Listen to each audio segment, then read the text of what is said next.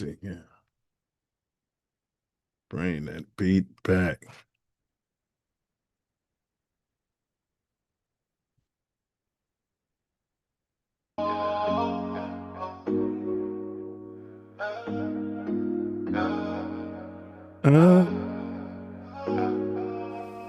Mouthpiece included.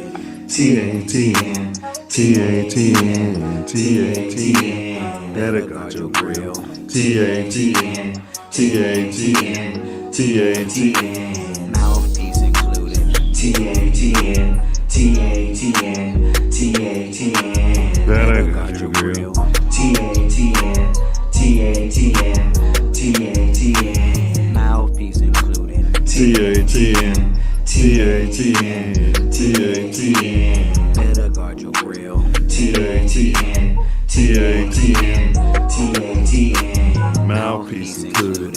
TATN, TATN, TATN. Better guard your grill. TATN, TATN, TATN. Guard y'all grill. Knuckle up. Mouthpiece included in the building. Praise to the Most High and the ancestors. Welcome to Mouthpiece Included, the pod where we unpack spolly tricks. That's a fusion of your spots and your poly tricks and everything in between, the collapsible superposition, the quantum level.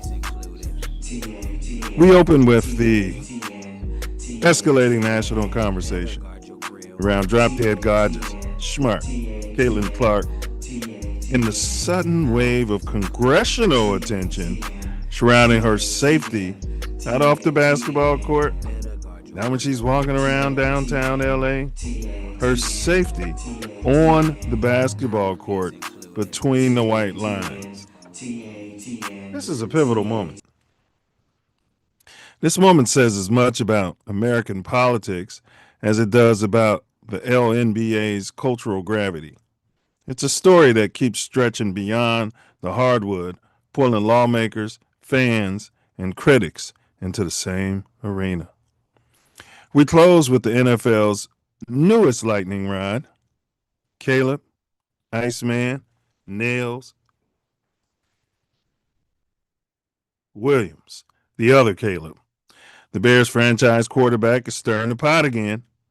This time, is he shading both C.J. Stroud, colored, and Justin Fields, colored, in a way that only Nails can? Half confidence, half calculated chaos. Metrosexual. Whether you see it as competitive fire or strategic branding, it's adding fresh fuel to one of football's most entertaining quarterback triangles. See, they like to pit us against one another, divide and conquer. And of course, we peppered it all with more topics across the sports world, storylines that are messy, loud, dramatic, and tailor-made for the Mouthpiece Included panel. This episode is built for the listeners. This is for the listeners. It's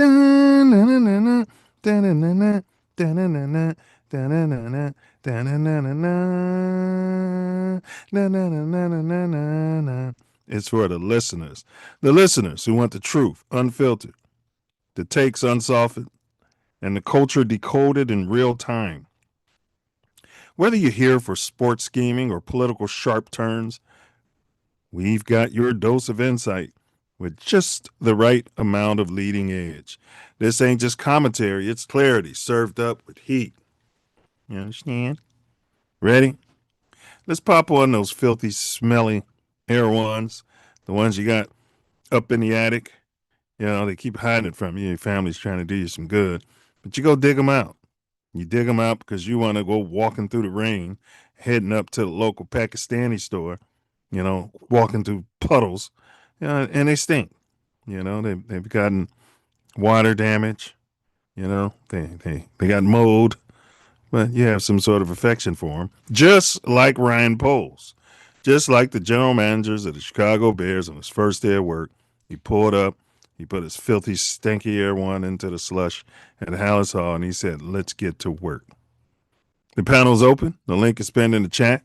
So stand down, stand back, stand by, or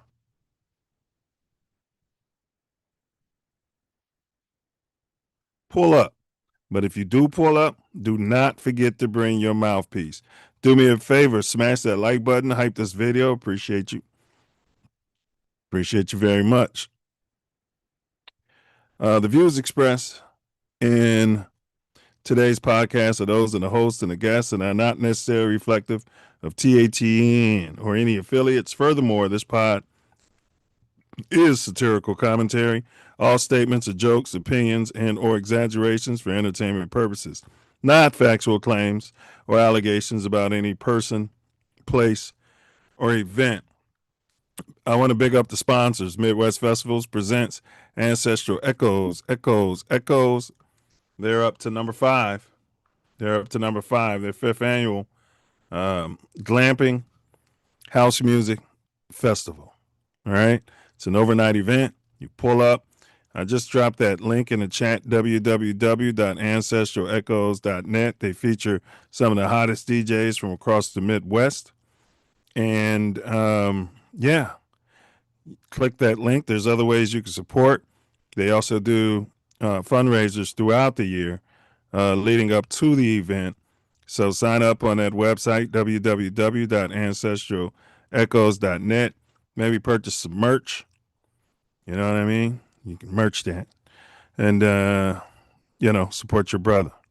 All right, Tay Milz Aesthetics. Multicultural skin, body, and weight loss pro. Licensed, bonded, fully insured. If you're looking for the absolute best esthetician in the world, reach out to Tay Milz at www.taymilzAesthetics.com. That link has been dropped into the chat. So if you find yourself in the Los Angeles area, reach out and support your sister. Licensed, bonded, fully insured. Big ups Bella B Designs. You find yourself needing some personalized gear, right?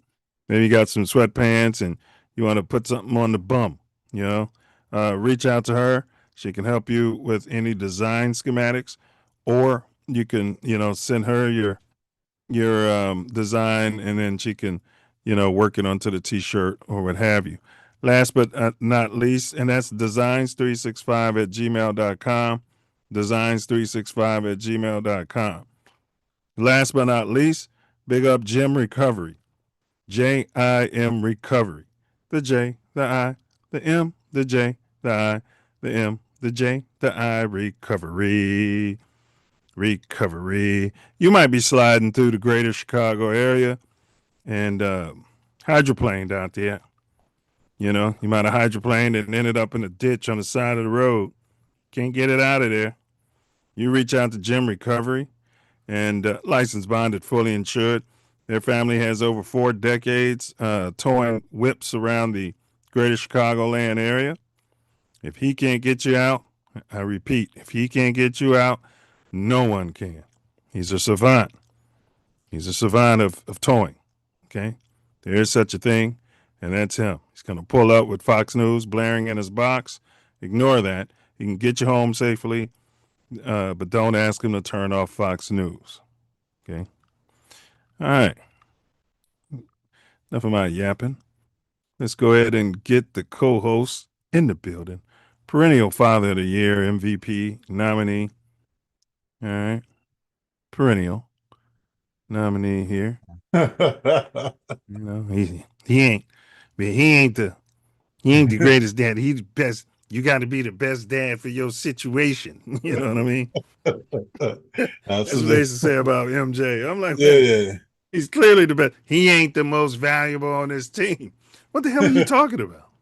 They just came up with some stat about him and Jokic being either the MVP or voted first or second for however many consecutive years. Mm-hmm. And I was like, so Michael Jordan isn't on this particular stat for MVP. That tells you it's a crock of shit. Crock of shit. I mean, seriously. We're both homers, but how many MVPs minimum? We're gonna say at minimum. Mm-hmm. Does Michael Jordan have in your mind's eye? It's the second three-peat, the first three-peat, 6, and he was When he probably the best shredded through player in the the league. league and averaged 37 points. Don't forget that year. I'll give him 11 minimum. Damn. Wow. Wow. I was being more tempered at about 8. You know what I mean? And I thought He I was was Finals being MVP 6 damn times, so that's 6.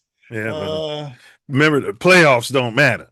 No, okay. Yeah. Well, anyway, they won the championship those years before he got to the playoffs and went to the playoffs and won the Finals MVP. Yeah, And then, anytime you're first team All NBA and you lead the league in scoring and you're also first team All Defense, I mean, come on, what more you want from this kid?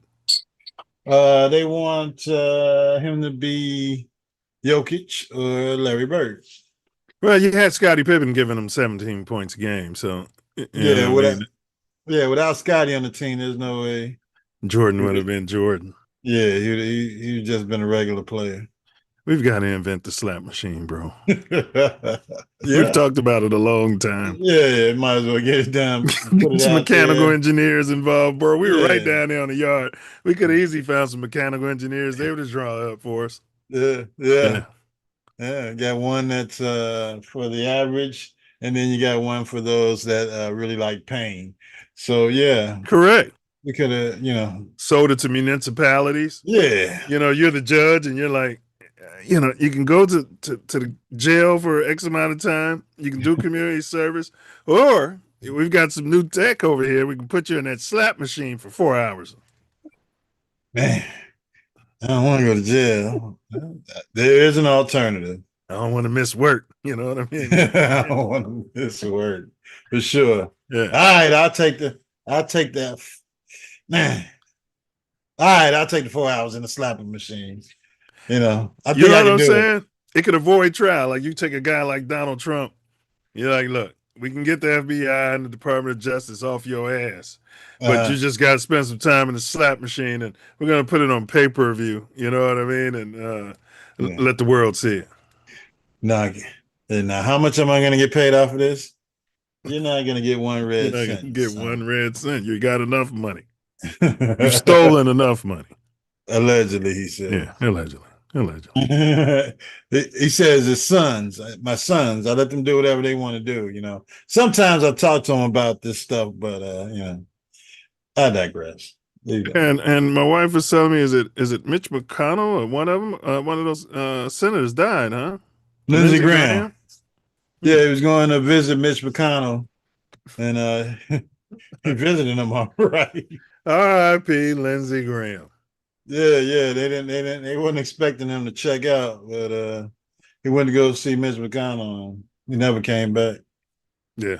All right. The White Sox are hanging on to first, even though they're getting swept around. Wait a minute. Hold on. Even though they're getting swept around like LeBron. Oh, you got something else to say before we get to baseball? You don't have to hang on to first place. You're in first place by winning some damn baseball games. But hanging on is. They're getting swept. It's a derogatory term. But go ahead. I mean, they're getting swept. You know what I mean? So they're hanging on for dear life. They're tied with the Guardians. They won 5 out of their last 10. We just hope they don't slip back into that worst record in the history of Major League Baseball funk they were in a year and a half ago.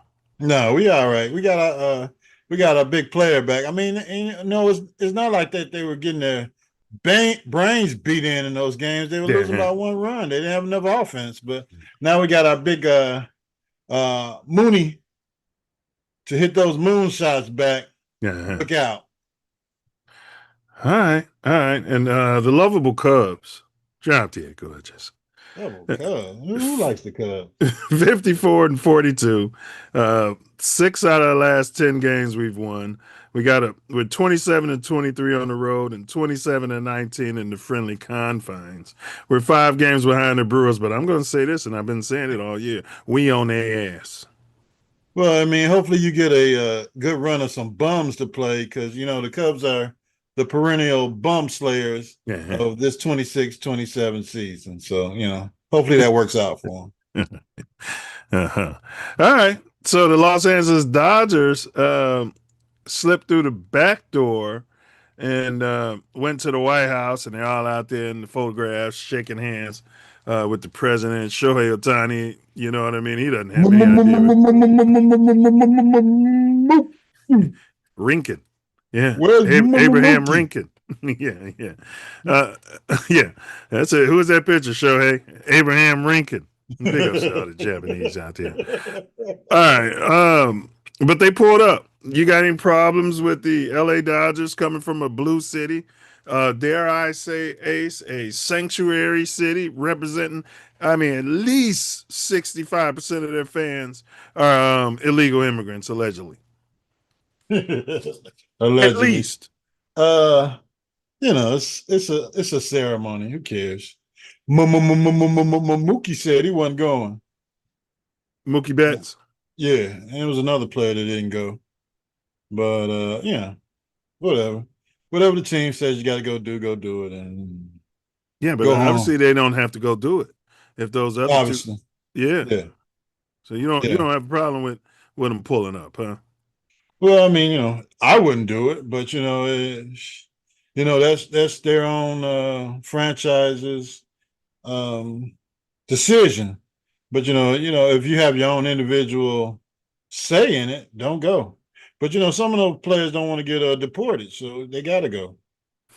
Yeah, it's a matter of time before one of these adverse nations. And if you're listening to North Korea or China, all you got to do is groom one of these baseball players, and then you get him in there and you give the president a ceremonial baseball ace, and then it boom blows up right in his face and poison and explosion, and you can kill the president. I'm not suggesting that. No, I'm saying it's a matter of time before that happens. Yeah. Lucky we don't have any Iranian players. Iranian, Cubans, you know what I mean? The Cubanos. Got a lot of them. Yeah, we do. We do. You groom them like, hey, we can let your family go if you just take this little baseball to the White House. Just take the baseball to the White House. That's all you got to do. That'll be the last team visiting the White House. Wouldn't it? Yeah. Won't be such pressure to send their ass there. And guilt. Yeah. Because nobody would expect Shohei to bring in a poisonous baseball or on a timer or something like that. You know what I mean? Nobody would expect him. I mean, he said this is for you. Yeah. Yeah. He's gonna blame his interpreter anyway. I didn't know what I didn't know what he was giving him. He said something about not getting a pardon, and then all of a sudden it go boom.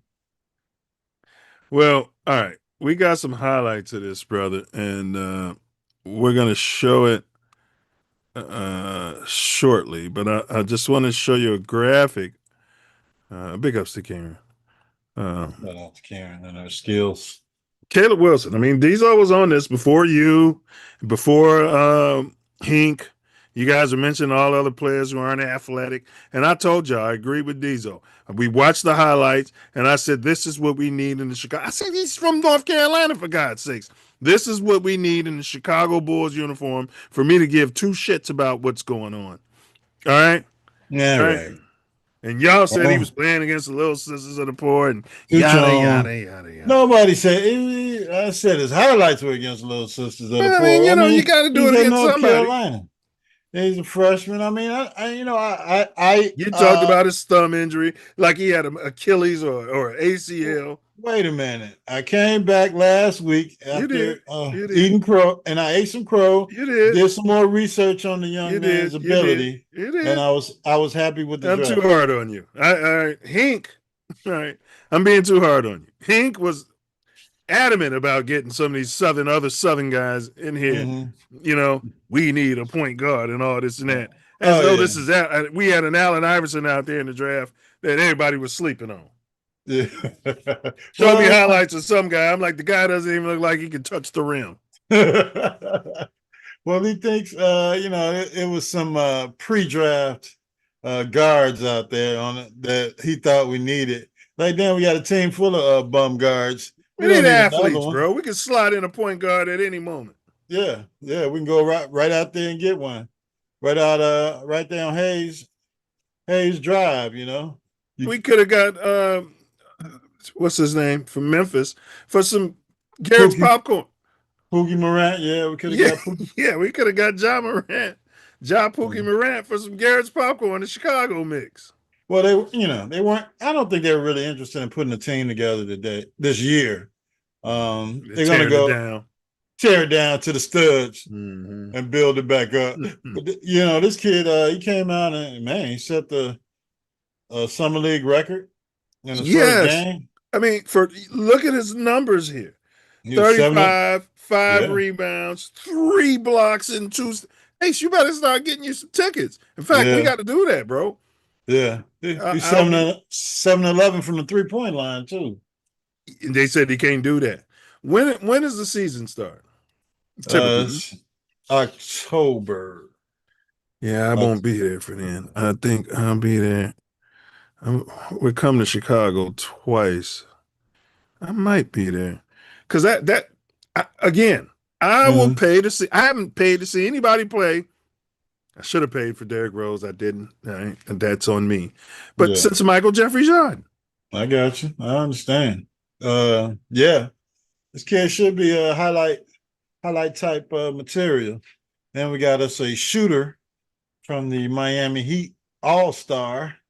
Maybe they can put something together. They can put something together.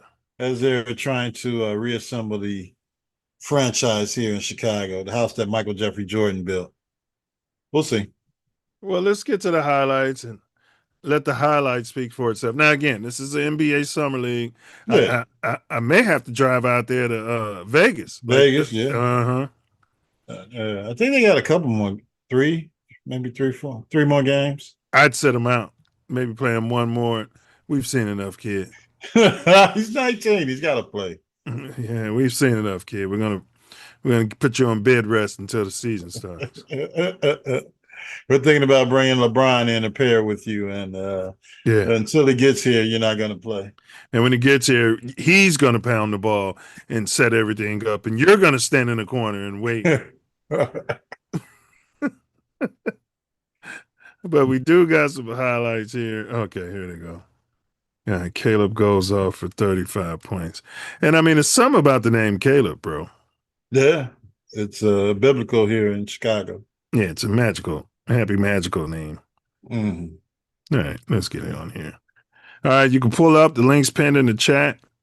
Caleb Wilson goes off. Like, share, subscribe. Wilson's first. Hey, answer my question. Get it 3 early.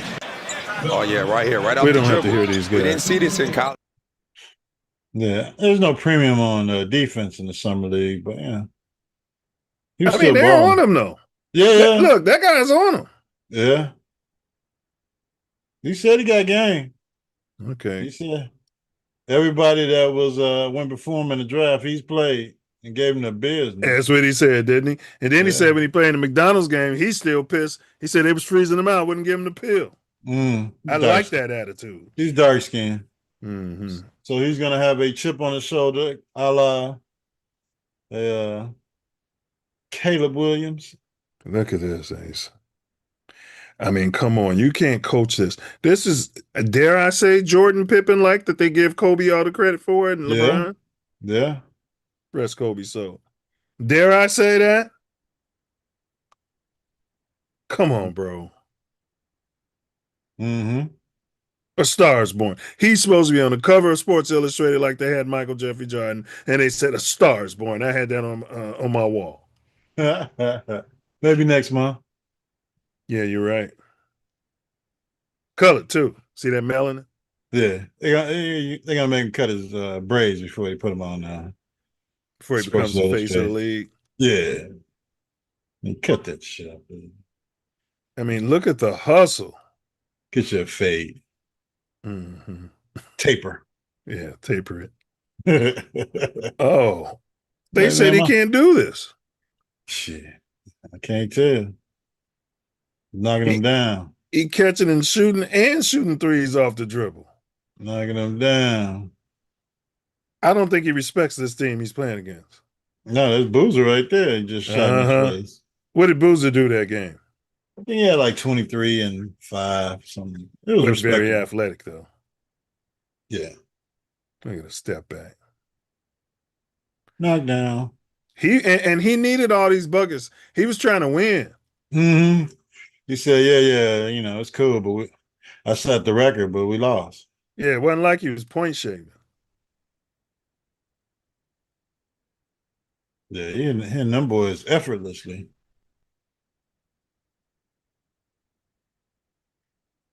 What the other kid do? Ray. I don't know what Ray did. Oh shit! I didn't even look at it. Look at the stats past his. Apparently, not much if they lost. Shit. Oh, Let me look it up. let's take that back. Watch this two-hand block. He just took the ball from dude, Ace. Yeah, he's special.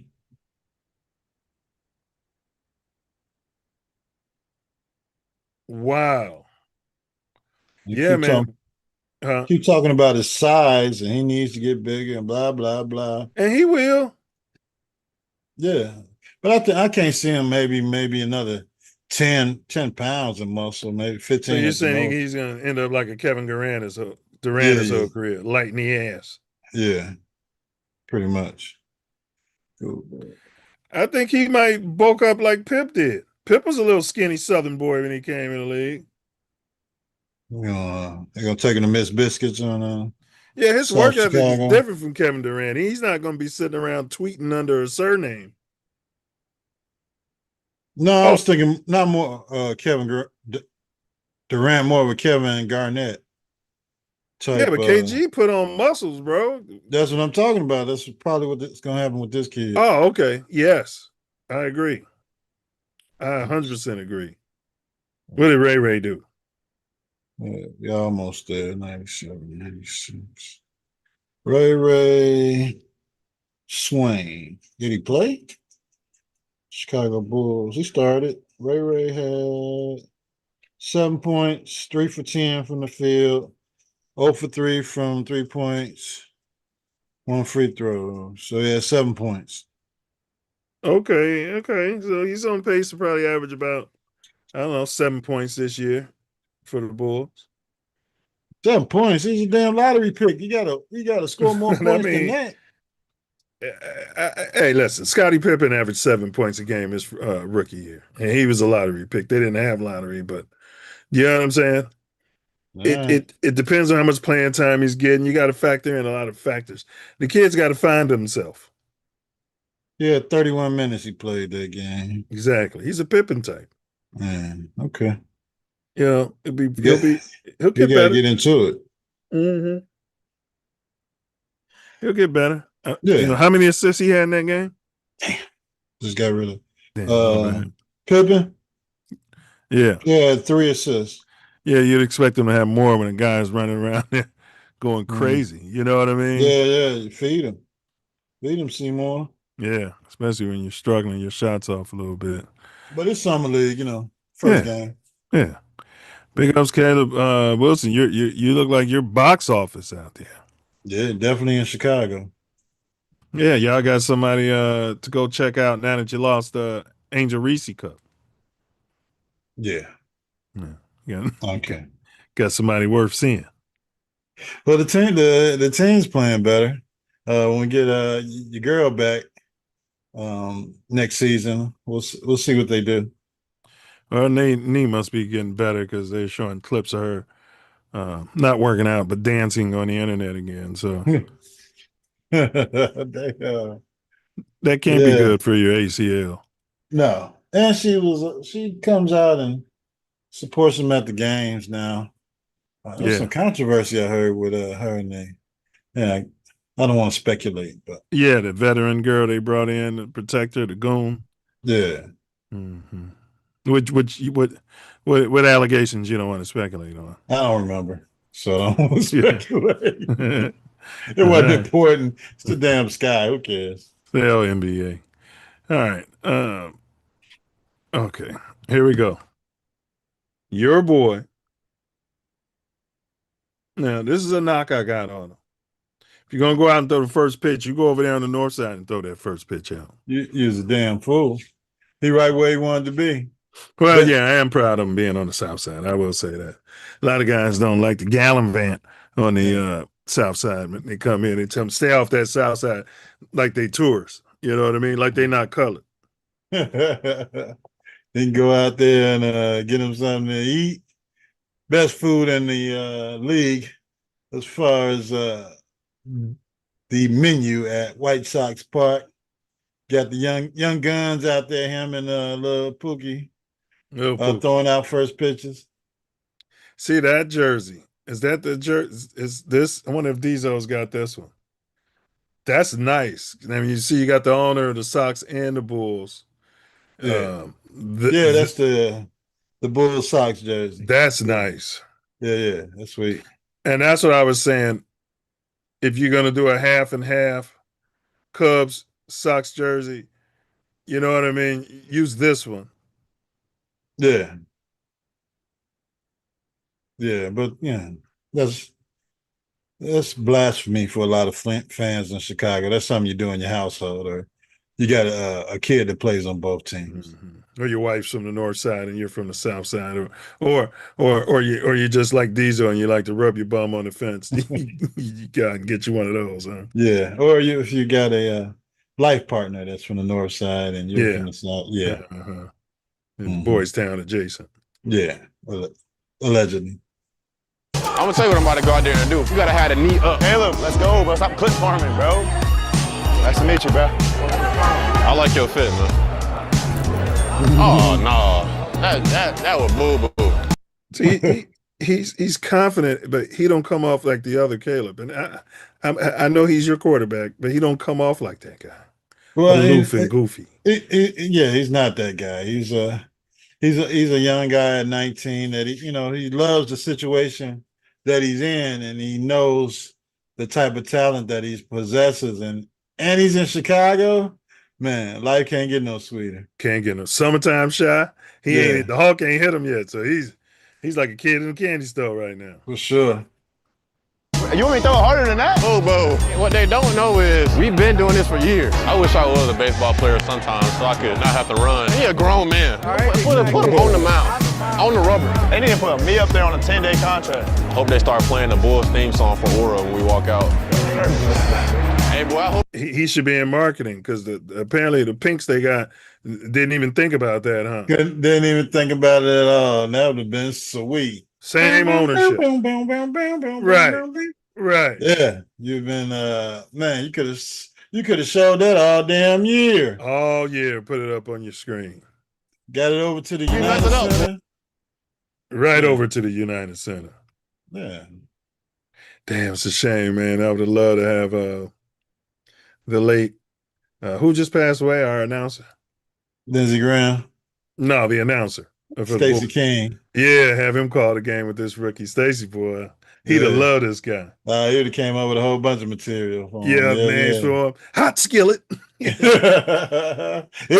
He's coming down from the heavens. Look at y'all drive home safe. Good night. Beep beep.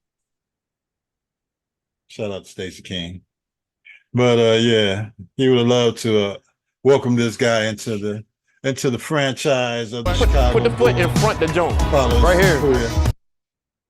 My fault. Go ahead. My fault. No, I was just saying he would have loved to welcome him to the Bulls franchise and shout out his entire career as a player while he was announcing his games. Absolutely. Absolutely. All right, here's Pookie. His pitch looked better than Ray Ray. I've been waiting. Maybe he should have played baseball. He only scored 7 points. But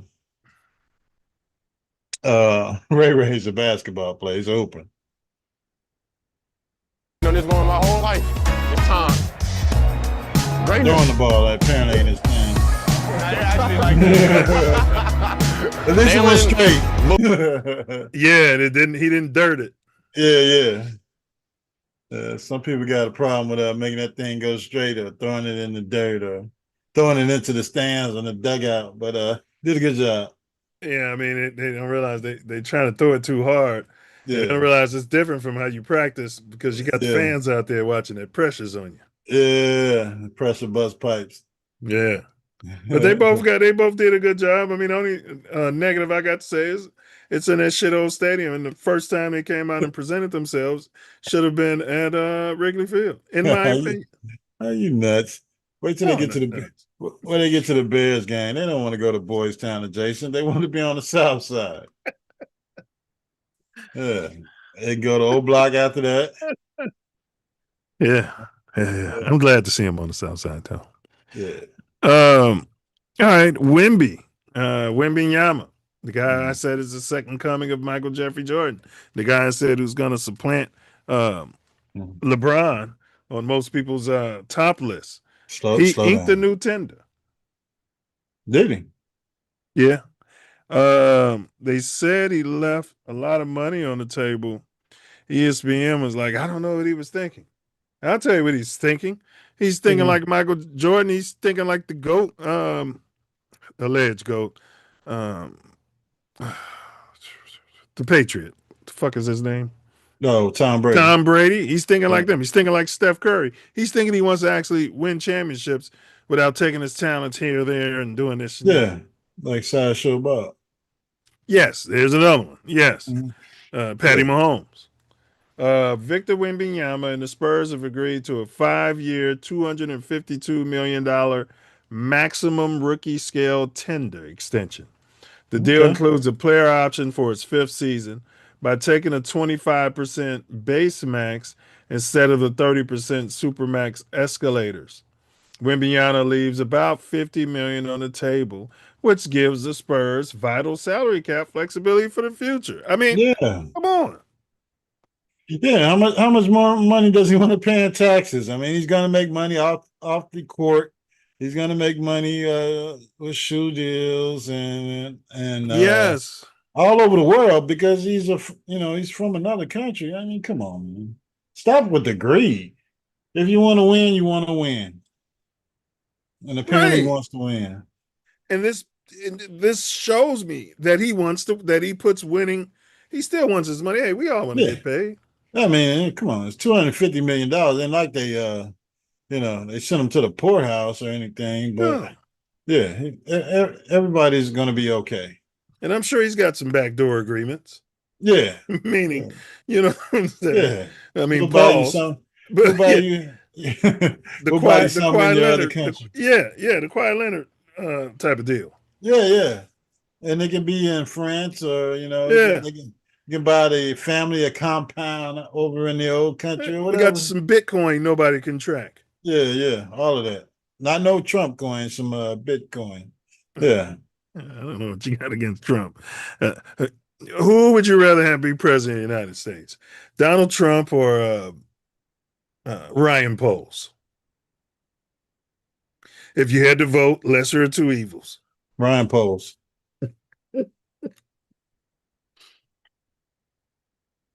At least I can get somebody in there to consult his ass and tell him what to do. This son of a bitch thinks he's right, and he's lying all the time. Yeah. But God bless America and nowhere else. Yeah, I agree. I'd vote Poles too. All right. Yeah. I mean, I don't know what they're talking about. Wemby got his money. Yeah. I don't know what they're mad about. Yeah, he didn't max it out. He could have got $300 million if he would have waited for another year. If he'd have signed with Clutch. Signed with Clutch Sports, yeah.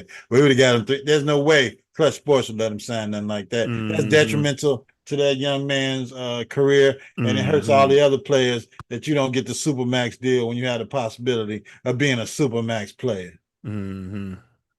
Yeah, he wants to win. He wants to win, and there's plenty of time, knock on wood, for him to get that money. Yeah.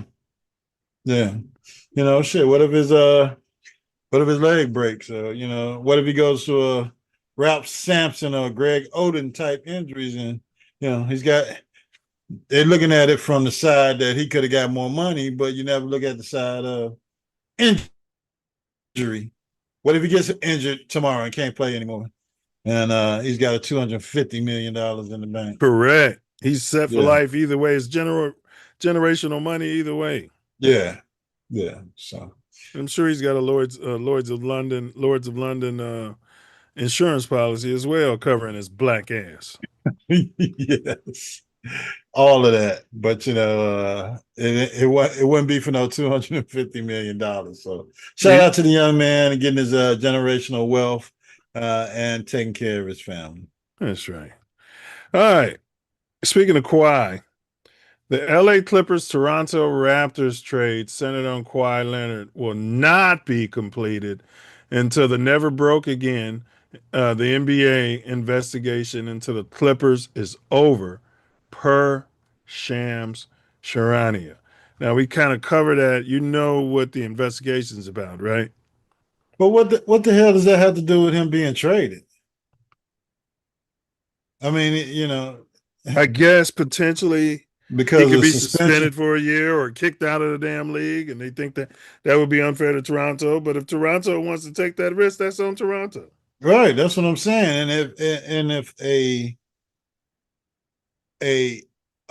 fine or some type of sanction should come out, it should come out against the Clippers more than the players. The Clippers are the ones set up the damn deal, and if you're gonna suspend them for a week or a few games, how many games you want it to be, if you want to send this message that this isn't accepted in the NBA and move on. But and they could have put a NBA designated no trade clause on him pending their investigation, as opposed to waiting them to broker a deal, get other families involved. They packing up, trying to sell their house, and now y'all come out talking about, we can do this. They could have told the Clippers a long time ago.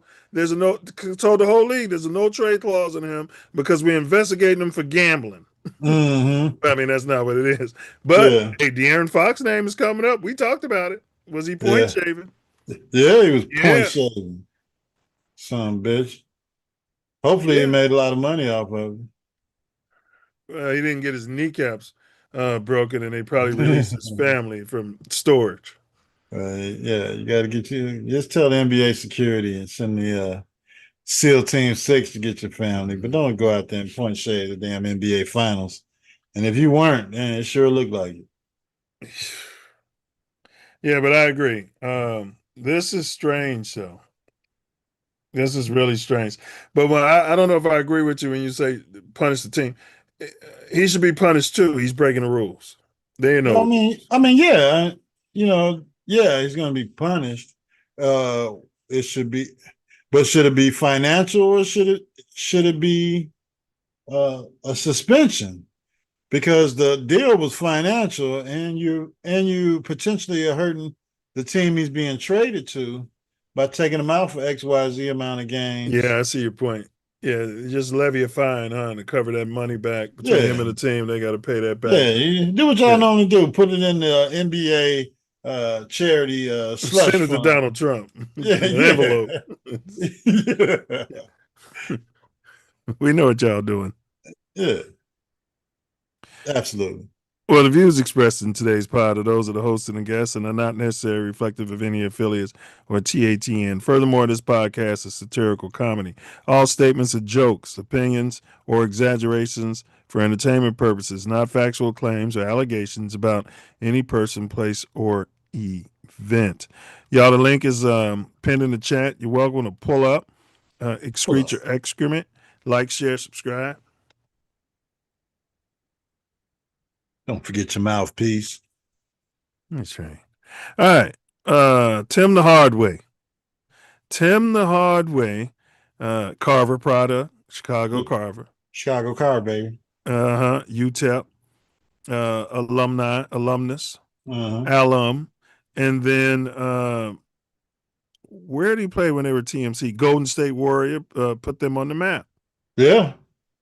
And then went to Miami and put them on the map. Yeah. So Tim the Hard Way won't let Junior. I want to hear your take on this because I don't have any kids. Tim the Hard Way won't let Junior rock his retired number 10. I believe Miami Heat retired his 10. The Warriors didn't retire his number? Hell no. That's some bullshit. But anyway. Yeah, he was balling. I mean, you don't have to win a chip to get your number retired in a stadium. If that's the case, it'll be so many. A-Train didn't win shit. He was Butterbean didn't win nothing. yeah. Yeah, I mean, I guess they, you never know what kind of relations these players have with the teams, especially after they leave. He was outspoken against the Zesty too. That what I mean? Yeah, they didn't like that, especially up there in San Francisco. Yeah, he got blackballed after he made that little comment. He don't like it. Yeah. Just gave his opinion on the podcast. You ain't seen him since. Right. Remember, he was gonna be in Isaiah's position. Tim was about to be paid. Yeah. Blackball him, use him as an example. Set him up too. Yeah. Now you're on YouTube, on Facebook doing videos instead of getting that real bread. But all right, let's say your numbers retired. Yeah. You know what I mean? And Lil T, you know what I mean? Or any one of your boys, play for the same organization. And they say, Dad, I'm going to snatch your number down off the Raptors and wear your number and unretire it while I'm playing. What's your response to that and why? My response would be, it would be an honor, son, for you to wear my number. Wear it with pride. I'm going to put a clause in there that you are the last player to wear my number unless you have a son that makes it to this level. And Tim Hardaway the fourth gets a chance to don it for the Miami Heat. But absolutely, son, you can wear my number, and whoever don't like it can kiss my grits. But yeah, I'll be more than proud to have my son wear my number. Yeah, it's absolutely your choice. I mean, he wore his number. He let it. I mean, his son wore his number in all the other places he went to. Yeah, but it's retired. And come on, man, you from Chicago. If my number was retired at the hallowed grounds of Dwight D. Eisenhower, and my boy wanted to wear the jersey, I fuck around and tell him no, bro. All right. Yeah, I fuck around and tell him no. You get your own numbers, build your own shit. Yeah, nah. Yeah, I fuck around and tell him no, bro. But I don't have a son, so it's easy for me to say. If you want to honor me in such a way, I would. They have to put it out the Raptors. Yeah, I mean, if you can't pull it out for your boy, you know what I mean. Pull it down. Who you pulling it down for? But I'm not mad at Tim. Yeah, I mean, it's his position. I guess he figured, I'm a Hall of Famer. I'm this, that, I'm that. But yeah. Numbers retired. We'll see. All right. Well, I don't know. Well, this is why he's nominated for the perennial Father of the Year. Yeah, that's right. Yeah, I'd have to give my boy my number, especially my namesake. He's a third. He's junior. Oh, he's junior? Yeah. Oh, okay. I thought he was a third. Yeah, he's junior. Yeah. Tim Hardaway, come on, Tim. Yeah. And knowing he's been rocking the number his whole career. It's not like he wore number 23 everywhere else, and then now you come to Miami like, I want to pull your number down out the Raptors. Yeah.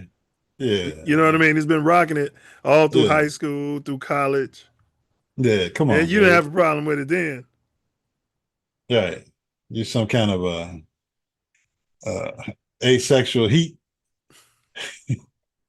fan or something. I mean, I don't understand it, Yeah. The fact that your son made it and is a player in the NBA with so few jobs available, and he's an established player, and he's coming to a team that you formerly played for and wants to rock your number, unless you feel that he don't deserve it. That's a whole nother story. But my son wearing my number. That's fair.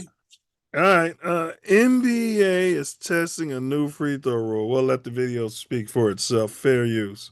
The NBA is implementing a wild new rule for Summer League this year. Yeah, free throws as you know them are about to completely change. Is this guy on Booger Sugar?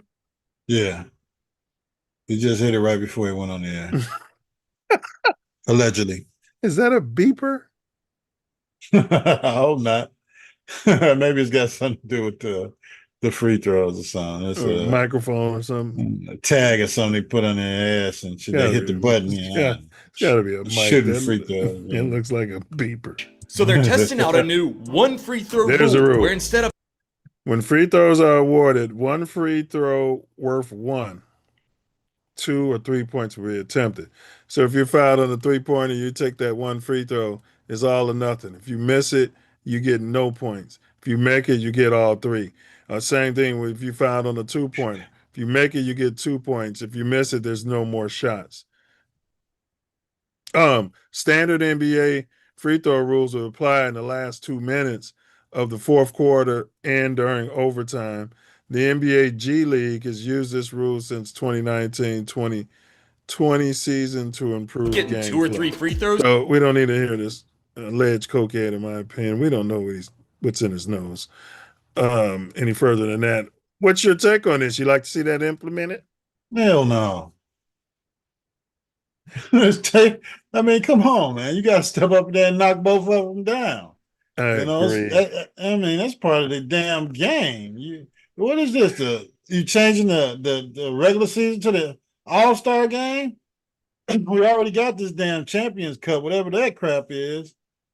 And now you got man, that's one free throw or 2. Yeah. I don't understand it. I wouldn't I don't know who comes up with some of these ideas, but the fact that 1, 2, or 3, you trying to speed up the game like baseball? I mean, I don't. Now, how actually will this improve the flow of the game? That you're changing the rules where you just had to hack Shaq all damn game. You got an opportunity of him not scoring any damn points. Right, because he can't even warm up into that second free throw. Yeah. Wow. Steven, and if you're going to do it all game. Fuck the last 2 minutes. Why are you changing it now? Why change it back? Yeah. Keep that pressure on their ass. Right. Stephen A. Smith wakes up. First thing on his mind is, how can I make my boss laying next to me more money? And you said, who's making these rules? Silver. The first thing he thinks when he wakes up, how can I ruin the NBA? How can I ruin the game of basketball? My gosh.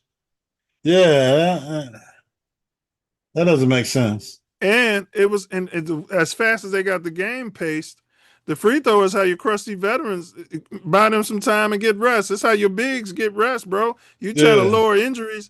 This is how LeBron James can play till he's 57. 75. No, they just want him running up and down the court on missed free throws.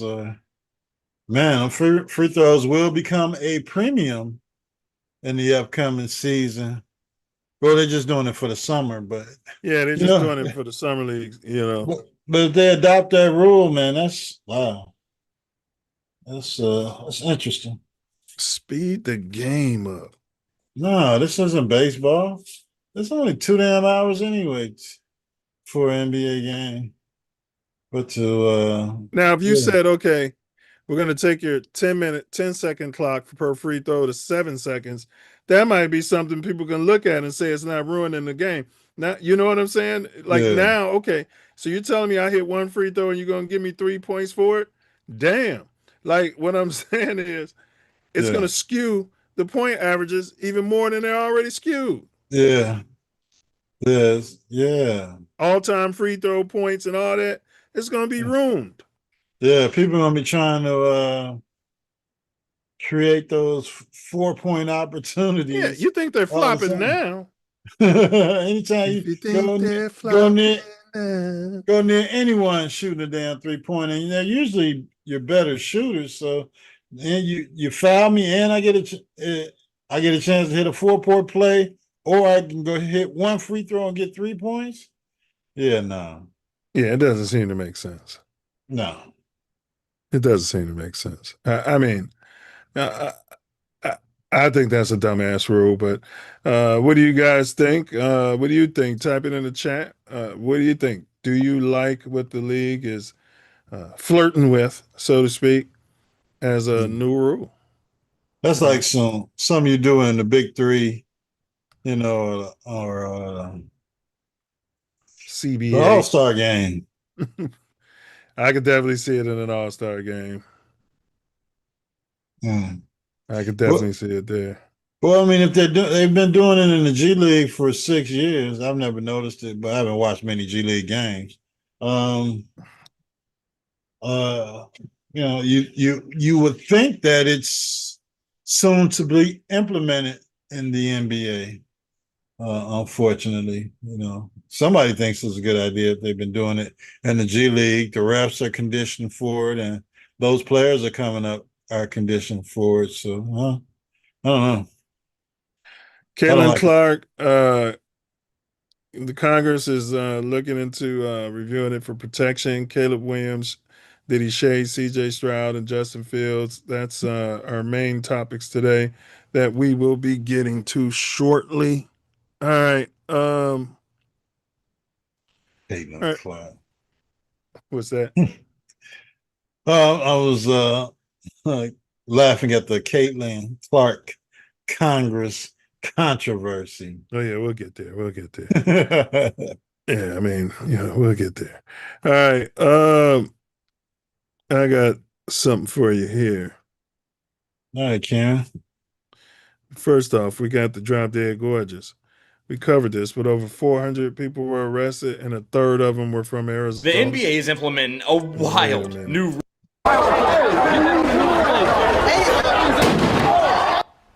This is in Newport Beach. You got a bunch of your pinks and some sort of Latinos, but mainly pinks. Beach waking up to a mess this morning after celebrations got out of control. Fights were recorded breaking out across the city. A lot of them. They love to show that the colors. All the people out there. The city. All them people out there, and they got the only colors. A lot of them going viral on social media. Yeah, Witnesses telling us no colors in none of these pictures, but there was alleged looting at businesses, including the pavilions on West Balboa Boulevard. Ain't no colors in this mob action here. Right? Right. You can see in just a second the food and debris scattered right there on the streets. There was a massive Modelo, you got some sort of this is sort of immigrants out there. Agency response to that chaos. Around 100 arrests were made, and there are reports of multiple officers who were injured. We are working to confirm the exact amount of arrests and injuries, and we will. It turned out over 400 were arrested. A third were from Arizona, and the third was from like Nevada. So I didn't realize they come here. You know how in the wintertime, y'all will go to Miami or come to LA to get away from the weather. And those severe summer states, the rich, the affluent, they come to LA and cool off. Yeah, to cool off. Yeah. Wow. Well, I know in Arizona you got to get out of there. My gosh. Vegas too. Oh yeah. But how did they catch 400 damn people though? I mean, correct. But they just saying, hey, come here. Yeah, get in the van. Get in the van. You 12, come this way. Line up here. Line up. Because you ain't even got 400 pair of handcuffs. Yeah. Zip ties. Zip ties. Yeah. You didn't use the whole whole quarterly supply of zip ties for this one incident. But it's Newport Beach. If that was on the south side of Chicago, they'd be calling everybody monkeys and savages. Thugs. Yeah. Killers. Yeah, blaming Obama and Biden. See, this is what happens when you open a presidential center in a sanctuary city. Yeah. On the south side. On the south side of Chicago. Look at this area. Look at this area. Then they go they pan over the O block. And the low end. Where are their parents? And you know what I'm saying? Nobody's asking where their parents are. Yeah, nobody's saying that in that damn video. And all those little thugs and vagrants left their state and went to LA in Newport Beach and cause all this damn havoc. Yeah, where are their parents? Yeah. Oh, they're just kids being kids. Exactly. Just kids being kids. Yeah. All we ask for is consistency on this network. That's all. That's all. If you're going to call it down here on this end of the court, then we expect you to call it on the other end of the court, or else we're going to police it ourselves. You're damn right.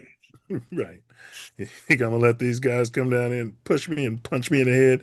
You're not calling it. I'm getting no reward, foul call, or free throw, no advantage whatsoever. And then I come down here and I barely touch him. You call him foul? Yeah, I'm gonna hit him in his mouth. I'm going to make him understand what's going on. Since you don't want to make him understand what's going on, I'm going to help. Exactly. Yeah. I'm going to fix this forever and ever. All right. We got your favorite. Maybe we'll do sometime we'll cover Mount Rushmore of sports agents. I mean, Rich Paul might, he might end up on there. But we got Rich Paul face when he realized Hannah Storm is eligible for the Mouthpiece Included Cringy Award 2026. Karen? Landed somewhere in some destination unknown. Rich, it's so great to have you. And we got to play it 3 times just so you can get the feel for Hannah Storm.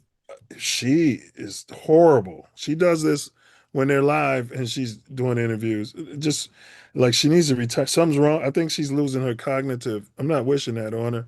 But something's going on cognitive in her brain. Might just be the watch booger it. Sugar. That could be long-term booger sugar effects.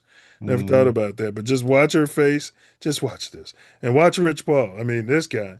All right, here, we'll let it. Landed somewhere in some destination unknown. Rich, it's so great to have you on NBA Today. Thank you so much. Thank you, guys. Hey, where are you in this process? Like, as of today? I'm in the same place I know I've there's been, a little bit of a delay that we're dealing with. Yeah. Yeah? I'm the same place I've been which on is the first what? day. Like, are you still taking pitches? Well, no, we're just evaluating everything. Are you still taking pitches actively? Pitches? No, I mean, listen, players And talk to. how many? Can you hear me? There's a delay, dummy. Yeah, go ahead. No, I was going to say pitches. I don't know about pitches, but. Hold on. Hey, what's up, everybody? This is Charles Sebastian. Welcome you guys to another episode of the Dreamers Pro Show, where we cover everything from sports. Hey, what's up, everybody? Landed somewhere in some destination unknown. Rich, it's so great to have you on NBA Today. Thank you so much. Thank you, guys. Hey, where are you in this process? Like, as of today? I'm in the same place I know I've there's been, a little bit of a delay that we're dealing with. Yeah. Yeah? I'm in the same place I've been which is on the first what? day. Like, are you still taking pitches? Look at his face. Well, no, we're just evaluating everything. Are you still taking pitches actively? Is this thing on? Pitches? No, I mean, bro, listen. I've talked to white people in real life, and this is how they are. I'm like, do y'all listen? No, some of them just like to talk. Yeah. The players and talk to. How many? Can you hear me? Yeah, go ahead. No, I was the producer was in here like, shut up. Somewhere in some destination unknown. Rich, it's so great to have you on NBA Today. Thank you so much. Thank you, guys. Hey, where are you? Like, okay, so she don't know that once you thank somebody for being on the show, that more than likely they want to say, hey, thanks for having me. They got a response. Yeah. In this process, like as of today. Now, where are you in this process as of today? Okay, we know there's a delay. Her question is, where are you in this process as of today? Question 1. I'm in the same place I know I've there's been, a little bit of a delay that we're dealing with. Yeah. Yeah? I'm the same place I've been which is on the first what? day. Like, are you still taking pitches? Well, no. Are you still taking pitches? Yeah. We're just evaluating everything. Are you still taking pitches actively? Question 3. 3 questions without listening. It's the same question, essentially. But she's not listening for the response. Not at all. Pitches? No, I mean, listen, players and talk to. How many? Can you hear me? Right. She was about to ask a whole nother question. Different question, yeah. How many calls are you getting? How many pitches? How many teams are interested? Yeah, go ahead. No, See, somebody got in her ear. Look at her face. The producer got in her ear and was like, "Would you shut up?" Hey, she knows there's a delay. She said it. They told her in her ear, but the delay in our brain can't comprehend it, apparently. What the? Yeah. Now, where are you today? Are you still getting pitches? Well, I talked to LeBron today, and we were getting pitches from. Now, LeBron's son, Bronny, wants to wear his number if they go to another city. What do you think about that? Well, I haven't talked to Bron about it. Have you talked to the Lakers anything about Bronny? Well, I don't represent LeBron's son, so I don't know if he's going to. Don't you think he's a good enough NBA player that he should be on the team, regardless of where his dad goes? Can you hear me? Huh? Oh my God! What? Okay, go ahead. I mean, that's amazing, bro. She would be horrible on a walkie-talkie. You know, they should have used the over system. And where are you with LeBron? Over.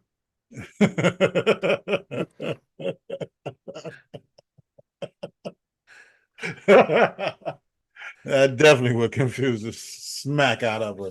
There's definitely something going on with her. I hope it's nothing cognitive. Oh, okay. Slapping machine might help. Yeah, I mean, they just dusted her off and brought her back. And I was like, man, because I had forgot all about her. Yeah, maybe she needed a check. Mm-hmm. Yeah, they'll run those pinks out there as long as they can till they die, essentially. Because even people in the comments were on her ass, and then she was some people was trying to protect her, like, yeah, didn't you watch the video? There was a delay. But as a delay, you hear the other person trying to talk. Right. It's just a delay. And once you hear them trying to talk, shut up. Right. Don't go on to the next damn question. Don't reframe your question again. Mm-hmm. Right.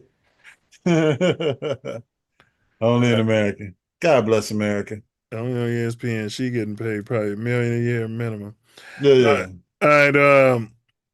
We discussed with Big Hink, and Big Hink wanted me to give my top 9. He's not here today. Mm-hmm. And I said, I don't know if you agreed, that Larry Bird is better than LeBron in their prime. I forgot what your take was on that. Hey, what's up, everybody? This is Charles Shabanson. Welcome you guys to another episode of the Dream. Him over Big ups LeBron. Charles Shabanson. This is Diesel's boy. It's like, who, you give. And Luka Doncic picks Jokic. These comments. Take a look at this video here. Съставът своя екипа, Ultimate Team, 2-on-2, Shea al Nikola Jokic. So, Ultimate Team, he played with 2-on-2. Jokic al Wembanyama. Jokic al Kevin Durant. Jokic al Shaquille O'Neal. He's retarded. Jokic. He says Jokic over Shaquille O'Neal. Yes. So, yes, he thinks he would be more effective playing a 2-on-2 and having Jokic as a teammate than Shaq. Yeah. With the alley-oops he throwing and shit, bro. Mm-hmm. Crushing the rim. Shaq backing whoever down and yamming on him. Mm-hmm. Shaq would abuse Jokic. But keep going. Absolutely. Jokic al Johnson. Magic Johnson. Jokic al Giannis Antetokounmpo. Jokic al LeBron James. Jokic al Larry Bird. Jokic or Larry Bird. Now he's like, uh-oh. Whites against whites. Hold on. Uh-oh. His old program. And look at his face. Oh, shit. Because he loves AR-15. He loves Austin Reeves. Larry Bird. We don't know what's in his heart. Yeah, think about it. But here we go. Larry Bird or Jordan. Dude's testing. Is this guy racist? Yeah, absolutely. Well, we don't know what's in his. He's testing it right now. Larry Bird al Michael Jordan. Jordan. He did say Jordan. Mm-hmm. So I think he's a Jordan brand athlete. Jokic al LeBron James. He is. You're right. Jokic al Larry Bird. Larry Bird. Larry Bird al Michael Jordan. So what I'm saying here, he took Jokic over LeBron, but he took Larry Bird over Jokic. Correct. And of course, he took Michael Jeffrey Jordan over all of them. Over all of them, yeah. Well, you know. No, because Hank was making it seem like my take was so crazy that I'd take a prime Larry Bird over LeBron. And this is a whole lot of reasons why, bro. Yeah. Well, I mean, you know, I think I went with Larry Bird last week as well. Yeah. Because of it's Larry Bird. He makes the shots. He's there to take the shots. He's a baller. And, you know, he hadn't been trying to save that money to put in that damn driveway for his mom. You know, maybe we could have gotten a few more prime years out of him. You would have gotten at least 4, 5 prime years out of him, man. He was in his prime when that shit happened. Hannah Storm just re-signed a multi-year deal with Sports Center. ESPN announced. Storm is now in her 12th year, which, as the Chronicle noted, is her longest tenure with any company in her 3-decade career. So, yeah, she has been out there. She's getting old in the crowd. What's her tender for? They didn't release the number. No, she's not black. Yeah. All right. I just want to show everybody the Mouthpiece included rendering for the statue we're suggesting. We're going to send it to Cleveland for LeBron James. Cleveland rocks. I think that's one of his choices still there. Yeah, it is. So he's got his carry-on bag here. We think that would be the perfect rendering. No other player should be around him. You know what I mean? Not even Bronny. No. Yeah. Yeah. Yeah. Why don't? I guess that's what Hannah was asking. Anybody still pitching? LeBron, sign with the team and get the shit over with. Yeah, exactly. If somebody wants him. If anybody wants him at the league minimum. Yeah. Yeah. If anybody wants him at the league minimum. And you got to think of the chemistry of your team. Yes. I don't know what his relationship was with Dan Gilbert after he left the second time. I mean, Dan Gilbert knows he's going to make a shit ton of money. Yeah. The guy's a god in Cleveland. And allegedly, the two players there don't mind playing with him. I think the Beard will say anything as long as he gets paid. Oh, yeah. Yeah. Well, he doesn't. He can't win. He doesn't care about winning. So. And Donovan Mitchell, he just wants some help. He knows he needs some help. He can't count on Beard. Yeah. At all. No. Not in the playoffs. Yeah, exactly. You know, the meaningless games before you go to the strip club. He'll knock shots down all damn day. Oh, yeah. But in the playoffs, you can't hit them and go to the strip club. It just doesn't work out. No, and get his jersey retired in strip clubs all over the country. He literally retired his fucking jersey in Houston. What kind of a trick are you to get you down? Jersey retired at the strip club. I wonder if his son, Dad, I want to wear your jersey. Take your jersey down and put mine up there at the strip club. When I'm making it rain. You better make it rain, boy. I'm gonna be proud of you. I want to use your money machine. I want to shoot them bills out of your money machine. Is that okay? All right, we got one for y'all. And I'm going to give you my list, Hink. If you're not here, I'll make cut it short and play it for you next week. Now, we got to play this before I give you my list of who I got ranked ahead of your closeted GOAT, LeBron James. Behind the wheel is a psycho. My Camaro, and my Camaro.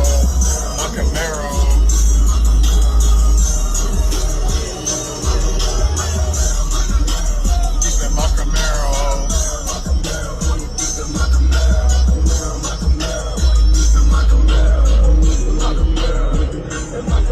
I'm looking at the camera.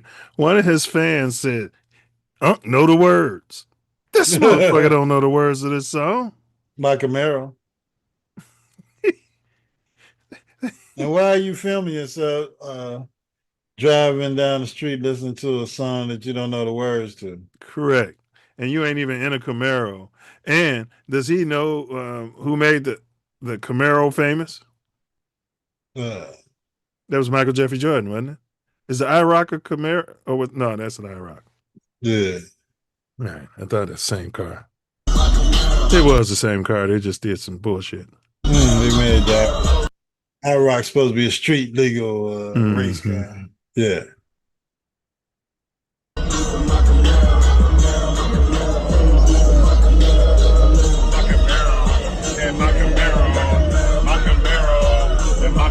So this is him driving around the Cleveland area.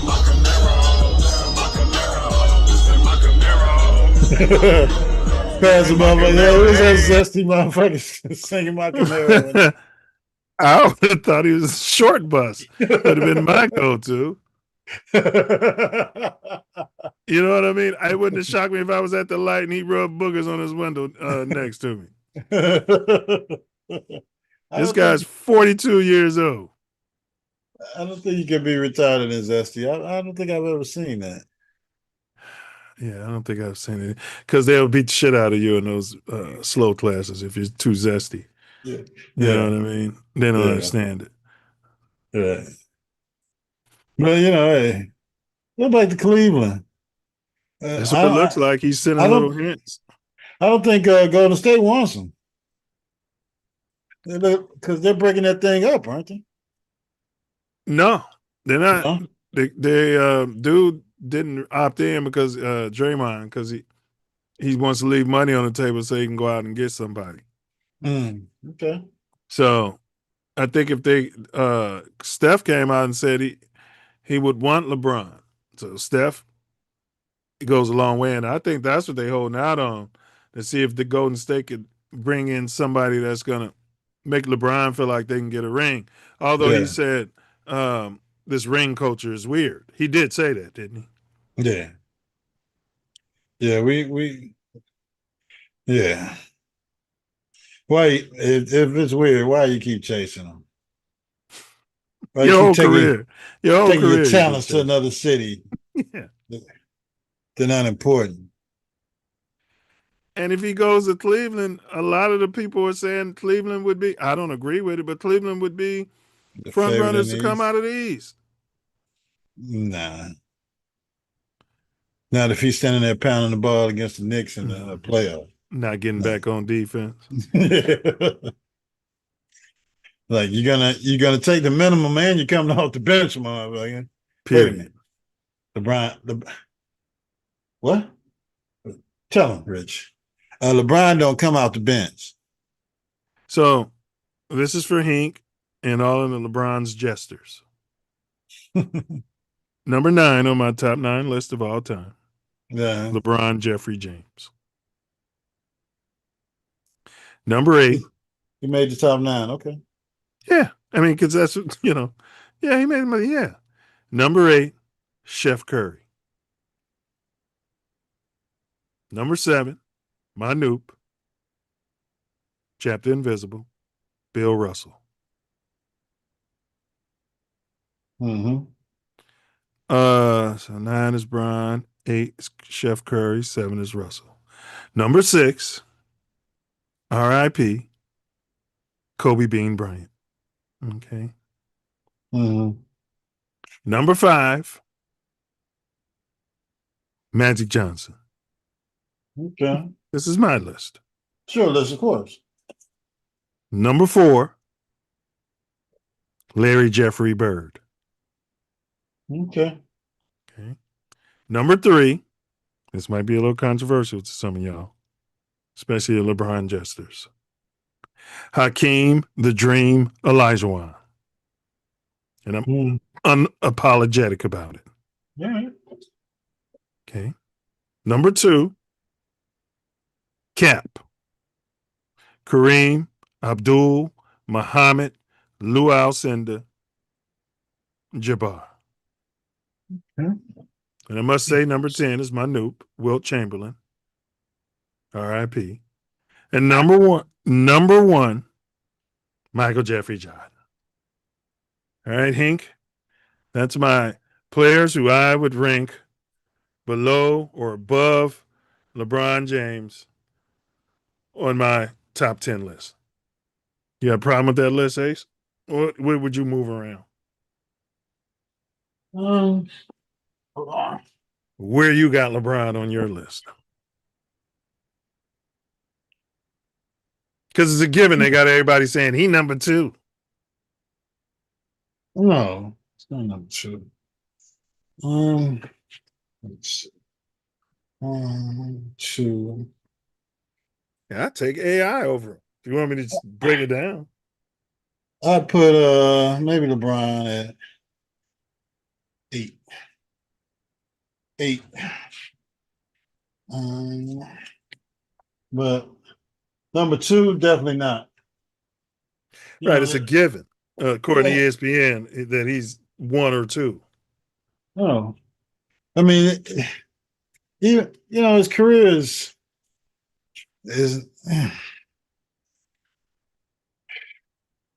all these records are all based on longevity that he's amassed, and like the points and the turnovers, and he's done as far as championships are concerned. Well, he had probably an opportunity in LA, but he wanted the bag, so he took the bag, and they were only able to get certain players. And I mean, they made a hell of a deal to get Luka, but he got hurt, and there was nothing really else around him that could have got them to a championship.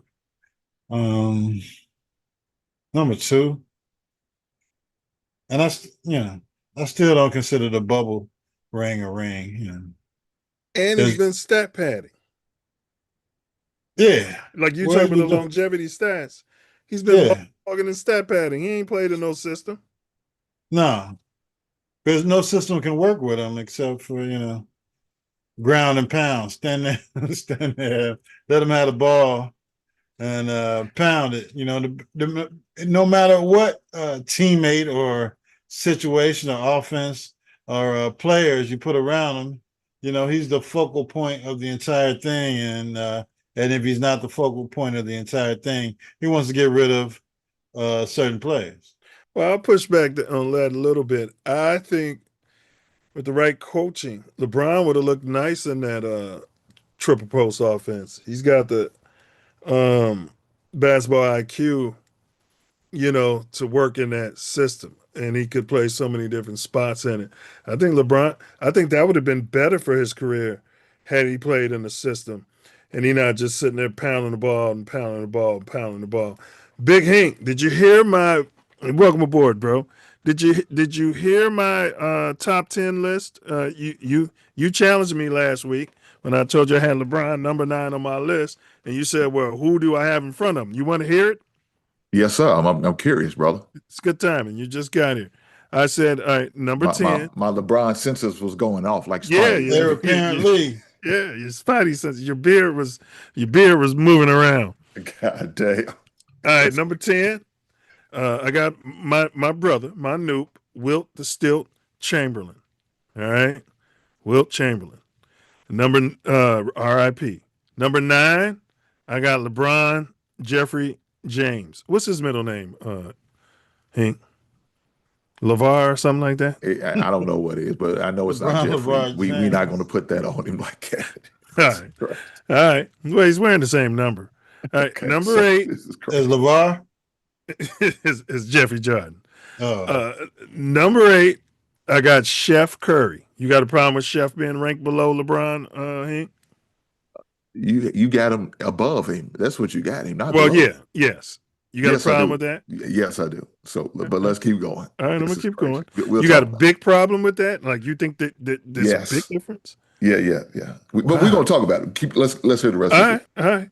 Number 7, I got my brother, another Noop, Kappa Alpha Psi, Bill Russell, Chapter Invisible, rest in peace.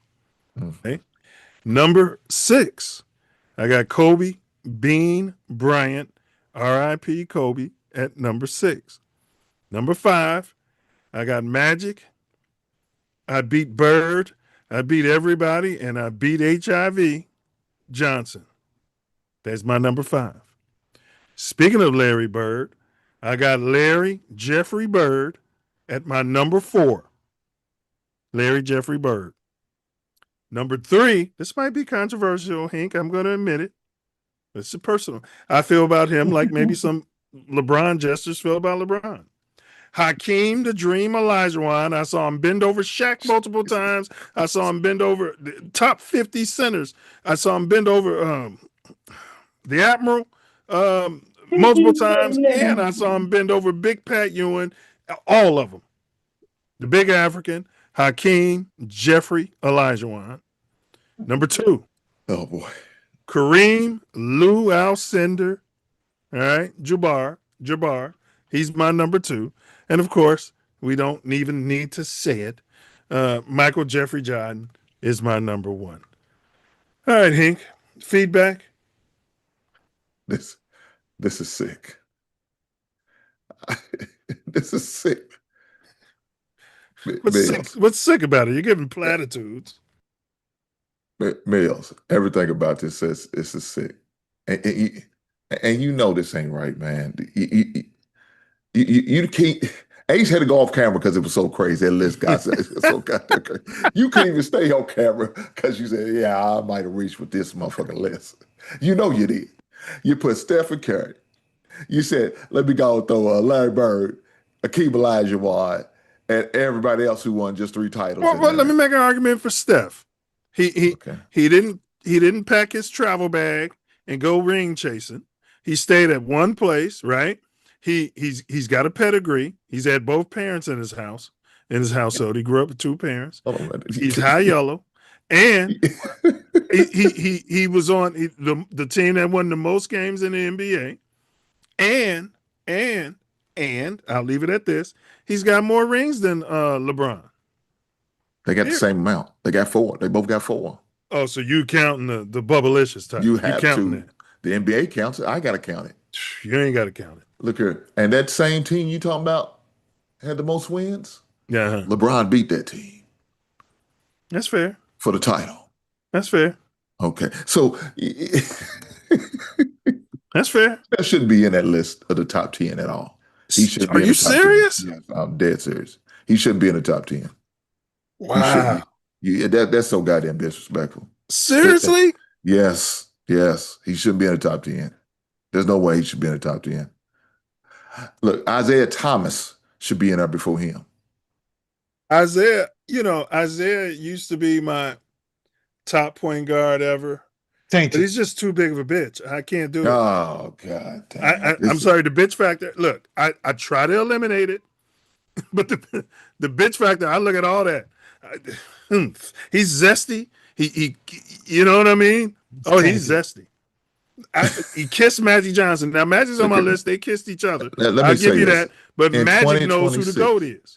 Look, you realize every last one of these players that be in our draft could be zesty to the motherfucker for all we know. We don't know. It's the day and the age. Unfortunately, these boys have crossed over way too much. So we don't know who's zesty anymore, right? So we just got to accept whatever we got to accept. All right. Right? Okay. So you got to take it. Yeah. Well, Ace, I didn't like you saying that. God damn. That's what you just said. Yeah. For the NBA, I didn't say they did it now. Look, they may be pitchers. They just not catchers. I don't know. Either one is all bad. Let's just be honest. But nonetheless, these guys that you put up ahead of LeBron is crazy. And All right, you just tore down Chef Curry. What about Bill Russell? Bill Russell. Look, I'm gonna let Bill Russell slide because he does have. Slide. Yeah, because I like Bill and I appreciate everything he had to do to overcome the adversity. And for the movement, he was a coach. Yes, which LeBron should get into. Be a player, coach, and then coach. Okay, so I'm gonna let him slide with that. Right? All right. So we got Jordan number one. We got Bill Russell. I don't have no problem with Bill Russell. I mean, Jordan number one. We all agree on that. But you got no problem with Russell being listed ahead of LeBron. No. Okay, good. So now LeBron's at 3. All right, go ahead. Who else? So my issues is you have Kobe up there ahead of LeBron. I don't agree. He is. All Kobe did was bust his ass. I don't agree. That's all Kobe did was bust LeBron's ass. No, that's not what he did. They never had a chance to play. They never had a chance to play each other. Kobe couldn't make it, remember? Kobe didn't make it to the finals. He should have been playing instead of the Spurs. He should have been playing Kobe. Kobe lost. I'm talking about. Matter of fact, I'm gonna give you another opportunity Kobe had. Each other. I'm gonna give you another opportunity Kobe had when Dallas beat them the year after they won the title. Kobe was scared. He bitched out on us and didn't make it to the final. R.I.P. Kobe. I've never heard someone say Kobe was scared, but the man didn't make it. So if he didn't make it, LeBron was waiting for him. But he didn't show up. He didn't show up to the party. All right. I'll give you that. What about Magic? Tragic Johnson. Now, Magic is a different is that's where I kind of push it. He should be number 3, but I have to put LeBron up at number 3. And you wouldn't necessarily argue with Magic being no, hell no. Magic definitely in the top 5. Magic definitely in the top 5, guaranteed. Right, everybody has to have Magic in the top 5. All right, but you're not going to push him. Okay. All right, what about Larry Jeffrey Bird? No. He's in the top 10. No way he's ahead of LeBron. No. We just played a video where Luka Doncic said he'd rather have Larry Bird over LeBron. I don't care what Luka say. And he dropped dead gorgeous. Luka's not FBA, so I don't care what Luka got to say. I ain't going to argue with that. All right. So we know the hell. What about the big African? We know he's not FBA, but Hakeem the Dream Olajuwon. He's in the top 10, but he's not in the top 5. Okay. What about Kareem? You got a problem with Kareem? No, I don't have a problem with Kareem. Now, let me tell you this. Kareem should be pushing for the best player of all times. All right, that's another argument. So we got MJ, we got Kareem. Mm-hmm. You've agreed with, I think, Russell. You flirted with Magic. Magic and so you basically got LeBron 4 or 5 on your list. No, I got LeBron at number 3. Okay, so number 1 for you is Kareem? Yes. No, Michael Jordan is number 1. You hear this, Ace? I heard him say yes to Kareem. All right. Look. We're going to pull you out of that LeBron class. If you talk about all-time best basketball players, we talking about the GOAT. GOAT. Kareem is number 1. The greatest of all time. Michael Jordan. He's waffling.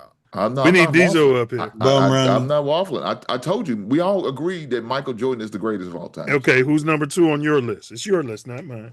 Kareem Abdul-Jabbar. Who's number 3? LeBron. Okay. So who you got right after Bron? Magic. Mm-hmm. And who's 5? And number 5 will be Russell. Bill Russell. But now I'm telling you, the only reason why he's number 5 is because of what he done.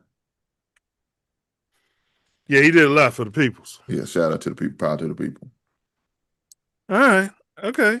That's solid. You like my list. Now, see, I know she's starting to change your heart. It's solid. Now he's like, man, it's solid. Now you think to yourself, I made a mistake. I presented him with this all bullshit this LeBron list, is number 2 shit. You know what I mean? This is what I was pushing back on. Everybody started saying. I'll tell you what your conscience telling you right now. I presented this bullshit ass list. I know I didn't meet this goddamn list, but I want to piss him off. What my conscience is saying. I got Michael Jordan number 1, Kareem number 2. You and I, our list match. I got Hakeem number 3. Who you had number 3? LeBron. Hakeem Olajuwon would bust LeBron's ass. No. Well, they won't be playing against each other because they're not the same position. Okay. If I put the team against each other. If they played in the finals, Hakeem Olajuwon's team would bust LeBron. LeBron would quit, take his jersey off, and get his travel bag packed and be going to another city after playing Taking against my Hakeem. talents to I'm gonna go ring chasing.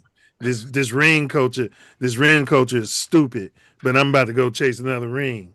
Hey, all right, man, don't do a man like that's that. fine. And I got Bird number 4. Who was your number 4? My number 4 was Russell. No, Russell was 5. It was Magic. Michael. Yeah, I think it was Magic. Magic was number 4. Right. Our lists are pretty similar. It's just that I got Hakeem on my top 5. You got him at number 9. How is our limits, our list similar? I got number 9. You don't got on number 3. I'm saying our top 5. This ain't all about LeBron. It's not the same. Our top 5 is nearly the same except for Hakeem and LeBron. That's a big difference. Now, from 3 to 9, that's a big difference. Man, I asked myself, who would I rather ball with? Who would I rather have in my organization? And when I go down my list, I got Steph Curry. I would rather have one Steph over 1 million LeBrons. I don't know if LeBron gonna be. I'm taking my talents, and they not. And Rich Paul told me, and then we ain't winning, and we didn't win. So I'm gonna take my ball and go somewhere else. That Steph Curry got more scandal than LeBron. You realize that, right? Scandal. He's high yellow. So speaking of high yellow, shout out to the high yellow brothers. But yeah, he still has scandal behind him with his wife. His wife brings on scandal, and What's some the of the things she says and how disrespectful she is towards that man. Yeah, that's his wife. Okay, but that applies to him. How your wife moves, it affects you. Do you not agree? I'm glad Diesel pulled up. He couldn't hear any more of this. Hold on. All right. If your wife out here, no. Let's address this. If your woman, Steph Curry's got scandal. If your wife out here being a hoe, being loose, being reckless, that's gonna make you look bad as a man, right? Do you agree? Do we have evidence of these? No. Well, we do. But what does that have to do with top? Because you brought in outside other than basketball to uplift Steph Curry. That's what you did. So using your argument, Steph's got stuff outside the court affected him, but he's still bringing home championships. He didn't leave his wife. He didn't pack his bags and say, as well as LeBron. I'm going over here and over there. Bill Russell, same thing. Bill Russell stayed in Boston, won multiple chips. Kobe played 20 years in L.A. Magic stayed in L.A. Bird stayed in Boston. Hakeem won 2 in Houston, which it's an asterisk by because he got them when Michael Jeffrey Jordan was swinging at baseballs. Kareem left Milwaukee, but he won all his chips in LA, and Jordan stayed in Chicago, bro. LeBron he won one in Milwaukee. He won one in Milwaukee. Okay, but LeBron is the only one out of all these legends who takes his talent here and there and there and there. That's not true. That's not true now. We're not being honest. Who else out of all these legends? Well, Akeem did leave Houston to go to Toronto. That was way past his career, man. Yeah. No. He didn't say this. He didn't say, okay, that's fine. But you made it sound like all of these guys stayed in one place. Kareem didn't stay. If they're leaving in Milwaukee, Kareem got traded. He wasn't free. He got traded. It happened. It's a big difference, man. All right, we're gonna throw the floor to Diesel. Okay, well, if that's the case, I'm sure he's heard the list. Then LeBron got signed and traded from Cleveland to Miami. If that's the case, it was a sign and trade deal from Cleveland to Miami. But we don't talk about that. Give floor to Diesel. Something was in his crawl. We're gonna hear from Diesel. I didn't realize that you were inviting a representative from Clutch Sports, some type of coming in here from Clutch with his opinion. He's certified hater, boy. He a certified hater. All bias, straight bias towards LeBron. I mean, the writing's been on the wall. Let me go on the last 20 episodes, he's always clutching LeBron's jock for whatever reason, right? And he tries to deny it like he ain't, but The proof is in the pudding. It's I don't in know the why he pudding. keeps holding them up. Kobe, we're not going to Kobe throw had these to win. accusations of me He had clutching to He a win needs to man's come donkey. on out of the clutch This is not closet. okay. This He is got not the same okay. headsets as Rich Paul. This is not Kobe okay. had to win a He got This is couple. not okay. He got the Kobe Rich had Paul to win headset to a the couple. LeBron beard. Go ahead, Diesel. He had to win a couple without We're gonna Shaq. coast out that bullshit. He had to win a couple without Shaq. And quiet as it's kept, I heard is who all them players that you were throwing out, Mercer, but you can even put I'd put Tim Duncan in there. Over LeBron. The big fundamental. Yeah, I'd actually put Tim Duncan ahead of Akeem. As much as I like Akeem, Right. I'd put Tim Duncan ahead of This him. is crazy. It's not It's getting crazy, worse. Hank. Dude, no. First of all, now he's saying you putting Tim Duncan in there over As Akeem. people who and you Akeem, would rather already have put in your Akeem in top organization than five. LeBron. You got Akeem No, I in your wouldn't top have. five. I wouldn't have. I'm not talking about a top five. I'm saying he's No. giving like I'm his talking about top- Mills has got Akeem in his top five. So if you're going to replace him, then that means you putting Tim Duncan Well, in the top five spot. I'm saying right? like in my top 10, I'd put Tim Duncan in there. I don't have Let's no hear problem. He your could be top number five, 10. Diesel. Let's hear your top five. I Go. don't have a top five because I don't like crossing. You like errors, different errors. Well, then Yeah, I get don't the like hell out of here with this crossing bullshit, areas. Diesel. Yeah, You he- full of shit. No, ain't He no rubs full his of bum shit. on. He rubs his Ain't no bum on the full of fence. shit. But I you're don't- doing it now when you talk about LeBron. No. I'm saying as far as the top like 9 or 10 that he said, This is crazy. I would have thrown Tim Duncan in there because Tim Tim Duncan got titles. I And agree. he- Well, and all he- of them got And he titles. stayed. And no, he stayed in the no, Spurs. No. He got like 4 or 5 rings, man. And he wasn't all, chasing. all of them got titles. No, he Every got player like we named got 4 titles. or 5 while LeBron and Kobe was playing. Thank you. 4 Okay, or that's fine. 5. LeBron got some while Tim Duncan was playing. LeBron has changed teams more than he has rings. Hank. Right. Tim Duncan never left his team. Never. What are you talking about? Exactly what I just said. LeBron You has. said he never left this He team? didn't chase. No, he didn't chase rings Correct. by going to another team. Correct. To get with Taking his superstars. talents. He Correct. didn't do that.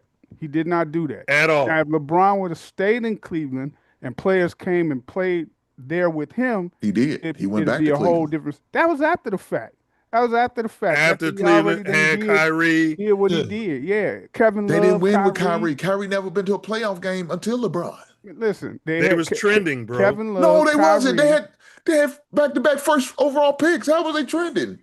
Correct. That's Kevin trending. Love, How you trending Kyrie, when you got back-to-back all years them- of first overall picks? all them You're not solid trending. players. You treated it in the wrong way. And if you want to be technical, Kyrie, There was a you lot can of say it. Kyrie is the one who won that chip for them. He did. Here He we should have go. been MVP. Here we go. He should have been MVP of that series. If you Don't wanna have me be pull up the technical- numbers, Hank. Boy, Don't y'all have fighting me again. pull up Boy, the y'all numbers. windmilling y'all ass off against LeBron, ain't y'all? Don't This have is me crazy. pull up the numbers. Hey, hold on. Don't you got some calls to take, Diesel? Ain't you at a goddamn call center with that goddamn headphones you got on? No. I mean, your earbuds. I know that you got them from Rich Paul. Yeah. Yeah. Working for Clutch Sports. Yeah. I didn't know that they reach out to the South like They're that. talking to him in his ear right You know, now. they gifted to me. They gifted it to me. Diesel, this is something we're working on. It's the Mouthpiece included. We got renderings for the LeBron James statue they should put up in Cleveland when he retires.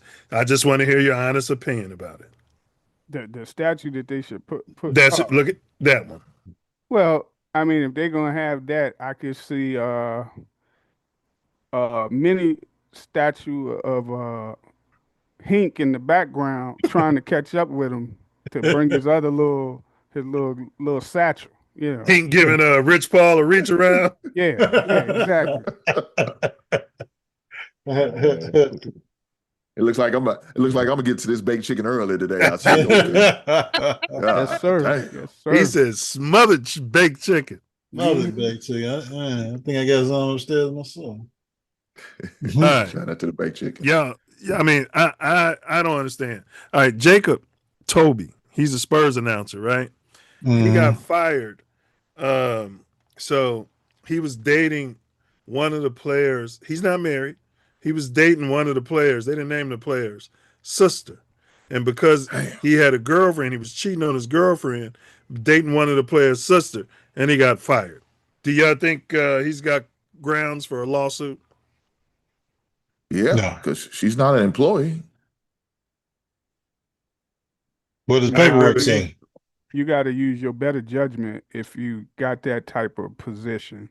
Yeah. So he's an announcer. What the hell position does he have? He has no authority over nobody but that microphone. What the hell are you talking about? No, if you representing that team and if his girlfriend, right, isn't with the organization. She posted on IG cheating, a picture. It's not like he was. It's not like he was dating the sister, the sister of this player. He's cheating on his girl, right? His sister, and that's a conflict probably of interest. Which I'm pretty. What the hell? Nobody was married, Diesel. No, they don't have to be married. They just want to get rid of cheating then. They weren't engaged. If you're not married, you're not cheating. You're dating. They weren't engaged. You're exploring your options. Probably, listen. Let me finish. He's exploring his options. Let him explore his options. Was it Wimbyama's sister or something? He's going to be doing it. He's going to be doing it.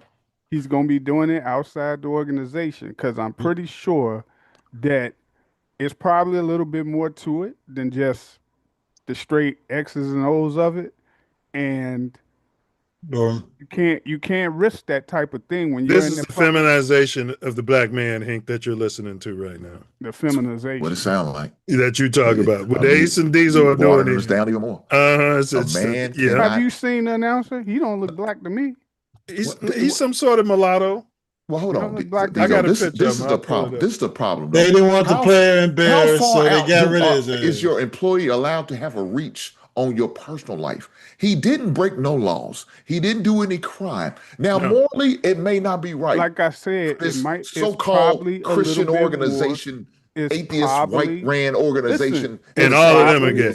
It's probably I don't understand. How far out does this organization have a reach on the individual's personal life? As far as they want to. That's crazy. Then yes, I think he should file a lawsuit. He could have been told when he got that position, no fraternizing with employees in the organization. She's not. There's no employee. No, I'm saying or family. Whether it's employee or family members, anything that's going to cause a conflict. We need to stop this. I think it's a little more to it than we need to stop this. I mean, some of these organizations have that in those contracts. So if I go mess with somebody that's a second or third cousin from exactly, from a everybody related to somebody, I'm in trouble. Well, I think I'm gonna get. I'm lose my job. I think it's a little more to it, but I think because he had a girlfriend, I better talk to my wife. See who she can do at my organization. They might try to let me go. This is crazy. He's messing with because he had a girlfriend. It's not this person that he was cheating on her with. That's a conflict. The girlfriend is the one who posted online his picture and you know, not the cousin. Not the cousin of the player.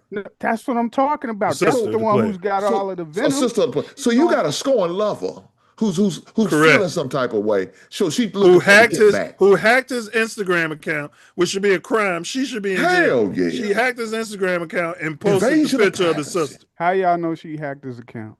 Because he didn't post How it. you know she hacked? No, she could have posted on her own Instagram. It was on his Instagram. Well, she probably had access because they dating. Right? Even if she had access, doesn't mean she could take advantage of it, though, Diesel. Nobody gives you access to their Instagram account. I guarantee you she had access because they've been together. And think about it. The San Antonio Spurs have parted ways with their TV play-by-play announcer after a cheating scandal.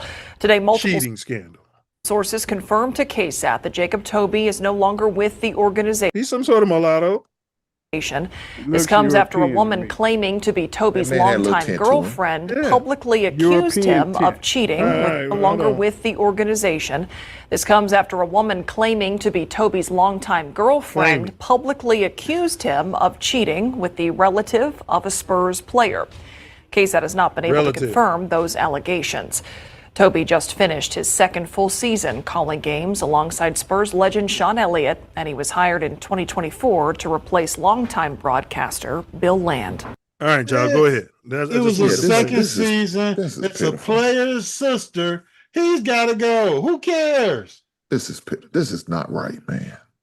Y'all just happy with mulattoes and niggas getting fired over anything. That's what they are. They have, these are more yellow than this kid. You know, guy, he don't look black.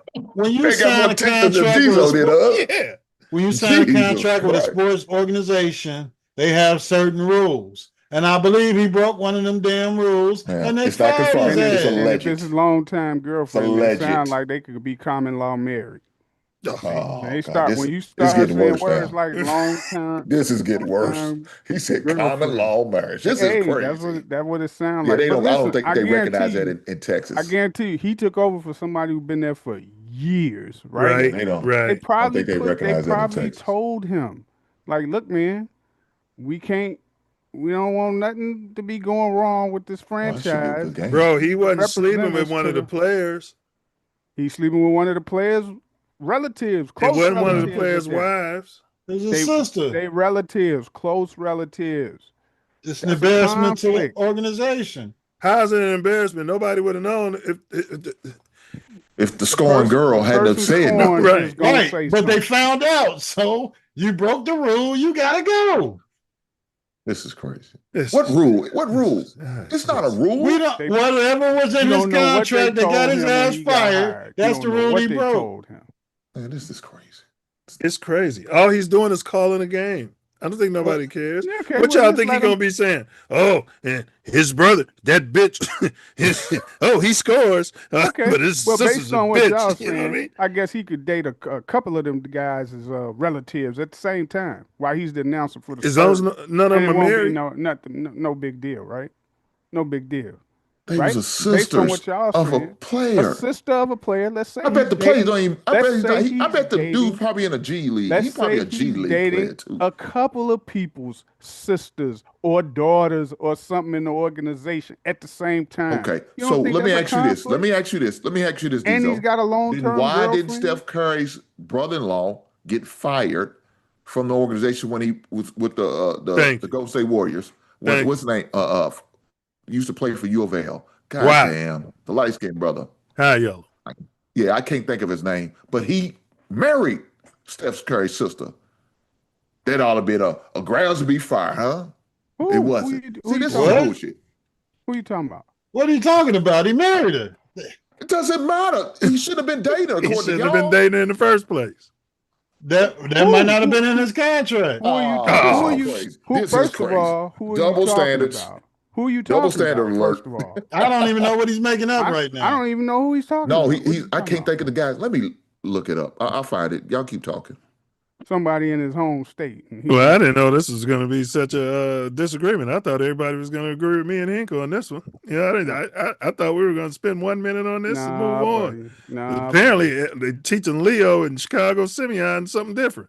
They have rules and contracts for certain individuals in certain positions in certain organizations. And as you saw, they fired the damn coach in Boston. BJ Brucini got fired. Yeah, and maybe this announcer has something in his contract stating he Damian couldn't Lee. fraternize or Damian date. Lee is his You name. think if he had something in his contract, he'd have messed around with the player's sister? I don't know. Some That's what I'm people are saying. stupid. Nobody knows. So But you can't. Damian Lee, who was he seeing? He married. I know he married married Steph I know Curry's you, sister. I know you say he married his sister. Yes. But what I'm asking you is, who was he seeing other than that? What did does he it have a matter? girlfriend? Right. Y'all issue is that he is having a That's the problem. relationship. Diesel used to be in the lunchroom. That ain't Ace girlfriend. Listen. He over there dropping buying her dimes. cookies. Yeah, Why he dirty buying her Mac. He cookies? dirty Mac. If he was single, Over there buying her cookies. if he was single, Hold on. What If is your you're issue? not Is your married or issue that engaged, he you are was with the single. sister, or No. your issue is that he when they cheated on say his you got a girlfriend? Diesel's long-term is cheating. girlfriend, and So she's your the one issue's bringing the up the cheating. stuff. Is your issue the cheating? Diesel's issue is It the is cheating. the cheating. It is the cheating. Okay, cool. Ace, what is your issue? Ace says there's an imaginary clause in the college There is contract. no issue. There was no issue until the girlfriend put the shit out there for the world to your issue is see cheating to too. embarrass So, yeah, the okay, cool. franchise. So, yeah, and the both of y'all issue franchise was felt cheating. embarrassed, so they Cool. fired his ass. So both of y'all issue was cheating, right? That's what it sounds like. I don't And she have put an it ain't issue. just They that fired him. It's over. It's Okay, not but just you that- have, but you it's not just that saying they should have she was fired him, cheating. and you think It's they that should have fired him she- because he cheated. No, If it's he not had that- if he had whatever in his contract saying he couldn't date a player's Well, sister, we don't know that. We don't know. Diesel that. saying because they blew it up. Because she blew put it on up, and then now blast. what Ace is Now saying, it's going to be it makes the harmful organization to the look bad. organization. If she just said, okay, let me say we're this. done. Let me If say she this. just How said, many "We're done." players have cheated? Because we just named a couple of them that's in the top 5 for some of y'all guys. That ain't in their Magic, contract, Hank. In Magic and Kobe. Uh-huh. Both. Kobe's wife accepted him And back. according to Those are Kobe, all Shaq, world players. Kobe's wife Shaq accepted too. him back. Magic's wife. This is some bullshit now. She did. Milz, do you hear the double standards that's just being spewed around this? They ready to go on Love Island and pop some balloons. You saying the controversy is y'all go pop some balloons on Love Island. I promise you you this. saying the controversy is LeBron cheating. Y'all take that man to the goddamn cross. You're Give saying him I'm a rose. worried I'm gonna give about. him balloons on Love Island. Listen, They watching You're too much saying I'm Love worried Island. about the man cheating. yeah. The man had a position with this organization. He put them out there with his girlfriend and his player's sister, and then embarrassed the organization, and they fired his ass. That shit happens let me every ask you day. this. Let me ask you this. What did Kobe do then? Did he not embarrass the organization? Are you talking about the Colorado incident? Yes. Yeah. Kobe is an all-star player. I'm talking about a this is guy some announcing the games that's been there for 2 years. I Kobe wish I got had a suspended mallet and got right now. fined too. I wish I had a mallet right now so I could hit it listen. for this bullshit ass double standards I'm listening to right now. Kobe. Go ahead and tell your bullshit too, Diesel. If you don't stop fucking talking, man, I'm trying to talk. Every time I fucking try to talk, you up there yapping and jacking, big moose head motherfucker. God damn. The fuck? This is crazy. It's verbal abuse. I try not to get my blood pressure raised, but this motherfucker won't let me. Let him talk, Hank. Let him talk. No, Kobe's issue was different, and I wouldn't have had a problem with the Lakers disciplining him however they wanted to. As far as his wife, she didn't have a problem with it because she went to the press conference with him and accepted him back. She was an abused woman. She accepted what he did. She could have left him. You know, they were having friction throughout their whole marriage. And there were times when she was leaving him and then not leaving him, leaving him and not leaving him. Mm-hmm. And then she still stuck with him when he did that shit. So Kobe was irreplaceable. That's a bad example. Think Ace is saying this dude's replaceable. Who was the other example that you said? What was the other player you said? Shaq. Shaq. Absolutely, he's replaceable. No, somebody else. You said we could name Kobe every player every player in the NBA. Damn near every player in that top 10 could have been on that list. But Michael Jordan. The whole point is that Magic you notice he ain't mentioned LeBron was inboxing girls on IG. He ain't mentioned that. Put LeBron in there. I don't care. Put them all in there. They were on a breakup, him and his wife. They were separated. So listen, it's all together different when your wife. So you saying a breakup, but yet the man is still married? There ain't no goddamn breakup in a marriage until you get some papers and say divorce. Listen, you big don't dummy. do this, man. Come on, man. This is crazy. There's such thing called a legal separation. All right, listen. Okay, well, he didn't have none of those. Separated out. I didn't think this was going to be such a contentious topic. I know it, man. Hey, you know why I went so far? Because these moral police and Ace and Diesel with the bullshit. Hank, I didn't know their favorite show was Love Island. I didn't talking about. It's an organization thing, and the organization said to the organization. This guy is less important than this guy, and he gotta go. That's easy. Man. This is crazy. Nobody put him on blast. Good conversation. You don't even know this guy's name. You don't know which player it was, and you don't know the guy that they fired name, and he'll be replaced tomorrow. He might be, for all we know, he might be a goddamn terrorist. We don't know. All right, let's move on. We'll get them their balloons and their roses, and we'll move on. Yeah, we'll get out some dandelions. Jacob Toby. He doesn't even look like he didn't announce some damn games. He don't look like he's old enough to know anything about basketball to announce damn games. So they got rid of his ass. Now we got ageism going on. Yeah, this is crazy. They're just mad at him for it's unjustifiable why they mad at him. You know what I'm saying? Are you the father of one of the girls that was cheated on? Is that what it is? The organization said he had to go. Are you the father of the woman that was cheated on? No, I don't have any girls. Okay. Allegedly. But the organization said allegedly. He might have some seeds floating out there. The organization said it's time for him to go, and it was time for him to go. Now, whether he had a clause in his contract or whether they had a handshake agreement or whatever the hell was going on in the Spurs organization, he broke something, and they decided that it was time for him to go, and he gone, and he'll be replaced next week. Well, hopefully the Bulls pick him up to replace Stacey King. All right, let's move. We don't need him. Let's move on. We covered this, Diesel. We ran some videos you and Ace posted, sent on the chat. This is about Caitlin Clark. Now, we ran the videos of other girls in the in the LNBA getting fouled just as hard or harder than Caitlin Clark. You know, but nobody ever talks about it. So this came up. This blew my mind. A new update on a story we brought you all a few weeks ago involving none other than WNBA superstar Caitlin Clark, who was viciously attacked during a game by fellow player Alyssa Thomas. Despite the revenue and buzz that Caitlin Clark brings to the WNBA, the only consequence Thomas faced was a one-game suspension. Now, 11 GOP lawmakers are coming to the rescue, and they are led by Texas Congressman August Pfluger, and they want to hold the league accountable. The lawmakers sent a letter to WNBA Commissioner Kathy Engelbert, writing that Clark... I would have wiped my ass with the letter, but we're going to let it keep going. Clark has been hip-checked, poked in the eye, and struck in the throat during games. These incidents go far beyond routine physical play, yet the WNBA and its officiating have too often failed to address these unacceptable... This means these crackers are writing their lawmakers about this. ...incidents and hold players accountable. Indiana Congressman Marlon Stutzman notes that Commissioner Engelbert should act swiftly to keep all players protected from the thug-like violence. Did he say Indiana? It's KKK state. Violence Caitlin Clark has fallen victim to. Alex, I know that you want me to go to you first for a sports story, but I won't. I'll go to Jason first. Now look, he said he'll go to Jason first. I'm gonna end it right there, and watch what the Karen does. Give us some analysis of what's been going on the court with Caitlin Clark. I mean, some of these hits for sure look vicious. Well, I'm going to give my answer real quick. Well, one of the things is the lawmakers have requested an investigation. I'm just. There, I would have told her, "Is your name Jason?" All right.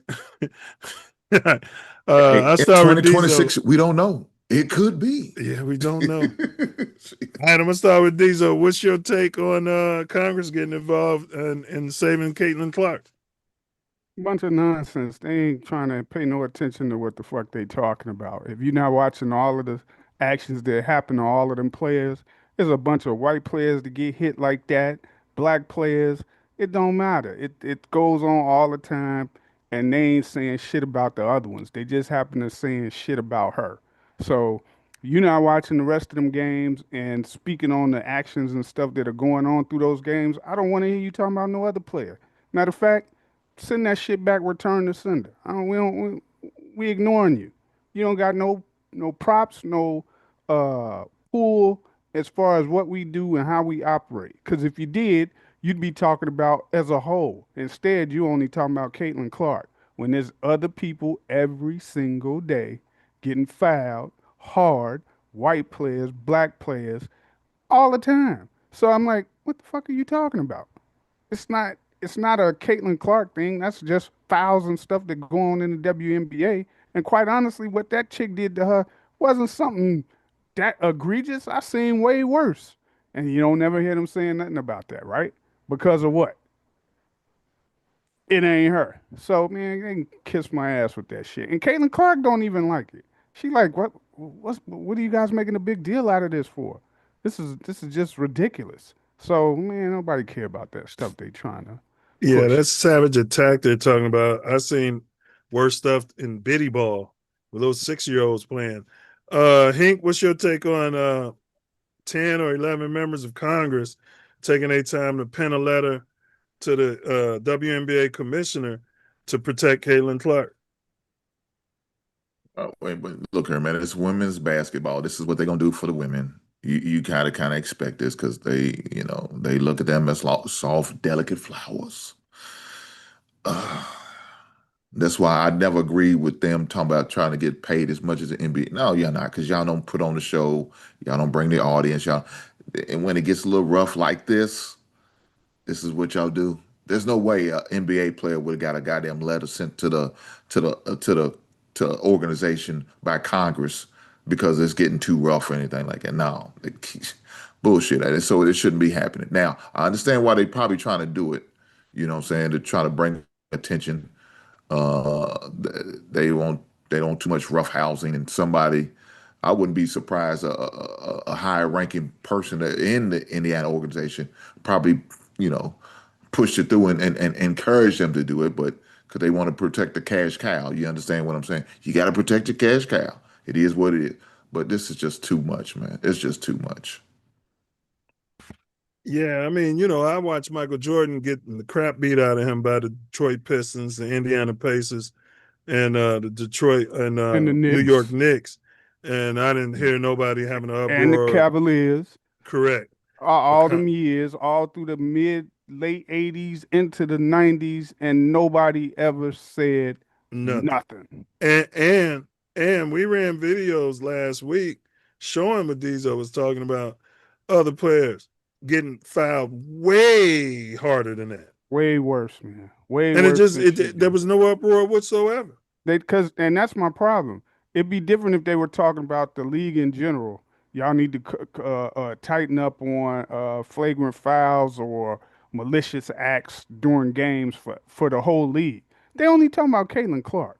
So it's like, why are you only looking at this player when this stuff is going on all the time and nobody's ever heard you say nothing?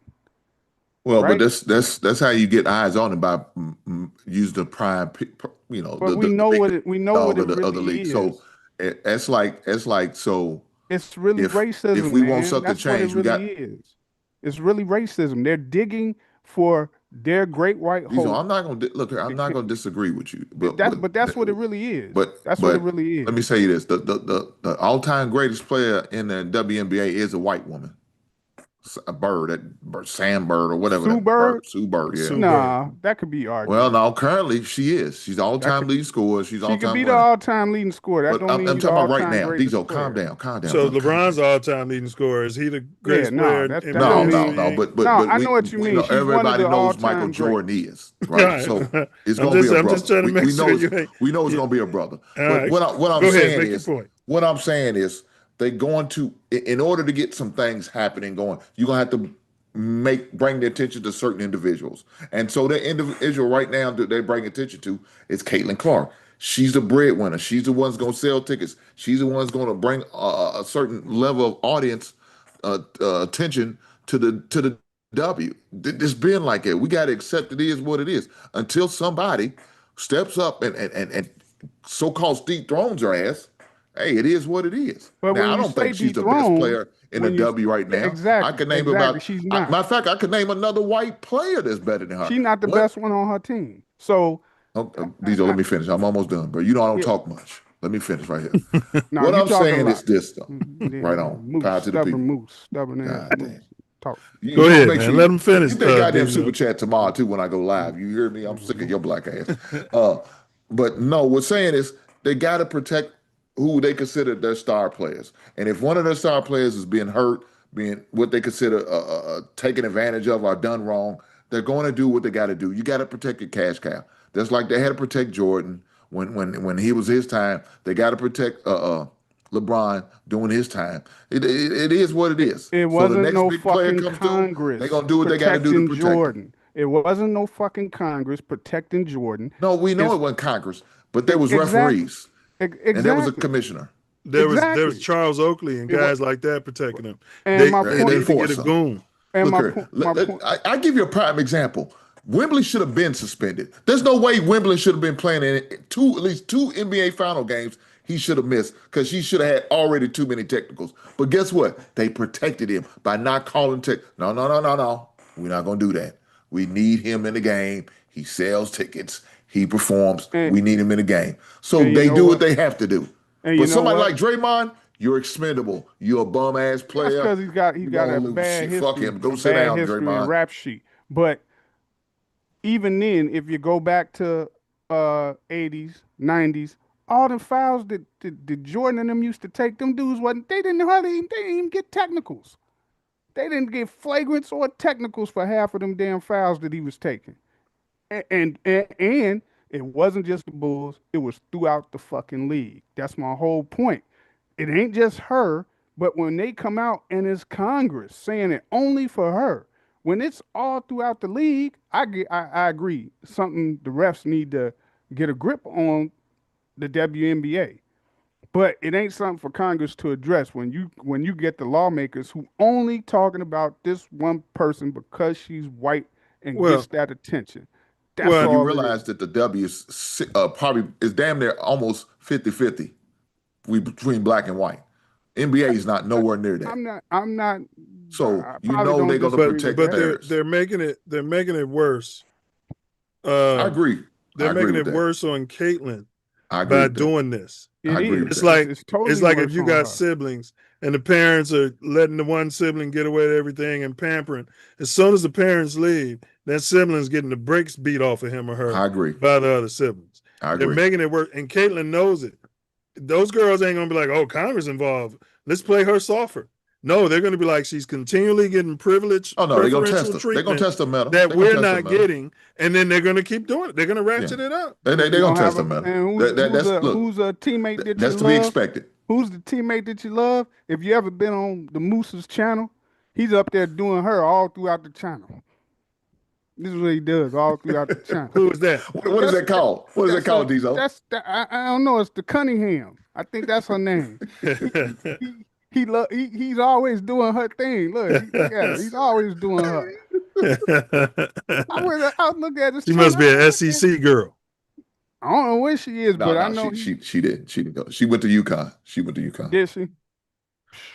No, hey, I'm gonna make it a thing, Diesel. I'm gonna make it a thing. The Cunningham. You gonna see them white women out there in the streets? They gonna be doing the Cunningham. Man, hey, these are the Currens gonna be doing the Cunningham. Yeah, because it's starting to be online a lot, man. I see you.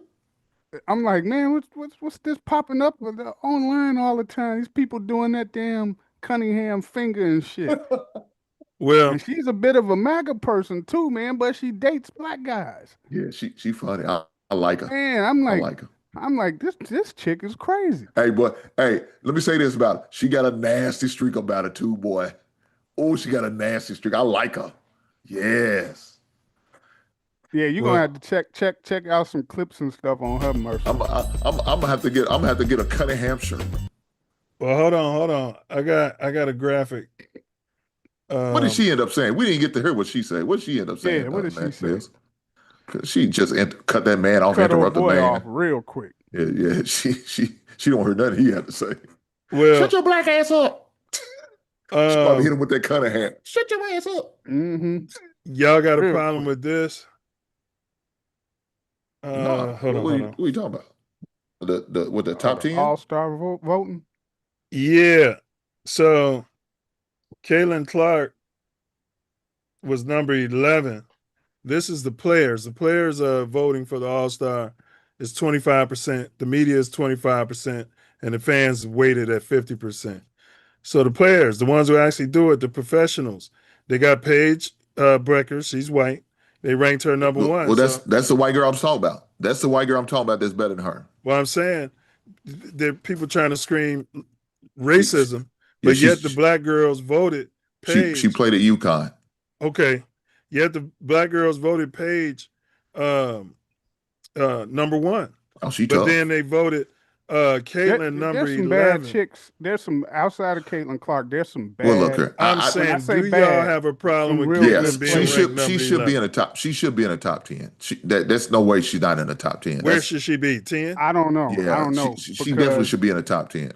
Even the other chick, this one, what's the chick? You talking about Kesley Mitchell, the one that played for South Carolina? No, she number 7. No, I'm talking about the other white chick that plays Cunningham. for. No, I think is she on Bucher's team or is she on New York? She's on the Liberty. Oh, it's one on Caitlin Clark's team. Well, this is okay. Is this overall or Kelsey just Mitchell this, is the not one the that's west or better the east, is it? Because right now it looks like it's just the east. Yeah, that might just be the east, but the girl from New York, she been in the league for a while, but she bad. Smitty, too. you talking about Smitty? What's her? Is her name Smitty? Hold on. She ugly. I know who you talking about. That ugly. Yeah, She played at UConn too. Matter of fact. Yeah, I think she did. Breonna Stewart. That's her name. That's Breonna it. Stewart. Yeah.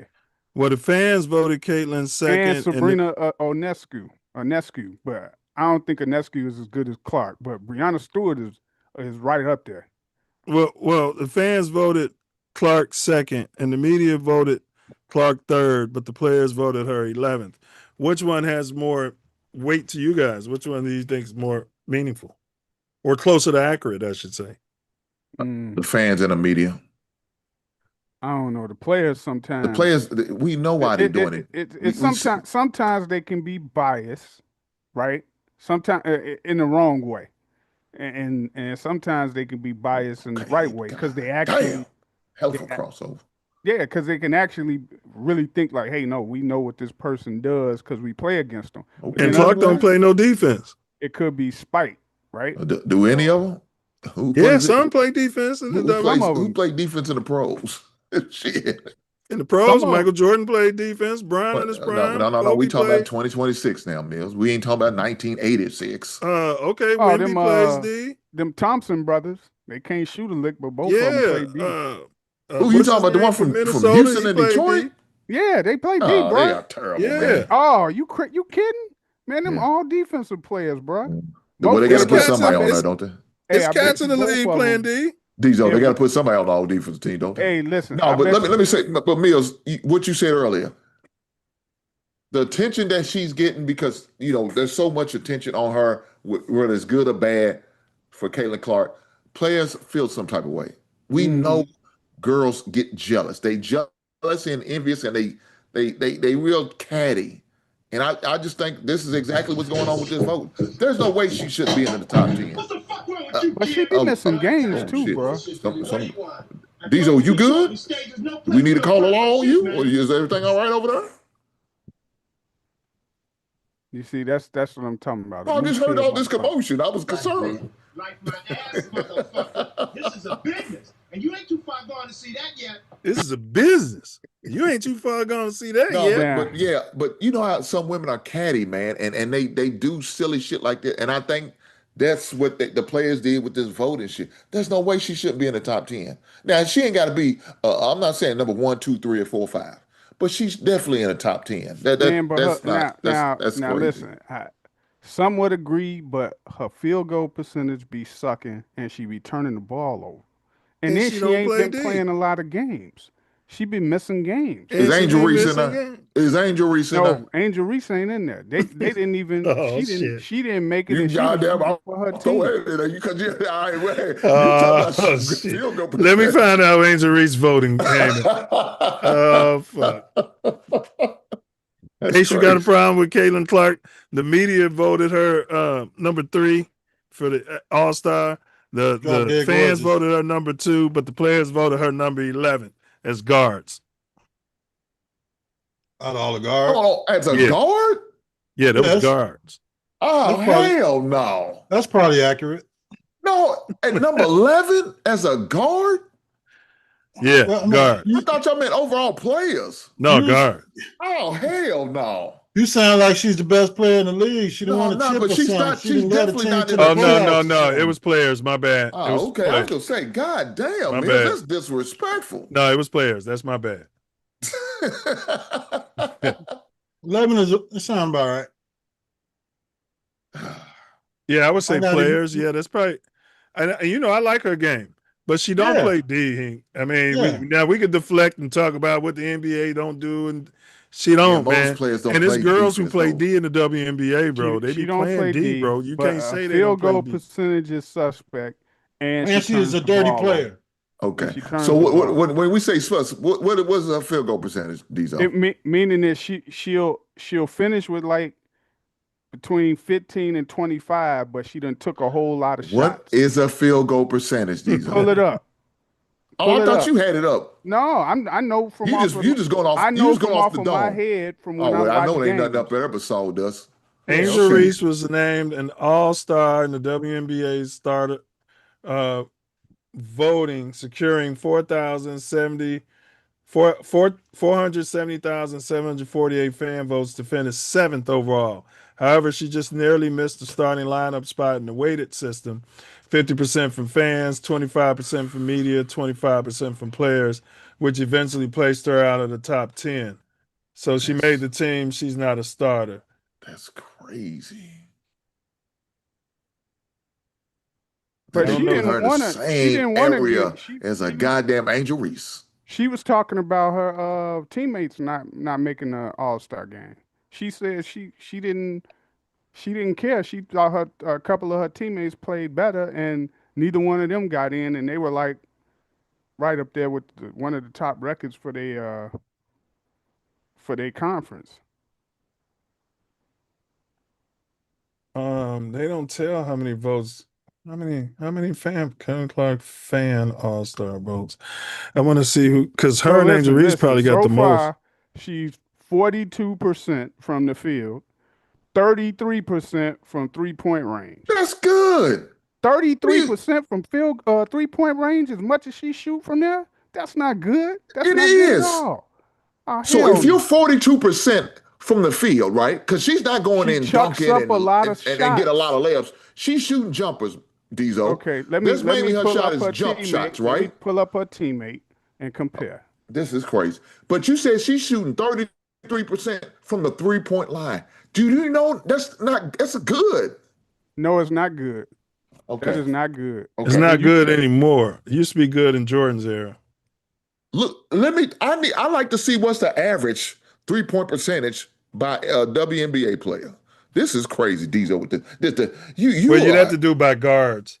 Now, you see, I'm saying 3-point percentage by any player. Paige has got the most votes. Caitlin's right behind her. So, white people are voting. Shout out to the white folks. You see, white people. And then the colors are coming in right under that. Angel Reese got 680,000. Shout out to the colors. So that's the list right there. Now, her teammate, Kelsey Mitchell, 48%, 48.7% from the field. Who's and Angel? She averaging 22. This is Caitlin Clark's teammate. That's better Caitlin than her, ain't even the best Mitchell. guard on her team. No, she not. But she 48.7% from the field. But she a draw averaging these, though. 22 Look at the points. fans, man. This is a business. I know Do I need that to play that I know again? that they like her. I know that the fans love her, but she ain't the best one on the team. Period. So she ain't the best one in the league. I told you before, the stage is no place for your personal shit, man. That's life, man. Like my ass, motherfucker. This is a business, and you ain't too far gone to see WNBA ain't no place for you and Ace's personal shit, man. What you talking about?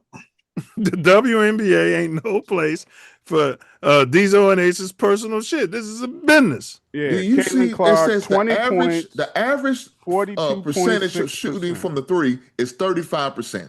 That's the average. And she's below average, 33.6. Oh my God. The average is 35%. So that's not bad if the average is everybody else is doing it. It is below average. She chucks them up. Okay. But Jenny, you talking about how many times she shoots. So if she shoots 25 more shots than the other person, that's not bad. 41.1 from 3. This is crazy. 41.1. Yeah. This is crazy. She's the second best player of all time in the WNBA. 41.1. Her Caitlin teammate Clark, according shooting to threes.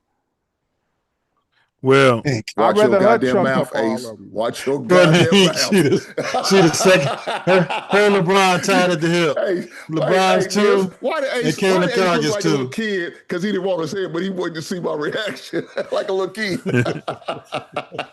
All right. Caitlin Clark. You ain't shit. All right. Mbappe. It's a lot of colors in soccer, man. I be having all these Euro trash running around LA. US don't have that many. Yeah. All them teams most of them got colors on their teams now. Which is the problem with US. Argentina. What's the race demographic? WNBA. Because Hink said it's what, 50% white? There's a lot of them. Black or African American players are making up roughly 67 to 70% of the league, Hink. Yeah. So it's not in the what NBA or the WNBA. WNBA. The colors, and that's why the girls are upset. It's 30%, but they got a lot of them white ones are starting. Yeah, so that's why they're getting playing time. Well, it's reverse racism. They got to be good. You got to be better than the average black girl to even sit your. It's starting to be like soccer. Discrimination against them. They said soccer. I was watching a thing yesterday talking about soccer, how they said, soccer used to be a free sport, just free. And then now what they do is suburban schools, they basically move you out or they keep a hold on, because of the money and stuff that they charge to go and soccer play. used to be cheap. They did the same thing to basketball. Well, hold on. AAU leagues and all this shit. Okay. Over here in America, I don't think it was ever cheap like that. Now, maybe it was free. It was free. It was a damn ball and some cleats in a damn uniform. That's how they played it all over in them shit old countries. And they started. Okay, I agree with that. But I'm talking about in America. Yes, in America. We always thought in America, basketball was free. You put a milk crate up on a tree and you played basketball. What they ended up doing was moving the majority of that sport being played in schools when you learn how to play and you're growing up to suburbs. So mind you, most of the white folks and stuff started moving to suburbs. They did it to baseball too. Yes, exactly. Look, in my time, it was always a rich white sport. Soccer? Yeah. No, but that was during the process of it being moved to the burbs, right? And I was watching the thing yesterday. This guy from TV, black guy, and he was on somebody's show, and he was criticizing a guy from another country who was talking about U.S. soccer.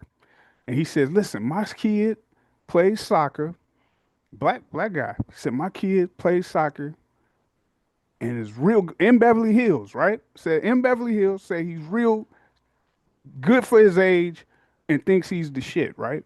So he said, I said, so you think you real good, huh?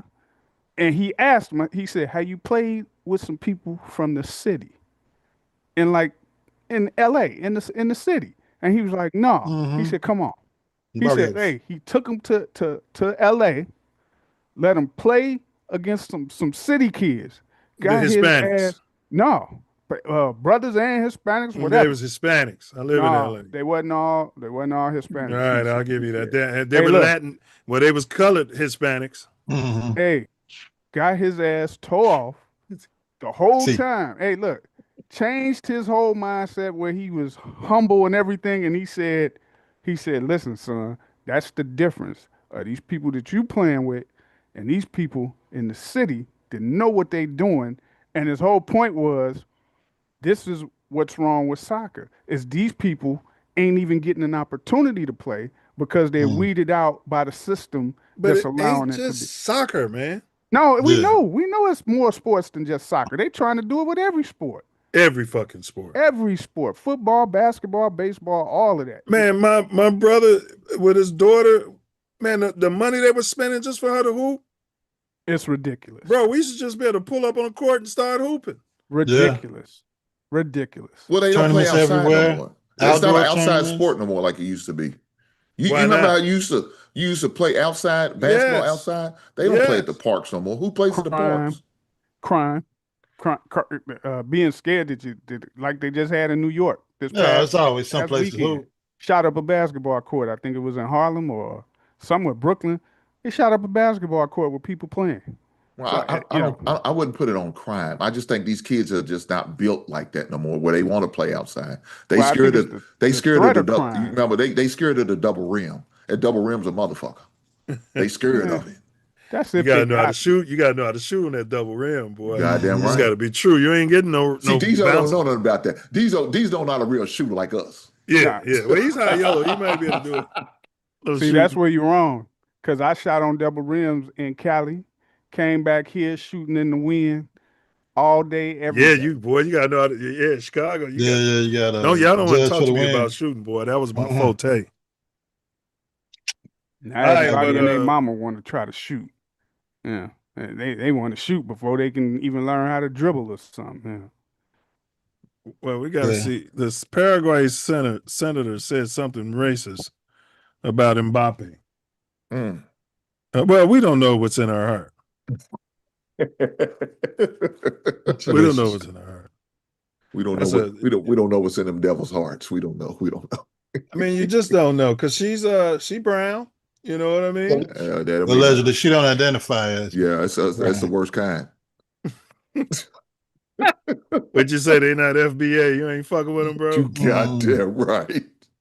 All right, let's see. But Mbappe clapped back, and that's the thing about soccer too, Diesel.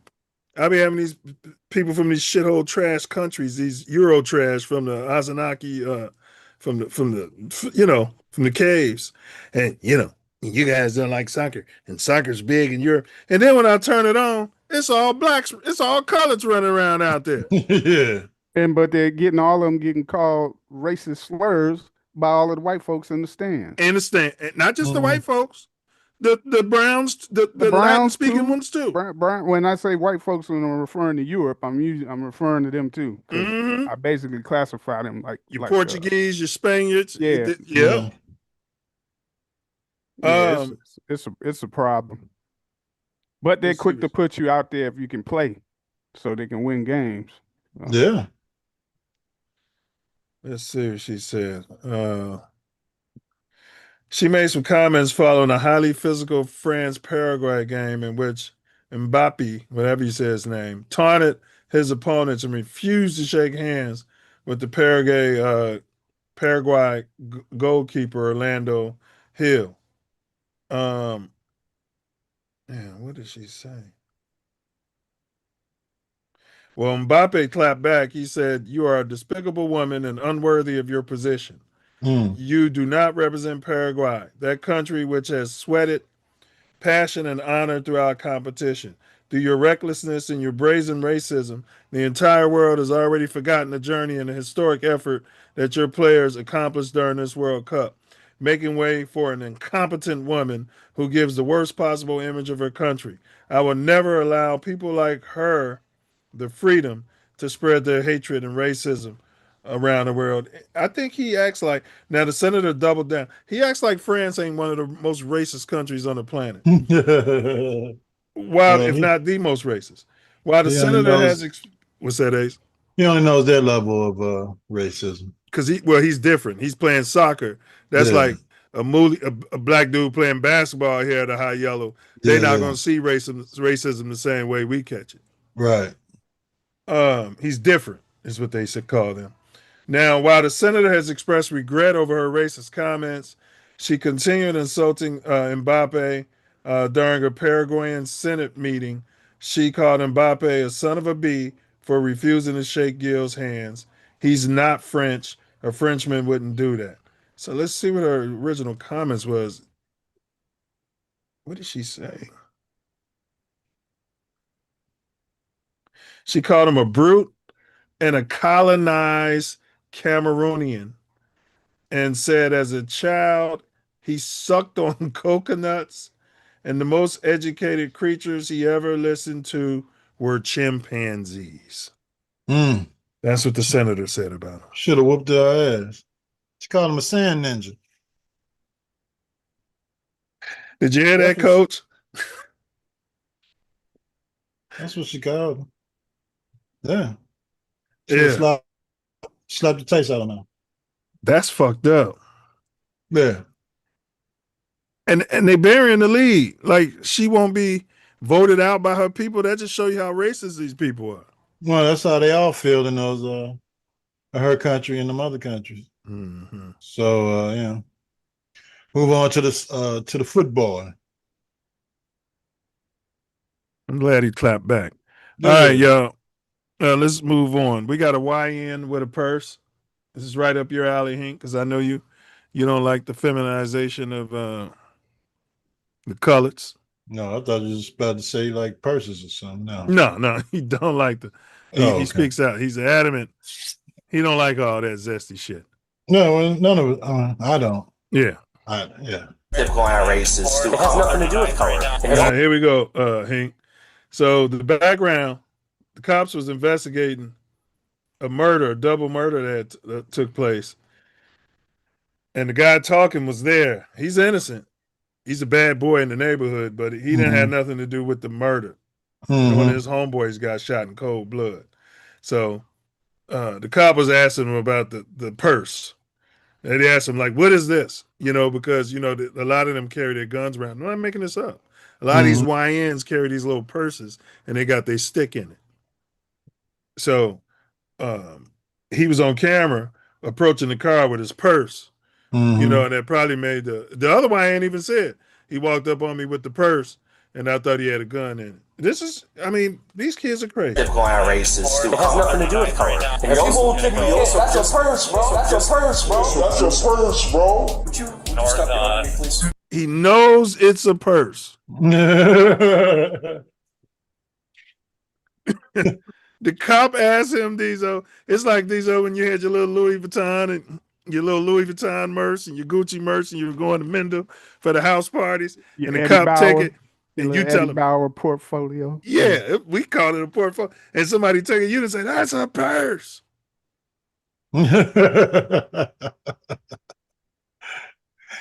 Yeah, he just wanted to make sure. Maybe he heard he had certain rights that he couldn't invade his privacy inside of his purse. So he was telling him, you can't look at my purse unless I give you permission.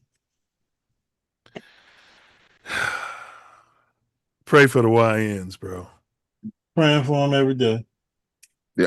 Now, let me ask y'all this, being that some of y'all live in the city, Chicago, how they are trying to pass a bill of trying to charge some of these parents of these kids who was going to be out here occupying our what they call standing around. I don't know, the gatherings, how they going to charge them. Team takeovers. Team takeovers. How they going to charge the parents? Well, I think up to possibly $5,000 in fine and maybe a year in jail. What is y'all feelings on that? Because I know we're starting to have issues here in my city too.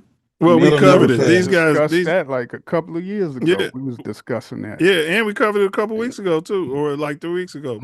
I know. Yeah, I did, but I just seen a report come out how some of the people in Chicago are trying to get this law passed. So it'll never pass.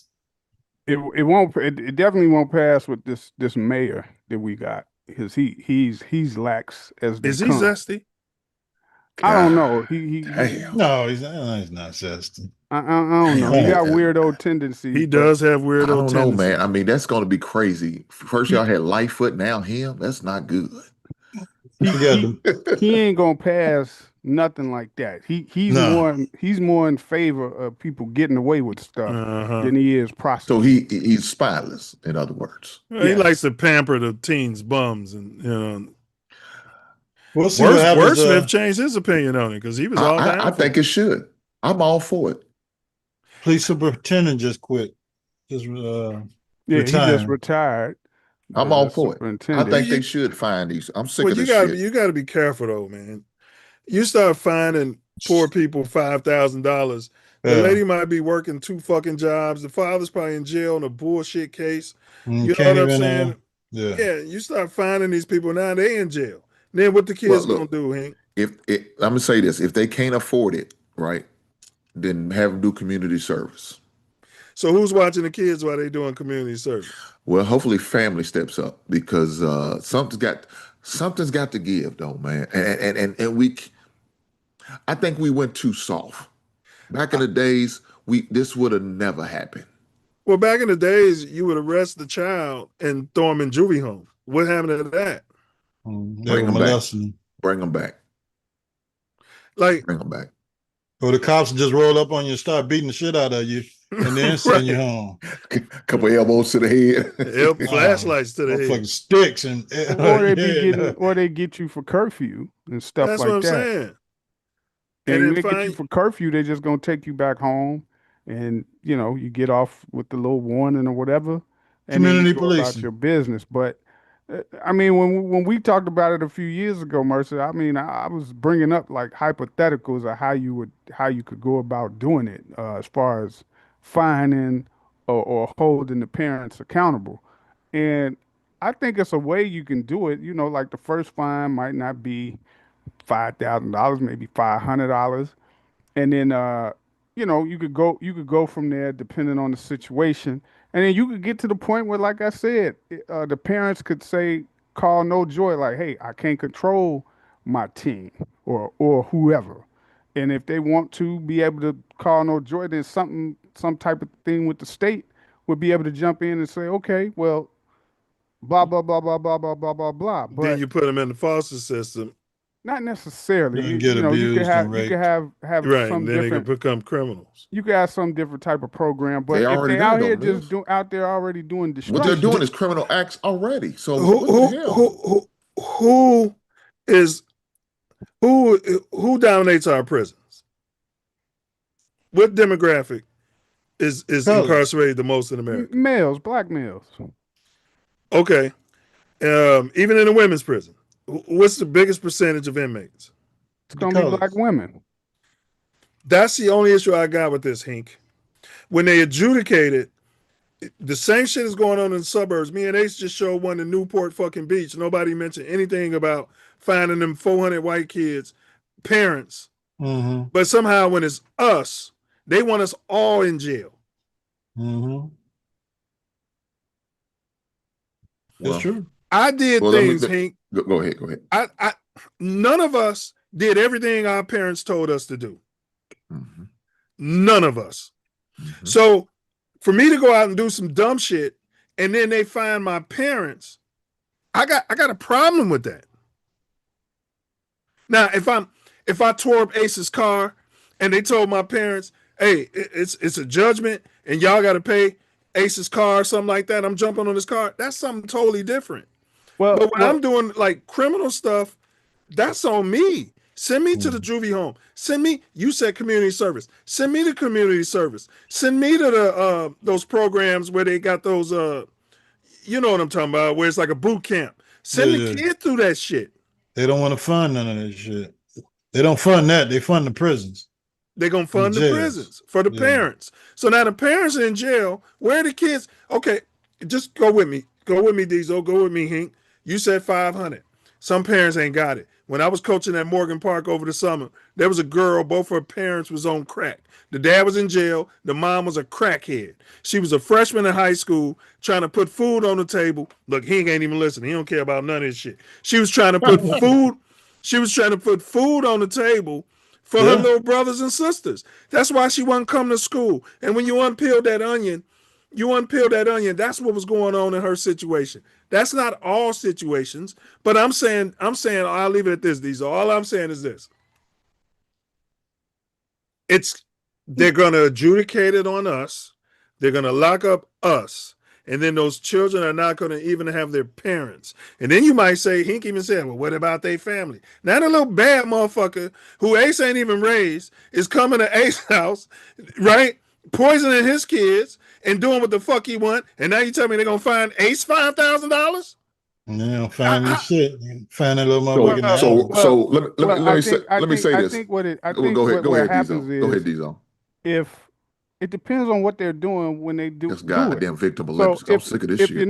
If they don't do anything, but they get caught up doing that type of thing, then the first thing would be a warning. You take them to their parents. Hey, they got a warning. They were involved with the team takeover. We didn't catch them doing anything, but this is the warning. The next time we catch them, it's going to be a fine, whether they're doing something or not. And the fine could be minimal, $100. At that point, what do you expect the parent to do? Well, to address them, like, listen, don't be taking your ass out there. I need to know where you at. So they address them. When they address them, they got to record it or do it on a Zoom so y'all can make sure they did it. They address them, and the little bad motherfucker go out there and do it again. Now, if they go out there and if they do something, you can't spank them. You can't spank no more. No, you can't. But again, if they go, depending on what they do. I never spanked anyway. If you spank them, you go into jail. If you don't spank them and they bad, you go to jail. Go ahead, Diesel. Depending on what they would do during that takeover would depend on what type of punishment is coming. So if they out there again and they don't do shit, but they get caught again, that's the second time they're involved with a takeover, and there might have been a bunch of damage to cars by other people, all kinds of stuff. That person, hey, whatever they decide to do, give them a fine or something on their record, whatever. That would be that. But if you're doing damage out there, Now that's a different story because then you got to be held accountable, you or the person who's in charge of that child. So it's that type of thing. But we can't just let them where nothing's happening to them because then they're gonna keep doing the shit and there's no consequences. My thing is, why not punish the child? Ace even said we used to get our punishments. We took our licks, and then the parent could say, "Now you're a little badass in juvenile home." Yeah, I mean that can be an option too. So the part of the problem is these punk ass parents are not letting them even address their own kids. They're scared to address their own kids. They don't want to address their own kids. Matter of fact, they coddle and take. Some of these parents are taking them to the teen takeover. That's a part of the problem. So here in my city, let me finish. Here in my city, they had parents taking them to the places where they're doing a teen takeover. That's and those crazy. Are the ones you find. They're encouraging this bullshit when you do this. So shit if you like can that. get evidence of that, that's the way the law works. Those are the ones that you find and throw the book at. Those are the ones. But we got to look at what we can't keep doing is kick this can down the road. We can't keep doing this, and that's exactly what we're talking about doing. Well, don't fine the parents because they ain't got the money. Okay, look here. If they can't afford to pay the fine, then you can do voluntary service. And if that means you have to do it on your weekends, Saturday and Sundays, to make up the hours so you don't have to do it during the week because you have to work and you have to, somebody to keep the kids, fine. Get all you little badass kids, y'all could take your ass down there and y'all could all volunteer together. The kid that committed it's not volunteering if they're being made to do it. Involuntary volunteer. You know how they do call that involuntary volunteer shit. Yes. Have all them motherfuckers do the community service and give back to the community because of what their child decided to do by going down there and vandalize, tearing shit up, doing whatever they wanted to. Look, in South Carolina, they found at least 5 weapons. What the hell do these kids need to have guns and knives and all that shit? And they're just supposed to be going down there somewhere hanging out and for a 4th of July get together. That's crazy. But these are things that are going on. And so if that's going on, we can't be having that. Several kids have guns at them takeovers. That's crazy. That's not okay. So I don't have no empathy for these people when they're doing shit like that. So let me tell you this, what's gonna happen. If I'm at one of these goddamn places, locations, and one of these motherfuckers violate and try to step across that goddamn line, I don't see you as a child no goddamn more. Now you stepped into the rims of an adult. You come try me with the bullshit. They jumping on your car outside your house. Shooting one of your Milz, I'm shooting your fucking son. They jumping on top of the daughter. They cross the gun line, boss. Target practice right now. I'm gonna tell you, 9 and 99, it doesn't matter to me. I'm picking the motherfuckers off. You violate me, I'm gonna take you out. I don't care. I don't see you as a child no more. You cross that threshold. So now, that Kentucky coming out. As such. I'm sorry. That's that Southern coming out in me. Shout out to the goddamn South. Kentucky coming out. All out. I'm saying is, so now what you said is you're taking it out on the child. Yes. Now, you're not going to get in your car and follow that child home and shoot his parents. No. This is the whole fallacy of punishing the parents for what the child is doing. All I'm saying is there's not one child in the history of children making that hasn't done something that his parents would have. We all sit down and you tell the kids, man, that break my heart. You disappointed me. You know better. Right. If you have to say that to your child, that means you've been telling them. And they still did it because they're children. Their brains aren't developed to the point of our brains. So all I'm saying is put them on boot camp. Make them do community service. And that's and like I said, they old enough to know right from wrong now. We can't do this now. They do. They're old enough to know what right and wrong is. That type of thing is fine until damage occurs. Whether it's beating up on somebody that they come across in that takeover, messing up cars. We already have laws for that. The parents are already, if your child is a minor and they tear something up. They get out on light stuff here of all places. You ain't gonna hardly do nothing. You be right back on the street. But the civil tort, you said nothing. Damages, the hospital bills and all of that gets billed to the parent or the guardian. When in the cases of a minor, all of that gets billed. That's already there. That's no different than a fine. That's what we talking about. That's a civil tort. That it already exists. No. A fine is we fine you $500. You don't pay it. Now you're in contempt of court. Now you're going to jail. That's the difference. No. A fine would be you get a civil judgment against them. They owe that money to you, and you go through the process of trying to collect that money. Okay, so if this already exists, then there's nothing to change. Well, no, because we need it enforced. Certain examples ain't qualified in that. So like I said, if a child is get caught like the first time, take them home, that's a warning.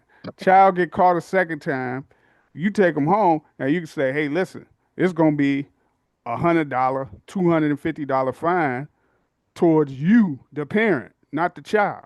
You see what I'm saying? That's a difference. For what? The child hasn't destroyed anything. That's what I'm saying. But they got caught out there, the teen takeover again, the second time. But if they haven't done anything, you have a right to assemble in this country. No, you don't. If they have curfews, you don't. Not you no don't teens have like curfews. that, man. You got to be with an adult. They got curfews. So if it's a curfew, enforce the curfew law. Right. But they're still doing it though. That's the problem. They're still doing these things, even though there are rules. All right, and so regulations. let's just put on a guillotine and chop their fucking heads. Well, I didn't say all that now. I didn't say that now. I'm saying you want to stop it. Let's just throw them in a damn oven. You gotta send a message. I know you gotta send a message. And cook them all. Or cut off a finger every time they get caught out. There you go. Cut out there, they lose a damn finger. Let's put a scarlet letter on their fucking head and brand it on their forehead. Nubs and prosthetic arms. I got you. Yeah. And then we go to the toes. I mean, I'm listening to y'all, Diesel. 50. It's funny because 50% of the people feel like, yeah, go after the parents, and another 50% feel like no. I'm saying go after the kid that's doing it, as depending on what it is, as well as the parent. It don't have to, depending on what it is. It can be the parent or the kid, but it ain't just. Let this motherfucker keep coming back. Right, it ain't just cut and release like they do. Hey, look, I'm saying I think both need to suffer. I'm not putting on one or the other. Both need to suffer. Look, I mean, maybe in a repeat offender. I'm always going to put the responsibility on the parent. At the end of the day, I'm always going to put the responsibility because that's your responsibility. Our responsibility as parents is to make sure our child is doing right, raise them as we want them to be. We rear them to where we need them to be. So and if your child goes out, catches then the I have to case. evaluate myself. So your child catches the case. You did everything you can to raise them. You at work, and your child catches a murder case. You feel like you should go to jail for that murder? Do you feel like you raised your child? You raised your child to be a man, and your child somehow, God forbid, caught a fucking murder case. Mm-hmm. You feel like that's your fault? No, it's not. He's no longer. He's a man now. He's no longer. I'm saying when he was 16, 16 years old, that child caught a murder. 17 years. Why? Should I go to? Should I go to jail for that? No, because that's an individual decision that he made as to commit a heinous crime. As such as murder. But we're not talking about murder, Milz. We're talking about somebody just sitting there, standing around, vandalizing, turning up glass, breaking cars, you know what I'm saying, doing silly shit like that. Shit that they know better. Okay. They know better. And so, yes, I'm going to look at the parent. Yeah, you're wrong. Even if my son did go out and do some shit like that, yeah, it looks bad on me as a parent because I raised this little bad motherfucker. I'm the one that he's got my last name. He's a representative of me. I told my son that for years. I said, you go out to do a mental health show every week. You've got to know that some of these children are mentally ill. A lot of times the parents... They be calling the cops saying, I need help. Get them help.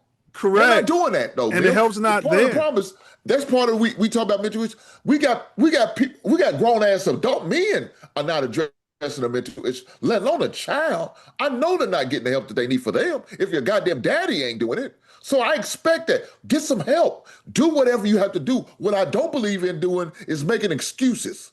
Especially when we have so much now, in 2026, we have so many opportunity and options to do certain things that we don't have to do back in our days. Back in our days, some of these programs wasn't around for us to do. Now you go online and do it. Go on YouTube right now and get a whole session.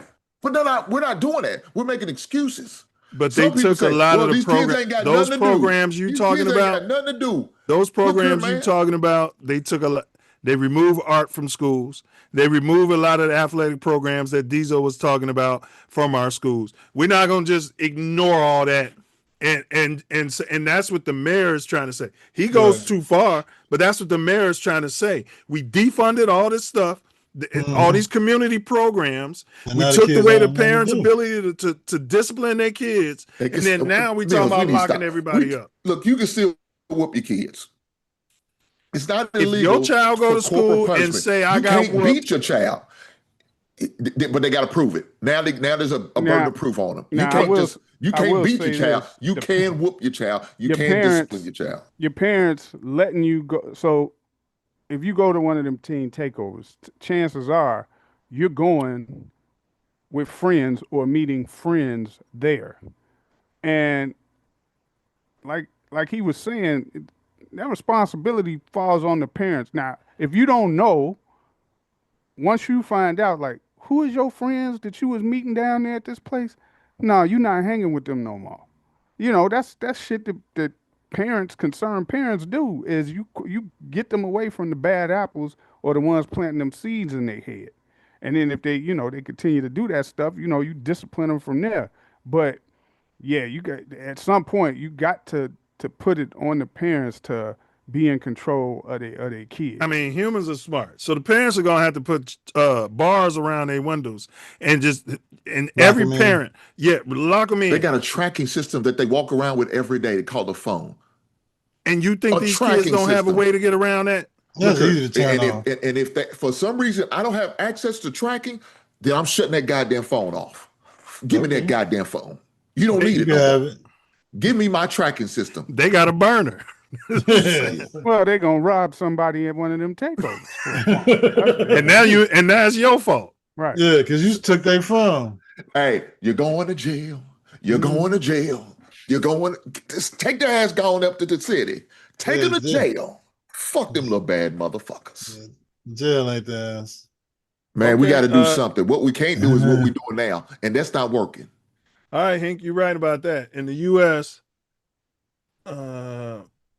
parents have the legal right to use physical force to discipline children, provided it's reasonable and moderate.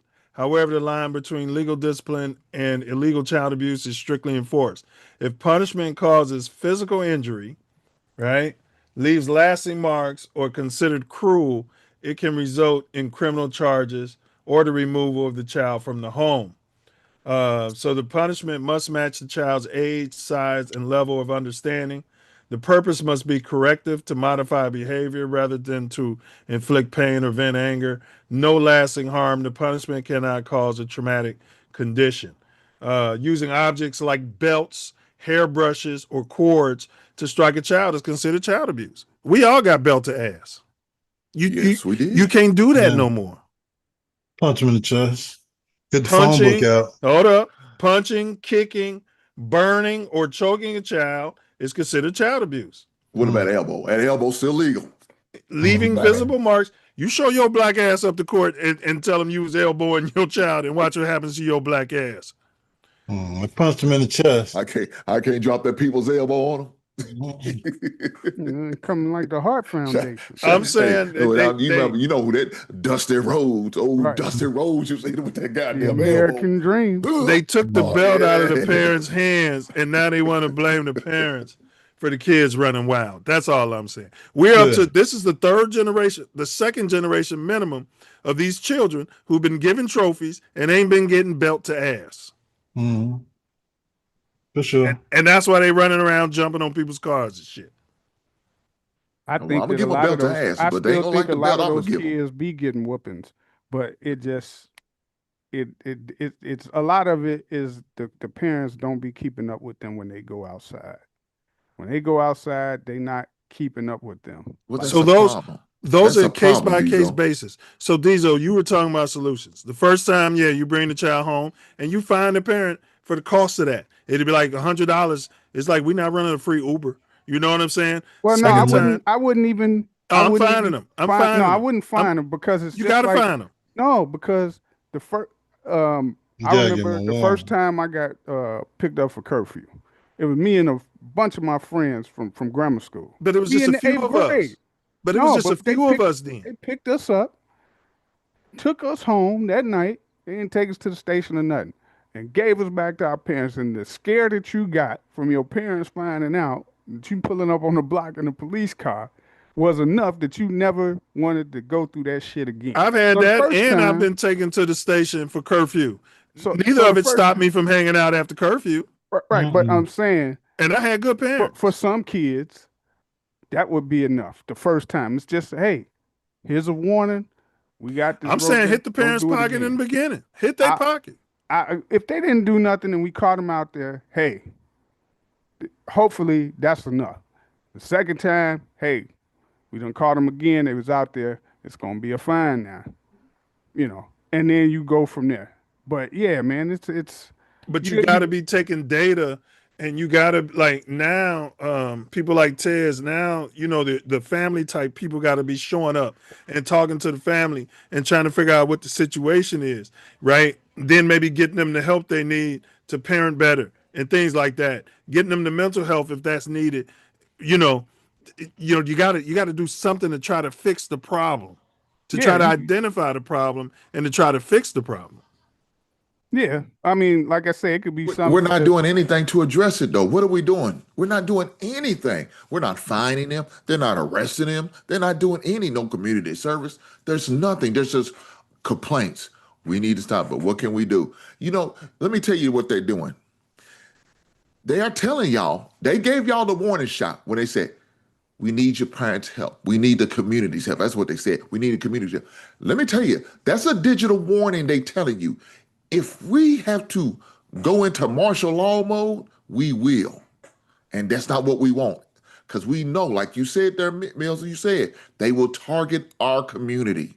They will target us if that's what they're going to end up doing. And I'm afraid that's what they're going to end up doing. They're going to target us. They're going to put a goddamn curfew. And then what's going to happen? One of our kids is going to get hurt, shot, or killed. Because quiet as it's kept, when they do these takeovers, they're doing them in mostly business or white neighborhoods. Yeah. And that's where we know that's a problem. Yeah, that's why what you're saying is I don't see that as too far fetched, because if you keep doing that and you're going into these whether like in here, if you're going downtown or areas where it's like stores and different things like that, and you stepping on cars and they're not gonna let you mess up their money. They're not gonna let you mess up their money. They will shut that shit down taking fast. Everything out of there and just trashing the store. Come on, man.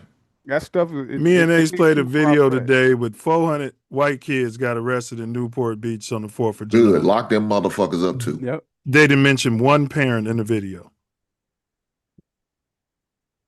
They look like older teens. How old they were look they? like older teens too.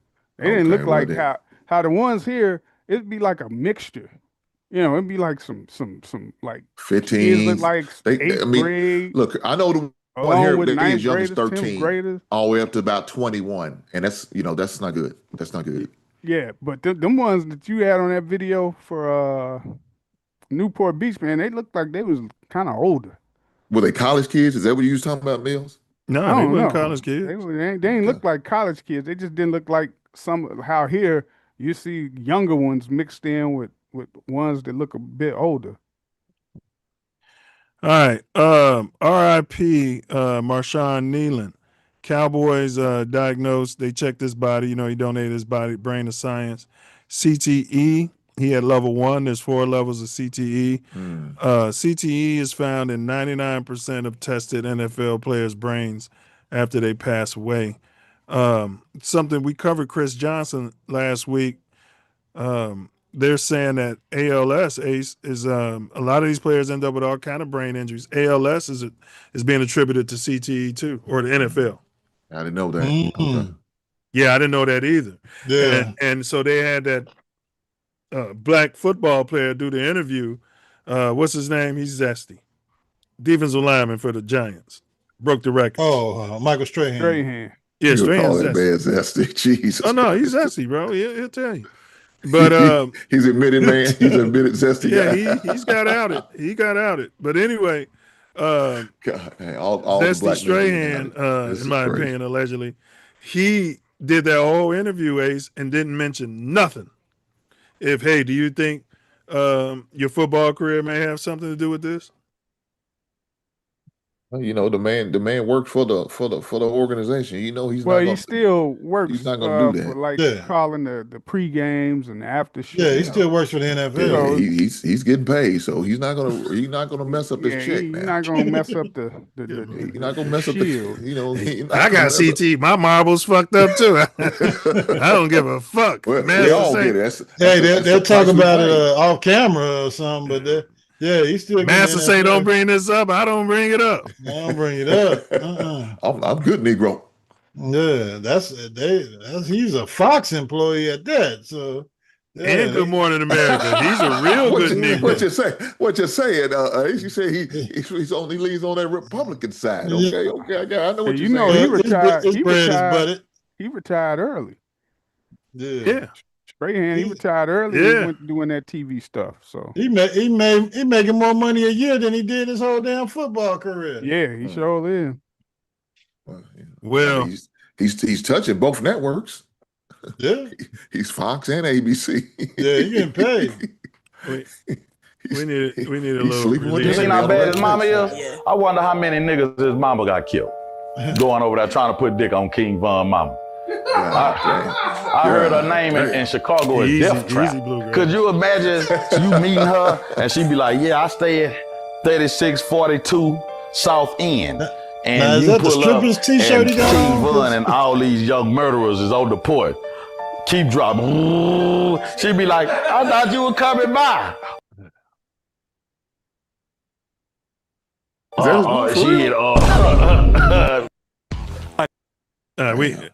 That was just we had to, because how old was she when she had that boy? That's crazy. Yeah, she been for a long time. Long time. Mm-hmm. Yeah. All right. R.I.P. King Von. R.I.P. R.I.P. Mitch McConnell. Now, y'all don't forget your favorite senator, Mitch McConnell. He's still alive. The other one died. Yeah. Who died, Ace? Mitch. Lindsey Graham. Both of them. Mitch checked out today too. Did he? Yesterday. Yeah. They finally admitting it. I think he's been gone for a few days. But he might have been gone since last Saturday. Wait, Mitch passed away too? I know Lindsey Graham. My wife didn't tell me about Mitch. Yeah, Mitch McConnell. Because when she told me about Lindsey, I said, "Who, Mitch?" And then she was like, "No, Lindsey." Wow. Senator for life, Mitch McConnell. Yeah. No, I don't think he passed officially yet. He did.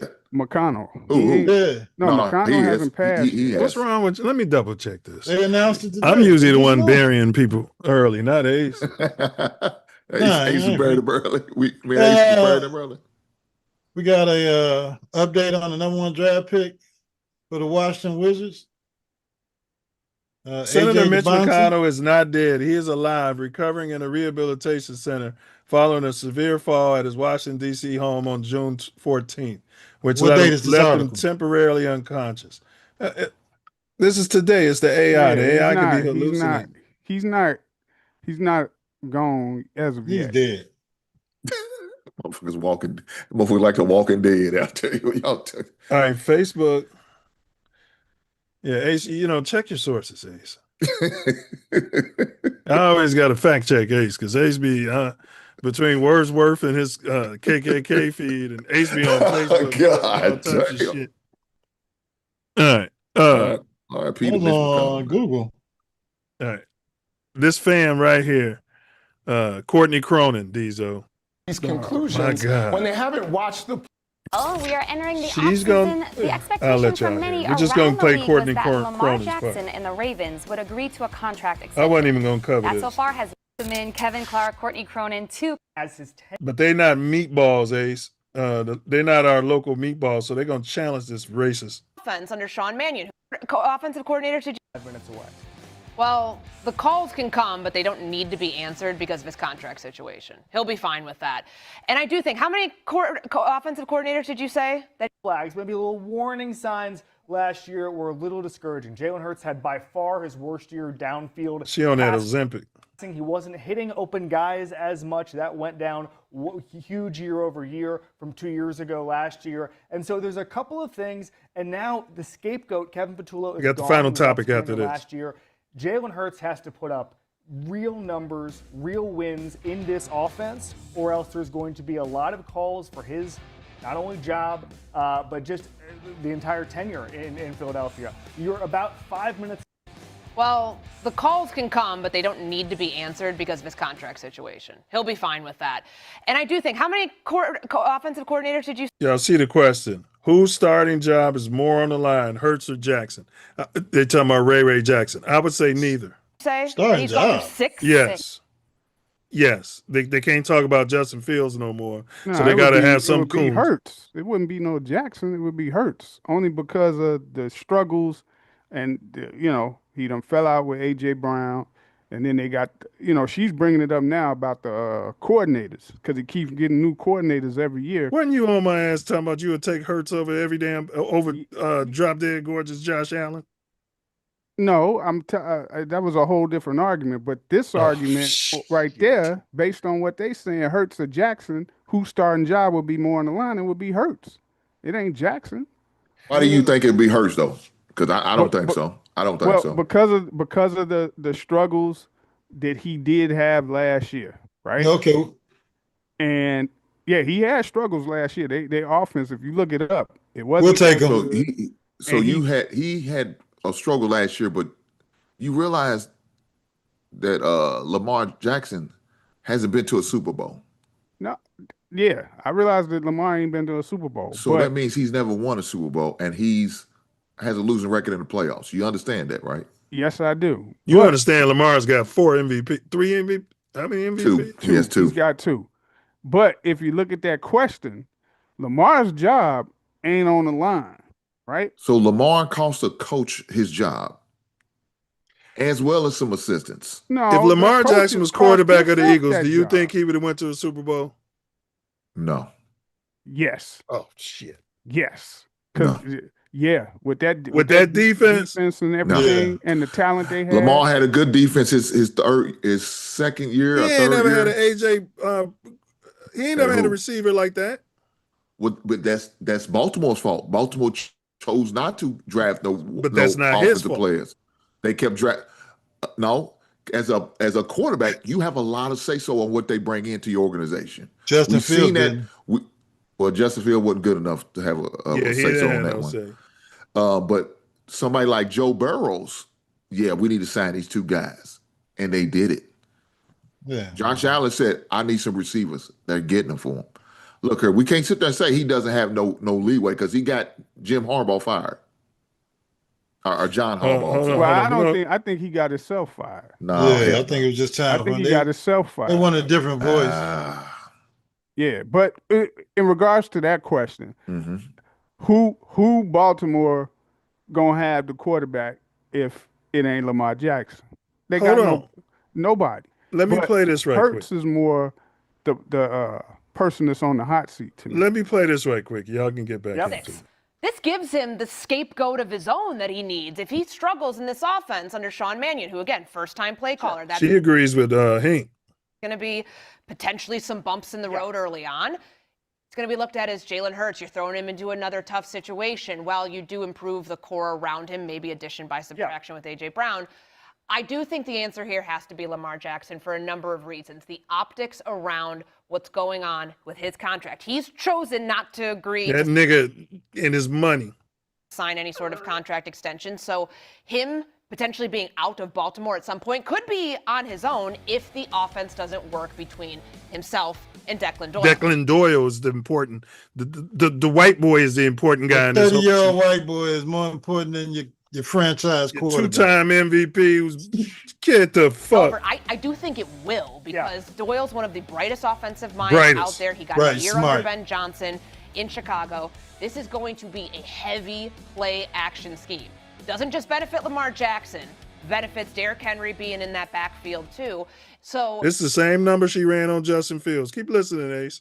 If it works out, that's great. But if it doesn't, we know that the Baltimore Ravens are not a team that needs to be a bad team to draft well at quarterback. They got Lamar 32nd overall. So they could easily be like, hey. They could easily get another Lamar Jackson. They're about to get another cut, making less money. You guys they could same shit she said. Just watch. The same age, there might be a balance of but power. These ain't local meatheads.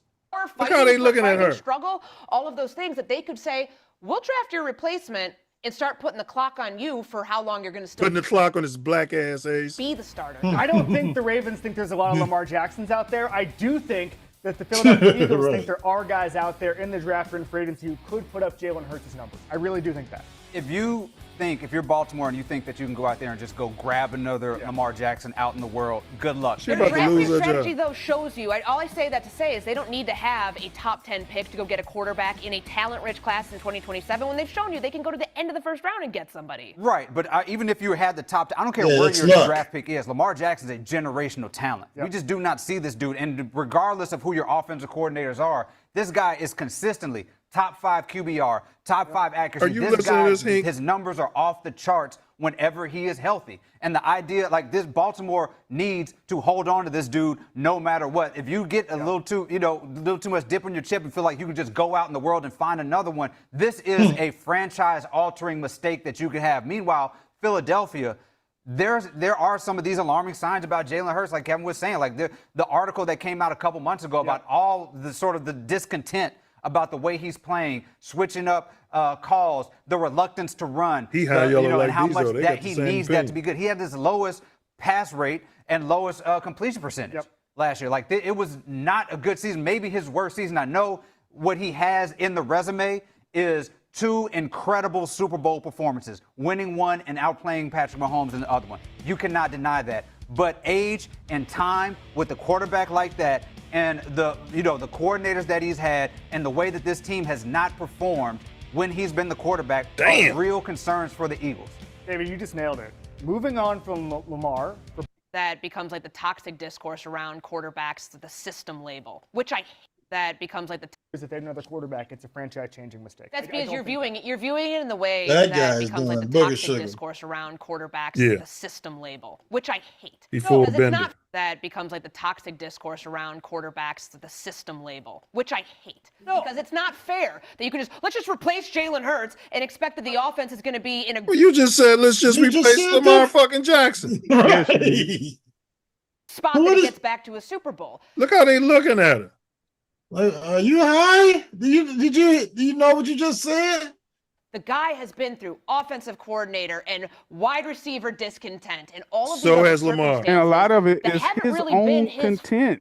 Things have been coming out with players or people on Philadelphia side saying how this fool wouldn't want to run plays. Did you hear this? Stezo got on my ass for saying I'd rather have Drop Dead Gorgeous, what's his name, Ace, from Buffalo? Josh Allen over Hurts. Now he's tearing we were comparing stuff earlier when the season was over. We were doing comparisons on different stuff.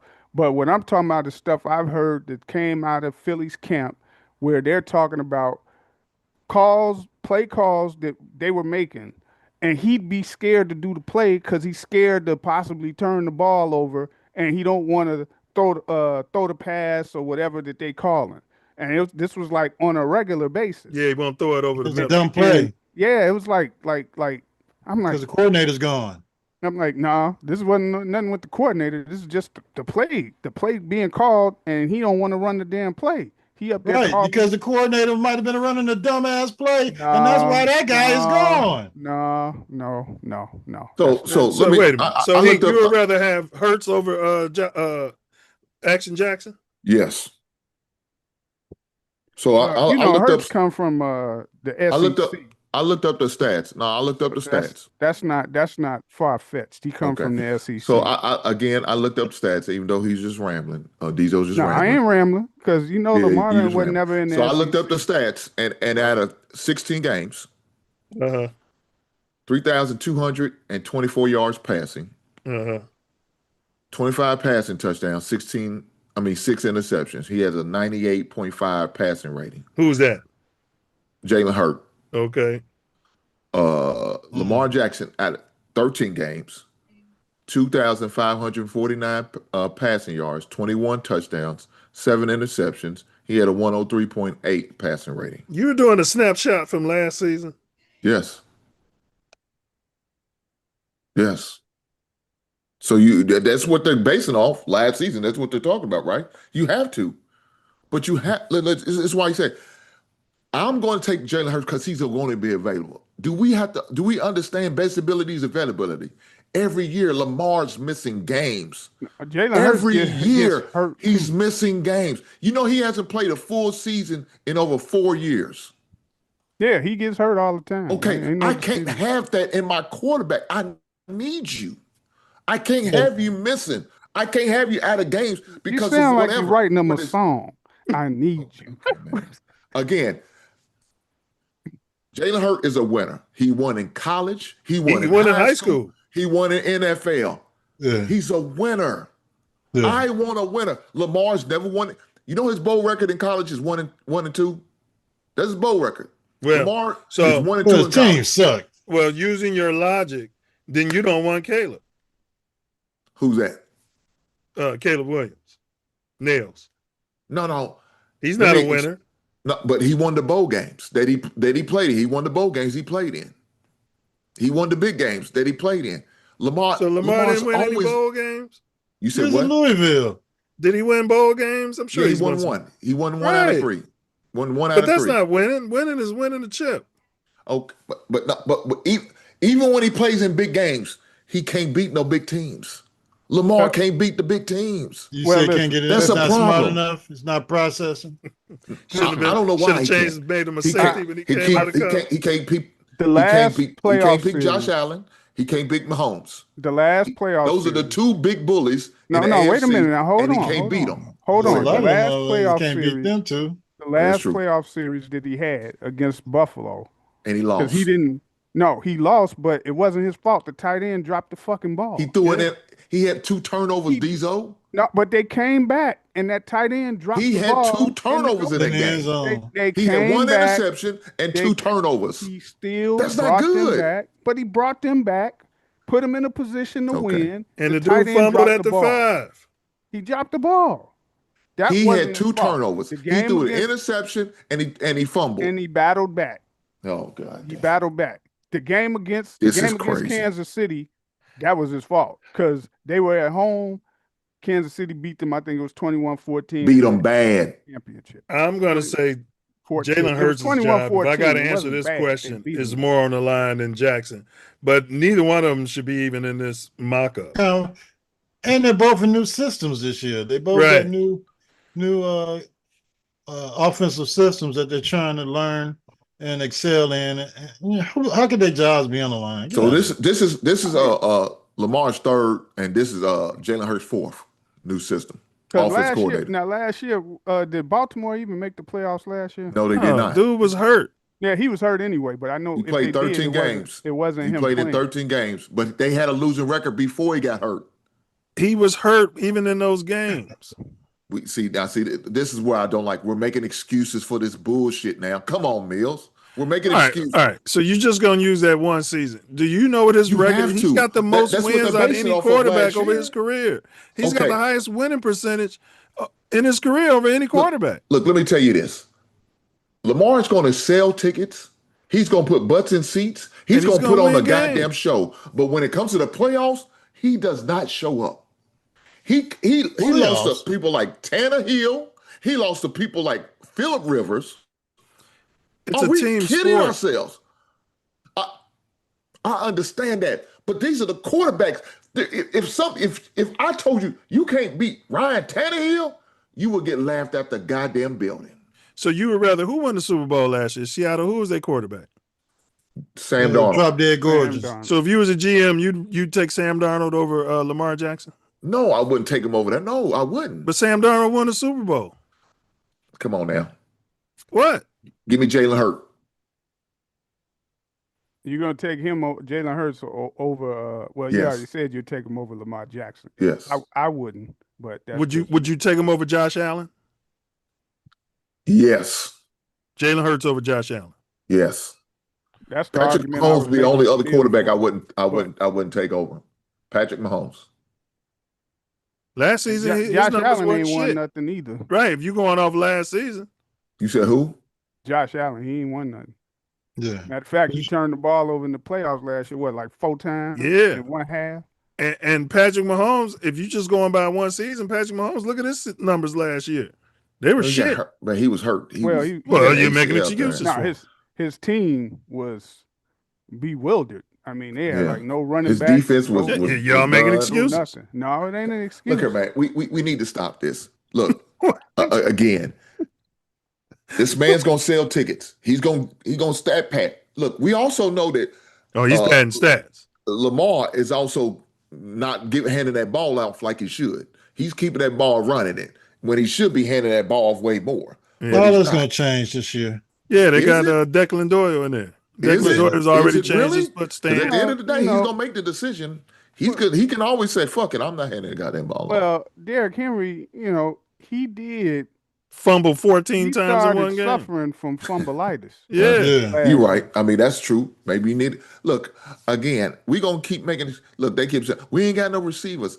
Well, I do like my man, and I think he is a good receiver that they do have. They just need to give him the ball more. And of course, Mahomes not Mahomes, but Lamar's not getting the ball to him. For years, he was just favored to his tight end. He would just throw it to the tight end all the time. And Andrews is a little bit older now, so he can't throw it to him as much as he used to because he older. And he almost like Travis Kelce now. No, he's not that old now. Man, he's up there. He done took a lot of hits. Oh, he's old. Lamar Jackson has a 3-5 career postseason record, having appeared in 8 playoff games. How old is Mark Andrews? He has passed for 1,753 yards with He's 10 30. touchdowns He's 30. and 7 interceptions. Yeah, in the NFL, that's a veteran. You said he's old as Travis Kelce. No, I said the way he's how old is Travis Kelce and getting hit about 35 is 36. Like Kelce. How old is Travis Kelce? I ain't saying he's like old as Kelce. Yeah, Kelce's 36. Yeah, no, I ain't say he's old as Kelce. I said how old is Mark Andrews like or whatever? 30. Kelce now. 30. That's a big difference. He done slowed down. He slowed down. He not catching balls like he used to. Well, I mean, the man is a diabetic, so it could be a hindrance to him too, man. So you got to keep that in mind. So he gets broken up every year too. It's weird because like a lot of Lamar's receivers, he had good receivers, but they end up getting hurt. Like they never played like a full season or whatever. Well, Lamar don't either. Yeah, him too. Yeah. All right, let's move off of this. Football. We got to get to the main. The main thing is the main thing. Now, you guys hear the story about the number 1 draft pick, AJ DeBonza? Yeah, I see. Ace don't want to get to the main thing. What happened to him, Ace? They said ACL tear you out for the year. Seriously? Yeah. Playing in the meaningless summer league games. That's why I told you I was shut. Yeah, he was talking, I was shut dude down. He was talking all that shit too. Damn. I would shut Caleb Wilson down right now. He showed us. I saw what I needed to see out of him. All right. He only played 1 game so far, ain't he? Yeah, and that's enough. He broke the summer league record, 35 points. He was yamming it. He was blocking shots. He was getting steals. The kid was balling. He was playing defense, Hank. I think that's cap. I don't think he's hurt. I think it's a cap. You might have seen something on one of them sites that be putting out false info. Don't tell me Ace is getting bad. It gets me every time. Ace. You can't go over 2 now. I mean, one dude's dead, the other dude's got a career-ending injury. I don't know where he's getting this. Where the Leo guys be getting their news from? Ace is on them sketchy sites. All right, listen, we're gonna move on. I know this is everybody's. Some of y'all want to do reach arounds for this kid. These are the top players in the National Football League, aged 25 and under. I think Justin Fields is older than 25, so he wouldn't qualify. No, that's right. Shout out to Justin Field. Ain't that right, Diesel? Yeah, he wanted to shed a tear for him. That's what that is. All right, this is crazy. Whose name is not on here? Caleb. Okay, Caleb's on here. He's number 7. He's number 7. Top players under 25. Jaden Daniels is ranked right below him. All right, and you got Jackson Smith. Drake May is ranked above him. Panay Sewell. All right, so you got Caleb, number 7. While Hink and I think Diesel was crowning this dude as a top 2 quarterback in the league already. Whatever y'all were saying a few weeks ago, Caleb Williams was the best thing since sliced bread. I know you got a hard on to try to stick a lightning rod up his ass and see him fail. You like nothing more than to see him fail. God damn. You know. That's crazy. He like nothing more. He like nothing more than to see him fail so he can get on his case every week. He's not addressing he's not even ranked the top 7 player under 25. All of those other players have been in the league longer, except for Drake May, who came in the same year, right? Same draft, right? And the only reason he's ranked higher is because he got to the Super Bowl. But you see how he performed in the Super Bowl. How can he be a top 5 quarterback in the league if he's not even a top 7 best player under 25? He's not going to be with players who've been in the league longer and they've got stats that are more approachable for them. He ain't been in the league but 2 seasons. I love how you make excuses for him and everything's Justin's fault. Oh God, there you go. There you go. I mean, like I said, you got a lightning pride that you want to stick up Caleb's ass and criticize him as much as you can when you can. Okay. And I know it hurts you to see him get accolades and all of this type of hype, right? You don't want to see that. You want to see him go through the rigors and you want to see him go I'm just not a homer like you guys. You know what I'm saying? I'm more like the head coach, and I've been telling y'all that's what he needs. And we're going to get to him later. We're going to get to him shortly. We're tearing down to the studs. Y'all agree with this placement, Ace? Do you agree? Where number would y'all have him, Hink? And players under 25, y'all already crowned him. I'm saying I haven't crowned him yet. Y'all already crowned him. Why isn't he number 1 on this list? And where would you have him? Would you have him number 1 on this list, Diesel? Would you have him number 1 on this list, Hink? I'd have him above Robinson, that's for sure. Bijan Robinson, I think that's who that is. Mm-hmm. I'd have him above him. Okay. I wouldn't have him above Nakua. Sewell, I don't know. I'd have to see his stats. Drake May, I'd have him above Drake May. Drake May is only tackle. He has no stats. Drake May is only above Caleb because he went to the Super Bowl. And if Sewell is an offensive tackle, that's debatable. What about JSN, Jackson Smith, N-word? Oh, yeah. He caught a whole lot of yards last year. Yeah, the monster season. Whole lot. So, yeah. And a Super Bowl champ. I'd have him above him. He's above Jaden Daniels? Yeah, he's above because Jaden Daniels been hurt. He stayed hurt. So, and then when we did play him and Jaden Daniels was there, we beat him. So he was hurt. No, he played that game, didn't he? No. He played. Yeah, he played. And Anderson. He should definitely be in the top 5 for sure. Yeah, definitely in the top 5. What I'm asking y'all is, how can he be a top fucking 2 quarterback and y'all can't put him second on this list? Is this too much to ask from No, I could put him. I could definitely put him up at number 2. I'd put him at like 3 or 4.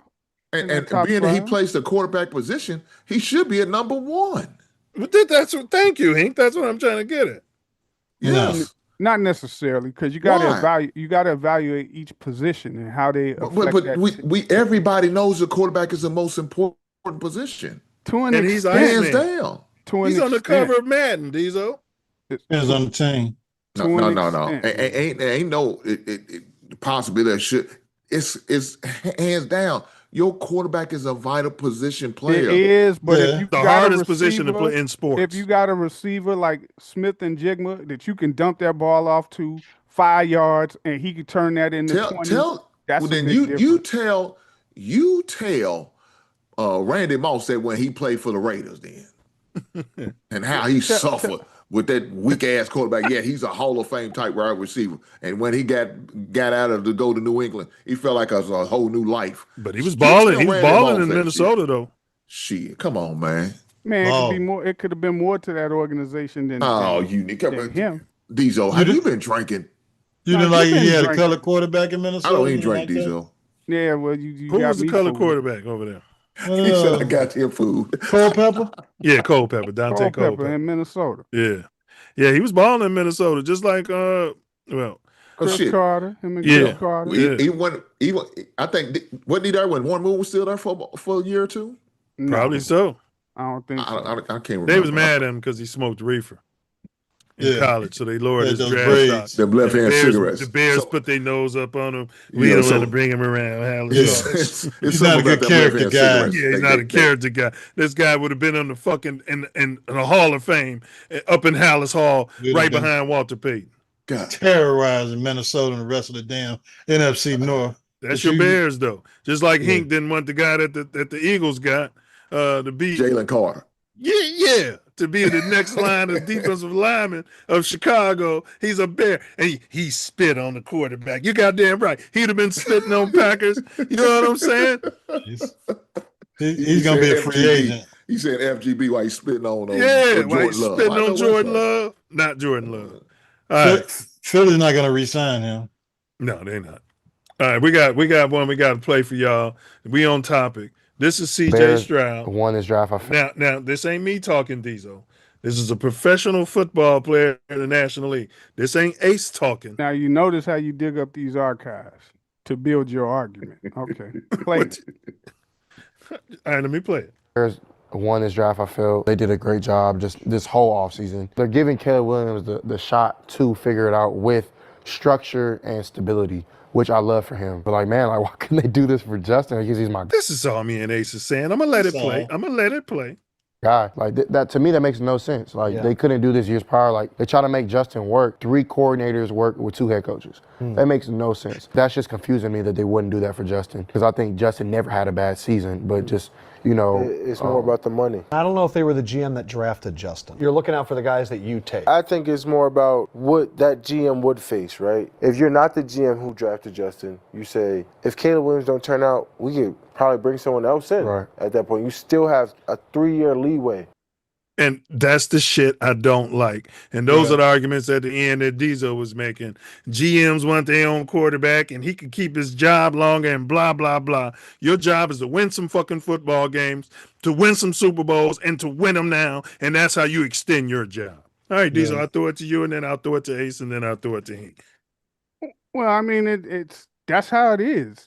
I mean, what they did is exactly how it is. GMs don't want to play with that or build around that player that's already there unless it's like somewhat of a short thing. If it's like kind of unknown, they gonna draft their own so they can sink with the ship if that ship don't come in, right? But they especially when you know what you're doing. However it is, or even if they know what they're doing, but that's the makeup. You heard them say it. That's what they do. Now CJ Stroud, because he was at school with Fields, right? I don't understand why they couldn't do that for Justin. Okay, that's fine. But then when he goes somewhere else, they could have done that with him because he's still young, right? And then he goes somewhere else, they could have done that with him, and they chose not to. So, hey, what you gonna do? Blame everybody wherever he goes? Like I said, his best bet at this point is to be a backup and can hopefully turn when he inevitably when he gets a chance, he could become a starter like either Geno Smith or even old boy in Arizona, who I think is better than Geno. Jacoby, whatever his last name. Geno. Yeah, he's Geno Smith still in the league? Yeah. But he's better than Geno Smith, Brissett.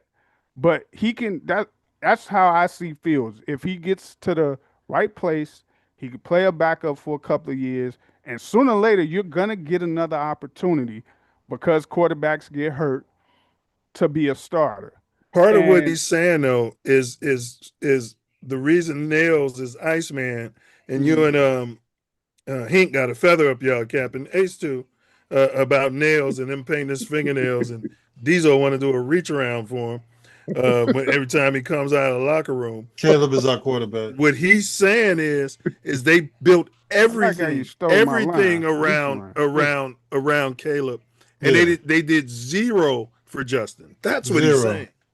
less than zero. They traded away all the damn good players. It goes to what I was saying. The GM, that wasn't fine. But how does that make you judge Justin? Well, you can somewhat judge him off of things you see on film that don't have to do with all the other stuff. Now, when he goes somewhere else, that's what I say. He done went to 2 other teams, and none of them. I mean, Pittsburgh did offer him something. It just wasn't what he thought was fair. Yeah, and the Jets don't count. He decided to go. And honestly, for his career path, I felt he could have stayed there because he knew Russell Wilson was over the hill coming, right? Mm-hmm. And anybody that they picked wasn't going to be better than him. So I agree with that. I felt he should have stayed there for less. I agree with that. And it would have worked out for him. Yeah. You know what I mean? Because last year he could have been that starter for the whole season. Yeah. But he took the money. And competing for it this year. Yeah, he took the money, went to the Jets. Bad organization, not set up the right way.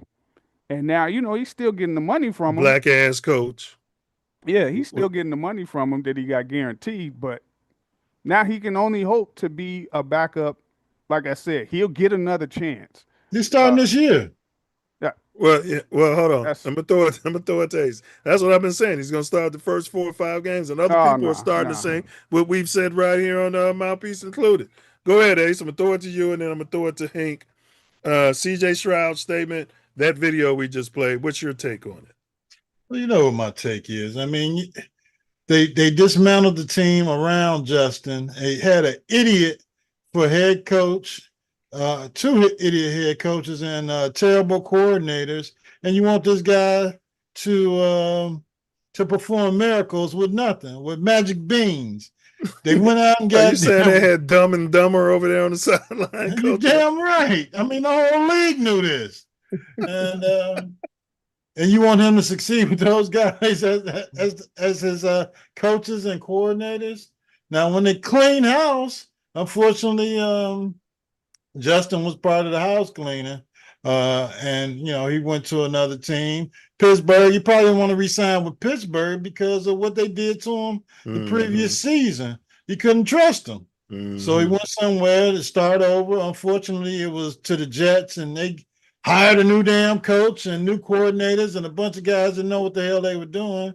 So now he has an opportunity, an established system, an established team, get himself some packages and some football knowledge of a Super Bowl franchise. So we'll see what he does from here. But the Bears definitely could have did more for him, but they weren't interested in any of it. They once Poles got here and decided that probably the year, or at least 2 years probably prior, that he wanted Caleb Williams, and he wasn't going to invest in Justin Fields or making the team better for Fields, then it was what it was. It was just time for him to go, and unfortunately, he's been in situations where he hasn't been able to be the focal point of the offense and improve as a player. But I think he's going to be okay this season, and we'll see starting out game 1. What other quarterbacks came out that year that he came out? I'll pull it up. But if Poles, I'm pulling it up. But if Poles was smart, came out, because I always thought that that pick was suspect. Because I really think Fields only played 1 year, right? No. If Poles was smart, 1 year, did he start? No, he played for 3 years. You talking about starting at Ohio State? Yeah, it's 1 year. I think he started. I 2 don't years. want Ohio State At least 2 quarterback years. side. They always covered by the receivers they got is so good. If Poles was smart, this would be Nails' second year starting.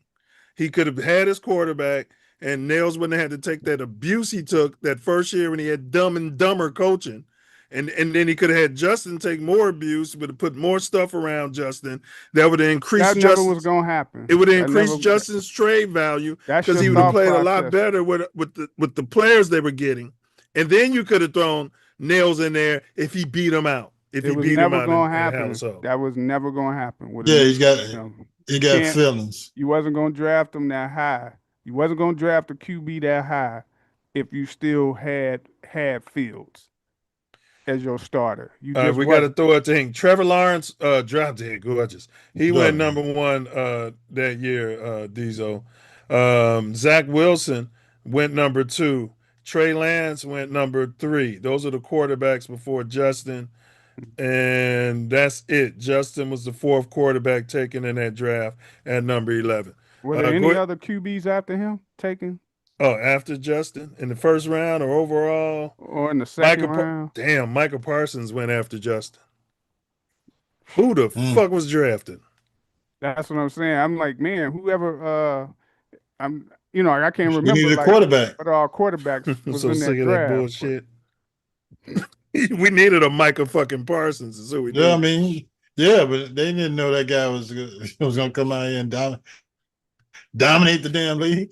All right, I'll give you that. It's all a crapshoot. Look, they took Trey Lance and whatever that other bum, Zach Wilson.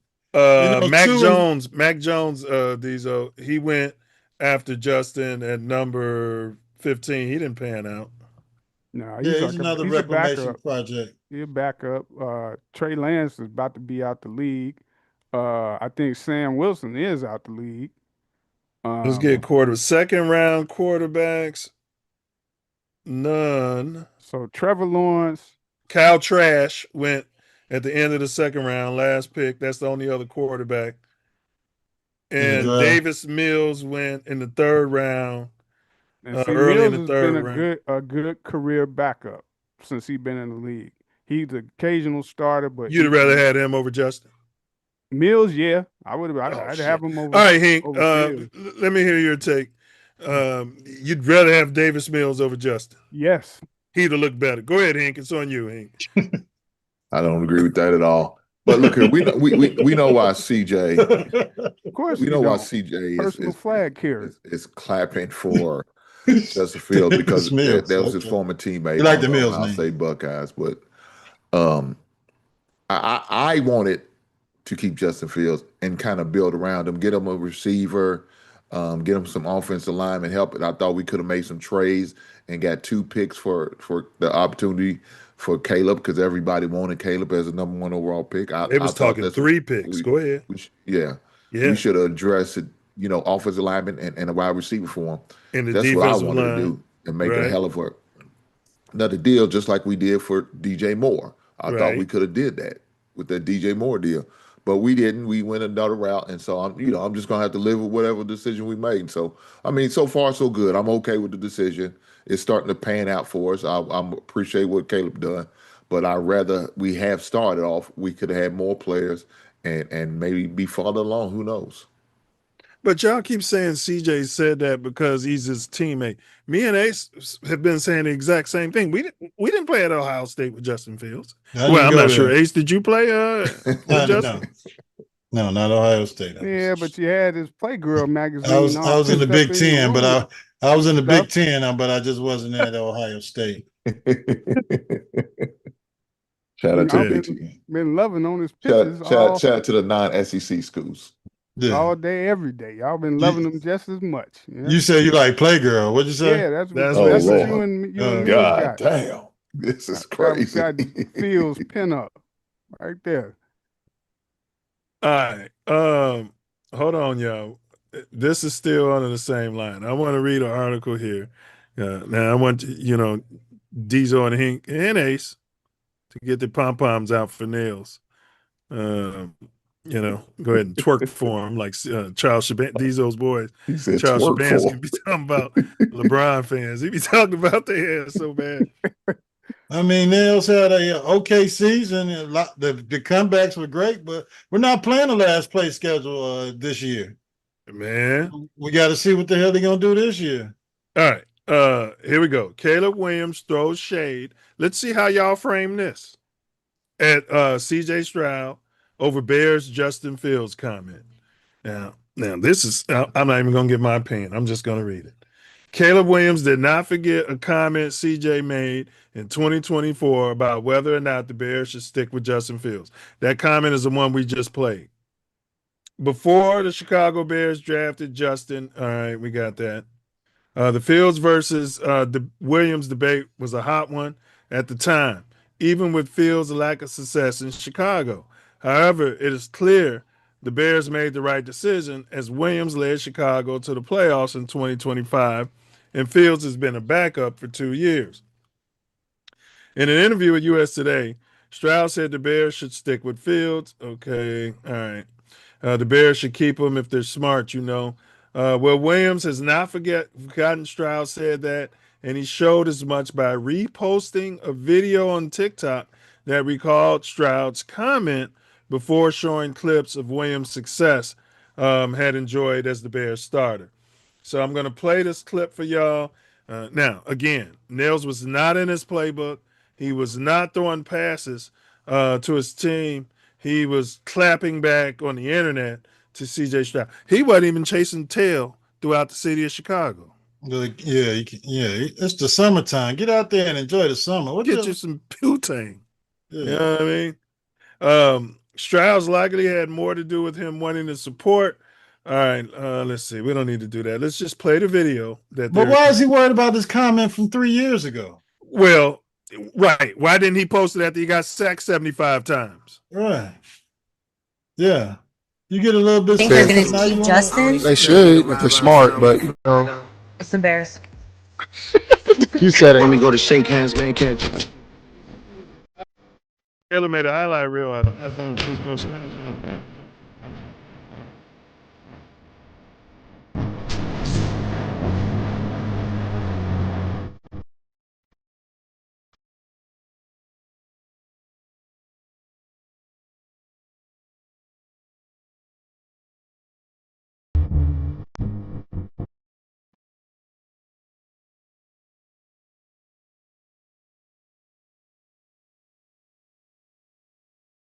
Now, C.J. Stroud don't like him.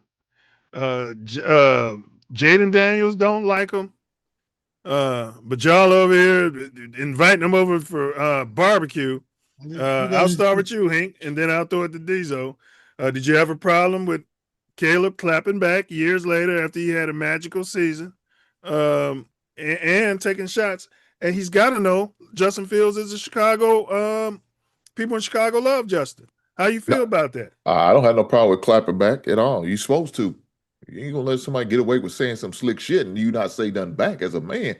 You gotta have some certain level of pride about you. Hell no, you gonna say some slick. I'm gonna slap the shit out of you. So you would wait 2 years before you say something? If that's what I gotta do, so be it. Why he wasn't in jail? Why did he have to wait 2 years? He didn't have to. He chose to, but that's his decision. I don't have no problem with it. Look, as soon as I hit, y'all said I'm not gonna be successful. As soon as I get that goddamn Super Bowl, I'm holding that trophy up. It's for all you haters. Kiss my ass. He wouldn't be saying that if Eberflus was still the damn coach. Coming from a LeBron guy, makes sense. I'm saying the reasons LeBron rubs me the wrong way for certain off the court things is attitude. How do we get back to LeBron? Caleb reminds me of LeBron. I'm sorry. I'm going to say. Let LeBron live, brother. Damn. Oh, he's fine. LeBron's fine. We saw the video of him riding through Cleveland.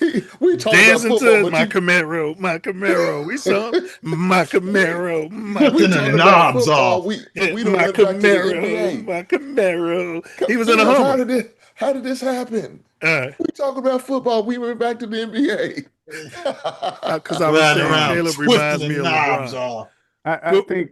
Go ahead, Diesel.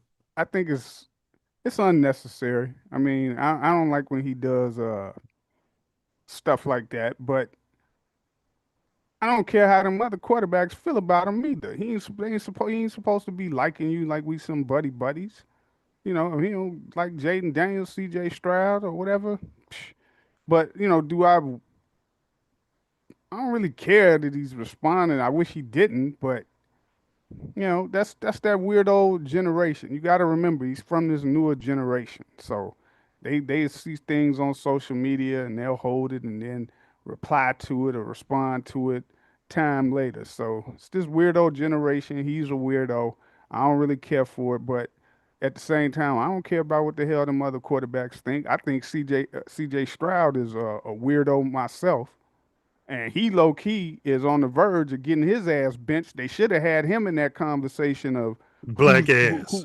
who's better, this one or that one? Who's more likely to get benched? Oh, we got a stat for you.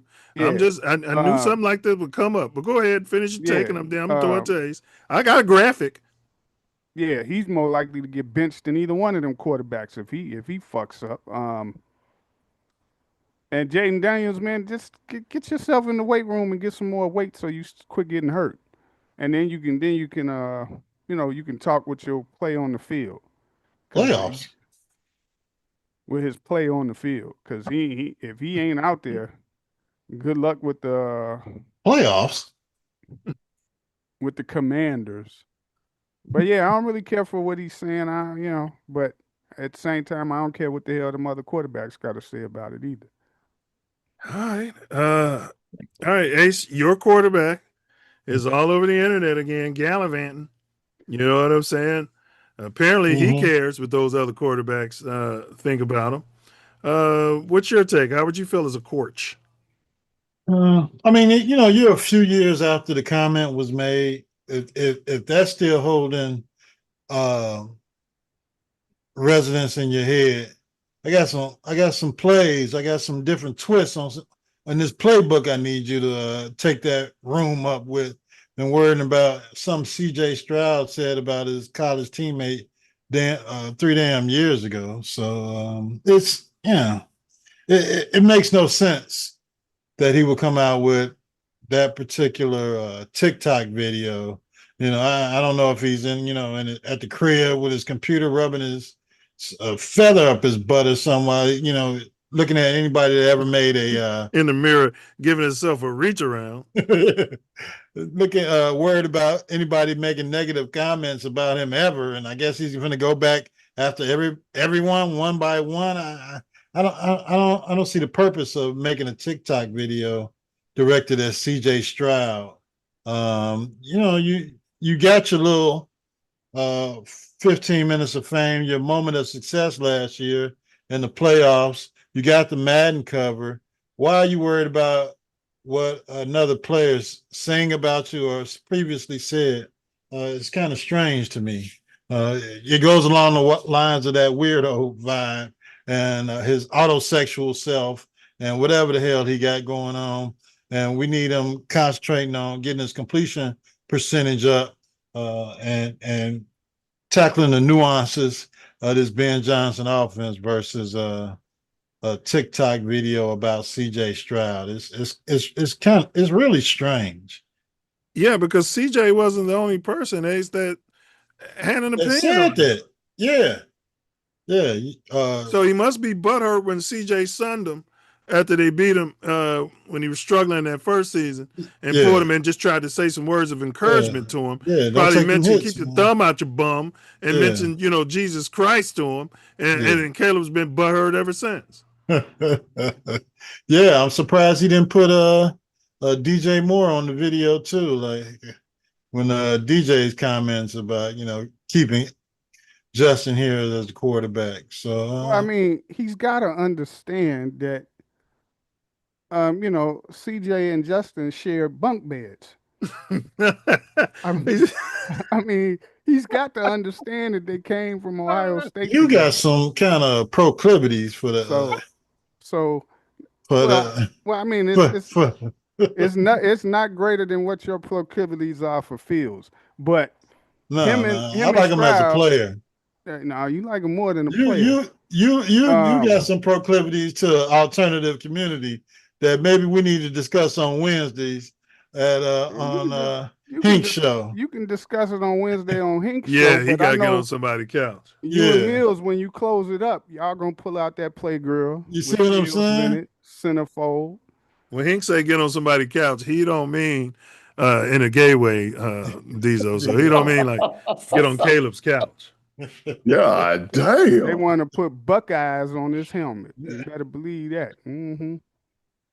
But he really needs to understand that they come from the same school, and that's all. He backing up his so-called boy from Ohio State. So I don't even know why he would try to take that personal. So, and okay, so Hink mentioned, and when I win a Super Bowl, had he won a Super Bowl, Hink, and did this?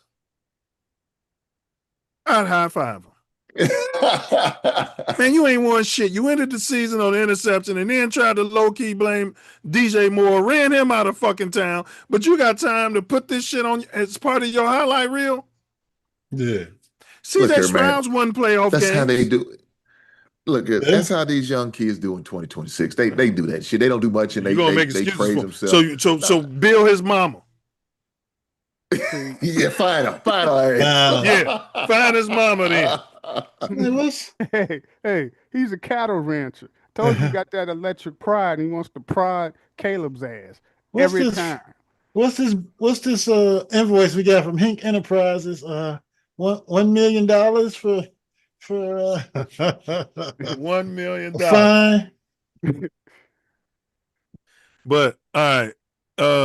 I guess nobody had as big of a problem with that as me. I mean, yeah, it was just strange. It's so much to work on the upcoming season, especially a season. Like I said, you were playing the last place schedule. They say it was a tough schedule. Yeah. But it's not going to be any outs this upcoming year. Yeah. That's that weirdo shit with him, man. He's he be out there, man. He be out there. Like Hank didn't have a problem with it. Well, he's from the South, so he's somewhat weirdo too. So he can relate to it. No, it's more acceptable in the Midwest. Oh, hell, it ain't. We ain't allowed. Ain't none of us going for it. You the only one. Well, you was talking about sticking up somebody's bum. No, I'm talking about them sticking up Phil's bum. It ain't me. That's some dangerous work here, brother. Oh no, hold on, y'all. We got something here. Besides, Fat Teddy knows what he's doing. No, he doesn't. He never knows what he's doing. Don't you remember when he gave that deposition? Look, I don't think I'm any different from anybody else. Sometimes you got time to kill in a hotel room. Sometimes there's a mirror on the wall. Sometimes you look at your own stink hole in the mirror. This Caleb Williams talking. Push your own stuff up there. It's fine. It's just you, trying all kinds of looks. Pull one cheek to the side, maybe both. Set up a camera, watch it later from a different angle. Put a stethoscope on, pretend you're a doctor. Why should that matter to anyone but me? Sir, the question was, is this your signature? He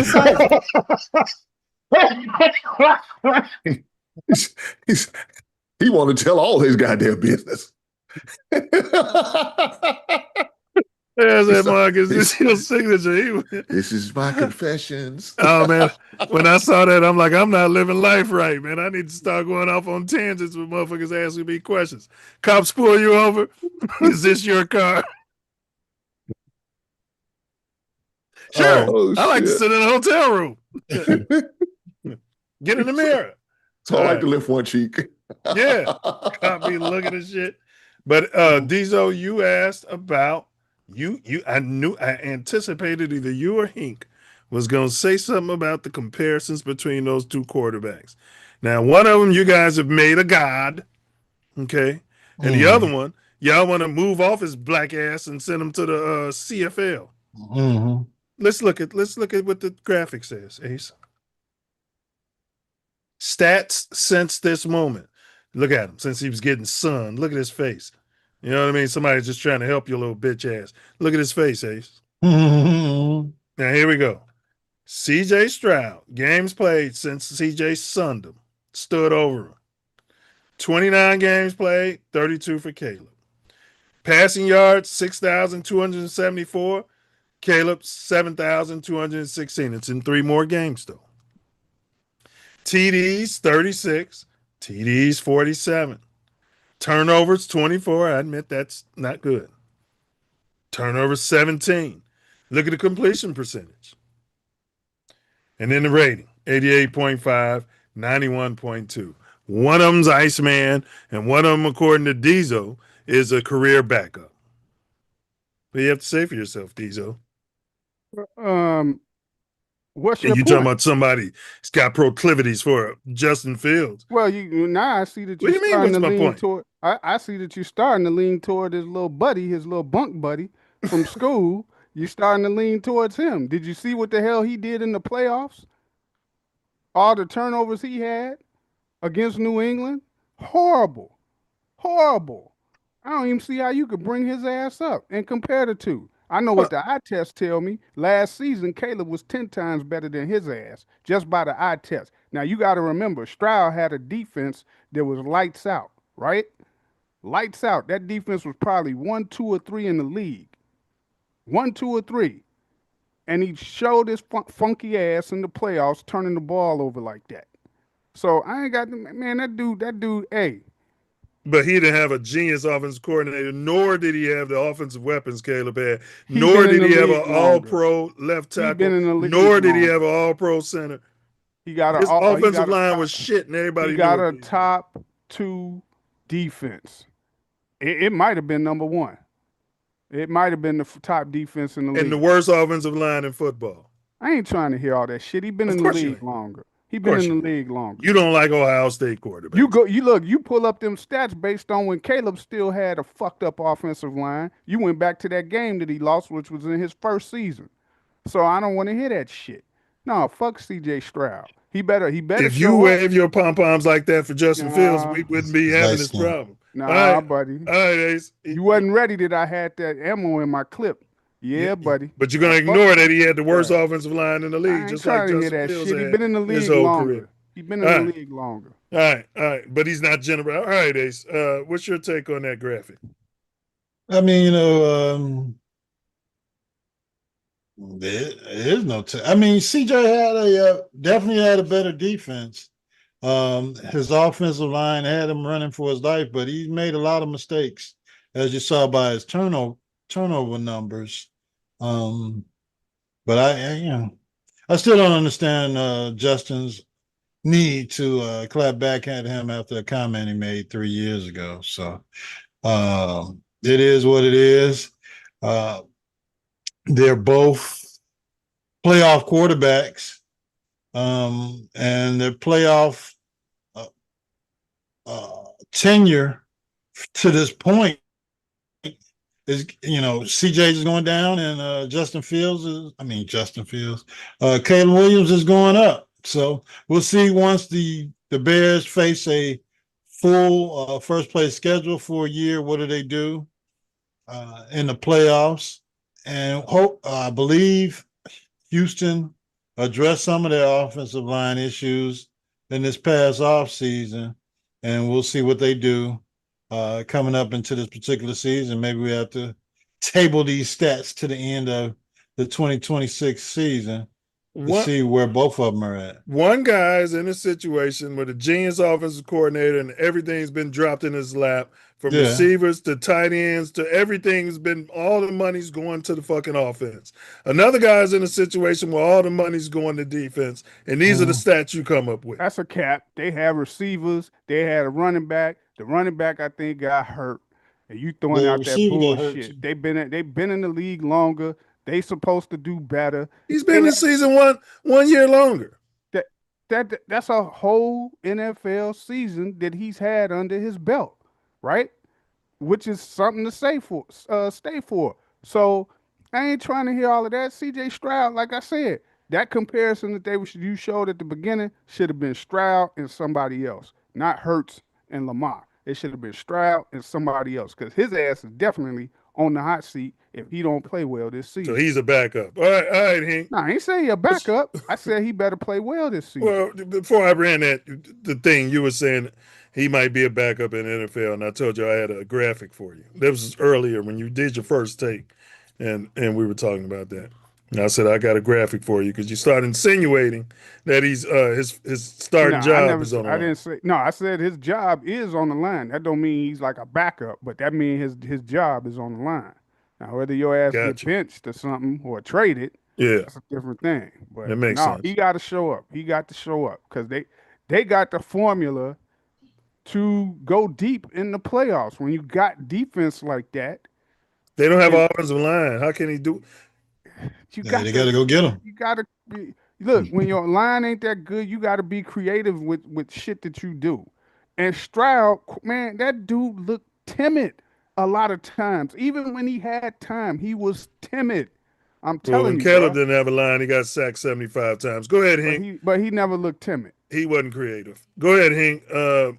What's your take on that graphic? Look, man, Caleb is going to be all right, man. I mean, CJ Stroud, like I kind of agree with Diesel about he's on his way out. I don't think he's going to make it through the season, man. He's been in the playoffs every year. He's been in the league. I know they don't like black quarterbacks unless they paint no. I think they're winning despite of him. Yeah, they got the number one. They had the top. They got a top 10 defense in NFL, man. That's been carrying them. Now that he's got a few more weapons, got a running back, right? You got Dave Montgomery, and you still got that Mark guy. So they got some receivers for him. So what's going to be an excuse, man, when they lose in the first 2 rounds of the playoffs? What's going to be his excuse? You have to look at the excuse. The same excuse we're going to make for Caleb. No. You didn't know my prediction? Y'all, you seen what my prediction? I was 14-3. Right. I ain't playing. He's got his cattle prod ready for Caleb. But what's going to be his excuse? He gonna take us to the Super Bowl. What was his excuse last season? Huh? What was Caleb's excuse last season? None. We're not gonna give no excuses. We don't believe in excuses around here. We say those for the kids and the women. Make excuses. Men, we don't make excuses. We get it done. Right back Diesel, it's my turn, not yours. Stop trying to circle around your stinky ass. I know how you do. Back to me. So, you got I know CJ is defending his guy, and that's his guy. He's supposed to defend him to the end. Buckeyes to the end. Yeah. Woo-hoo. It is what it is. But look here, man. I think CJ just needs to stand down. CJ just needs to stand down and watch Caleb work, because he's going to be doing something that he's not able to do over in Houston, and that's go to the Super Bowl with a winning record of 13-4. So CJ needs to stand down. But if I was Caleb, I would show everybody up. Everybody got something slick to say about his first season. It wasn't too good. All that. Cool. Say all you want. Talk about my nails all you want. Talk about me not calling myself Iceman. Talk about me being on the cover. Hey, I'm gonna show my ass. I'm gonna show my. I bet he is. Show your ass, Caleb. And I bet he is gonna let show me his tell you. And Mia, when he does, I'm gonna be right there for the parade in Chicago. I bet you are gonna be right there. You goddamn right I am. No, I ain't gonna be there for him showing his ass, but I'll be there for the goddamn parade. Pause. Yeah, the young folks tell me I have to say pause after that one. That's a pausable moment. Well, I know Diesel don't like stats, and we're gonna get to final words. But if I did a side by side on their stats, y'all might be surprised. I'm talking about CJ Stroud and Caleb. You might be surprised what you see. I'll just throw it at that. Caleb's a new hot, sexy new name, just like CJ Stroud. Look at Caitlin out there playing defense. Y'all better respect Caitlin Clark. She playing D? Yeah, she playing D. She'll get hurt before the game's over. Oh, damn. Hey, Diesel, give me your final words, bro, and then I'll throw it to Hank.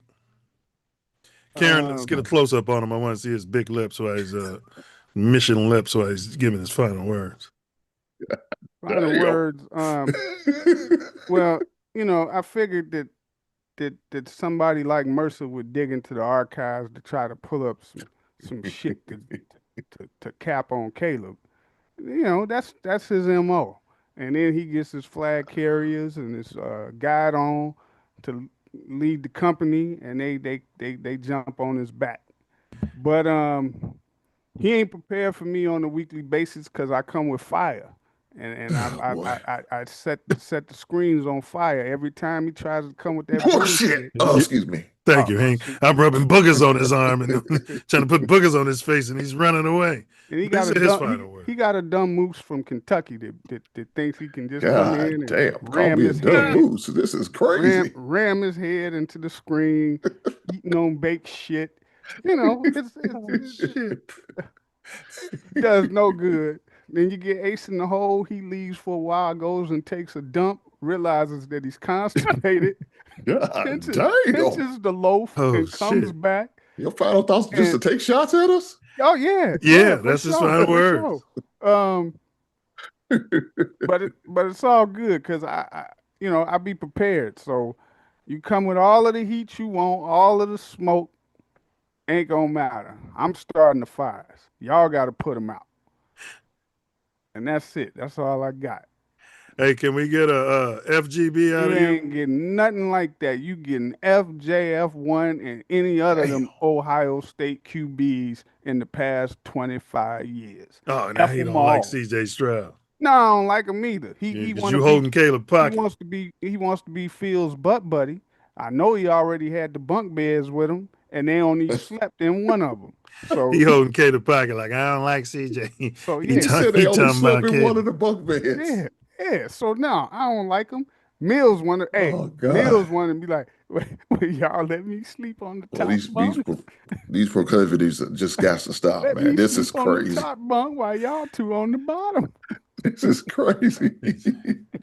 Now you don't like CJ. That's all I got. These don't sound like he's having a flashback of his summer camp. No, see, listen, on a real talk, CJ Stroud better play well this year. Real talk. He gonna catch it. It ain't just gonna be me. He gonna catch it from all of the media and everything. Caleb better not be 32nd in completion percentage this year, or Coach BJ gonna run his ass out of town. Well, he gonna catch flack anyway because of people like you already out there waiting. Man, he's 32nd in completion percentage. We're not gonna ignore that. You got a cattle prod just waiting for him. We're not gonna ignore that. You just waiting. But CJ Stroud ain't got people like that. It's the media is ready to get on him. I'm telling you now. He better play well.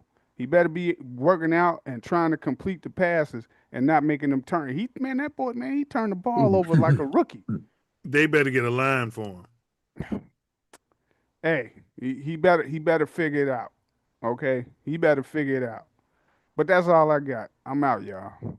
Peace and blessings. Thanks for pulling up, brother. All right, Dito, even though you took shots at me, we still got love for you, brother. I know the moose can crash that screen with his head right in. Make sure you get on the couch on Wednesday and figure out them proclivities, you son of a bitch. Yeah, get on somebody's couch so they can give you a reach around and a 3-finger whack. All right, Hank, can we get an FGB out of you and then go ahead with your FGB all day, every day. And Diesel, stay off of Rude Paul's couch. Definitely don't get on that couch. God dang. I thought y'all would take me to Wrigley Field with this boys' town. Oh, man. Hey, man, it's another successful and productive night, man, of good conversation with good brothers, man. And that's what it's all about, man. Brothers getting together, having good fun, having a good conversation, being productive, trying to figure out the problems of the world. Even though we didn't figure nothing out, we didn't come up with real solid solutions. We came up with some type of solution. Whether it's going to get implemented, I don't know. We have to see about that. But the most important thing is this. Black man, protect yourself at all times. Where you got to get on somebody's goddamn couch or somebody's Zoom meeting, man. Get your mental right. Hey, go get your A1C check. Get your blood work in order. Go get your full physical. Take care of yourself. You only get one shot of this thing. Ain't no hitting the reset button like the days of Nintendo and Sega Genesis. You only get one shot. Man of a certain age, man, you got to go get your colonoscopy and your prostate. Now, you can do it blood work if you're not at high risk. But if you're an individual who has high risk and a lot of history of prostate cancer and colon cancers, you have to go do with the process. And we all know what the process is. Get your small Asian woman who has baby fingers to do your prostate.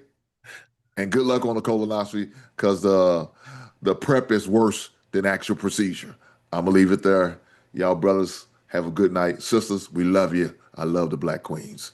Black Queens forever, Snow Bunnies never. Hey, appreciate you pulling up, Negro Damas. I know, that's right. All right, fellas, y'all have a good night, man. Y'all be easy. Yeah, enjoy the meal, bro. Right on. All right, Big Ace, can we get first of all, let me FGB, and anybody who doesn't like it, FU too. All right, Ace, can we get an FGB out of you? FGB to the highest level of FIVity, and all you closet packer-backers, FU too. Absolutely.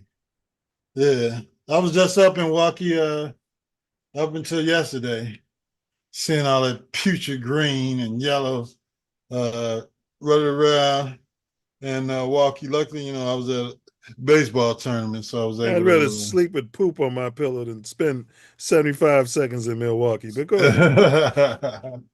Well, I was in and out, so luckily I was able to get back for the show today. Actually, I got back to see my mother-in-law's 80th birthday party was last night. Yeah, Self Love was there and Jazzy. So it was a great event. Man? It was a great event. How's she doing, bro? Oh, she's doing well. Yeah. Yeah, she's doing real well. Tell her I said what's up, man.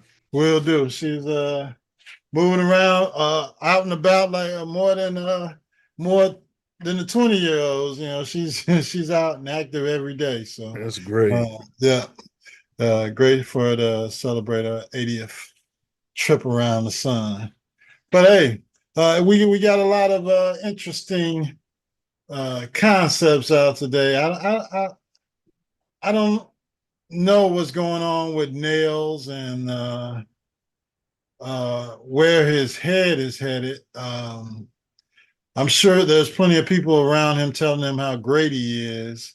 And, maybe that's the problem. He got this Madden cover. And he seems to have exalted himself into a realm of a Super Bowl winning quarterback. Bro, first game we lose, I guarantee I'm on the Madden cover, aren't I? He's gonna say it in the presser.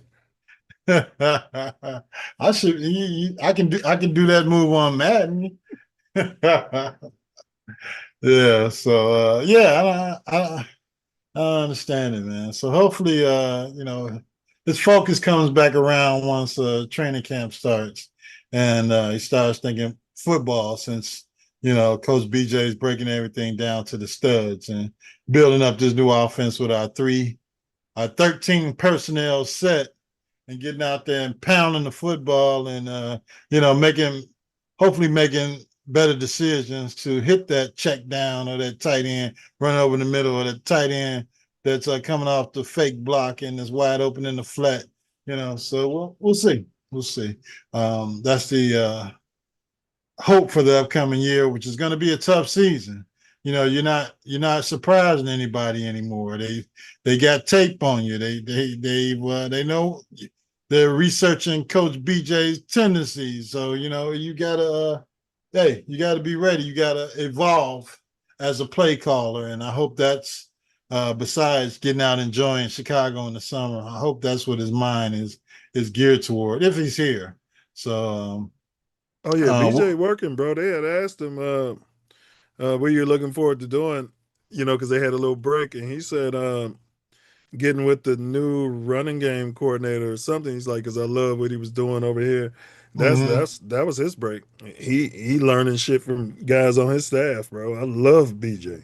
Yeah, he's a coach. I mean, to go from what we had to what we have now is monumental. It was a monumental leap in 1 year, and I just hope to see it keep evolving here in the city of Chicago with our quarterbacks, our running backs, our tight end room, and on defense.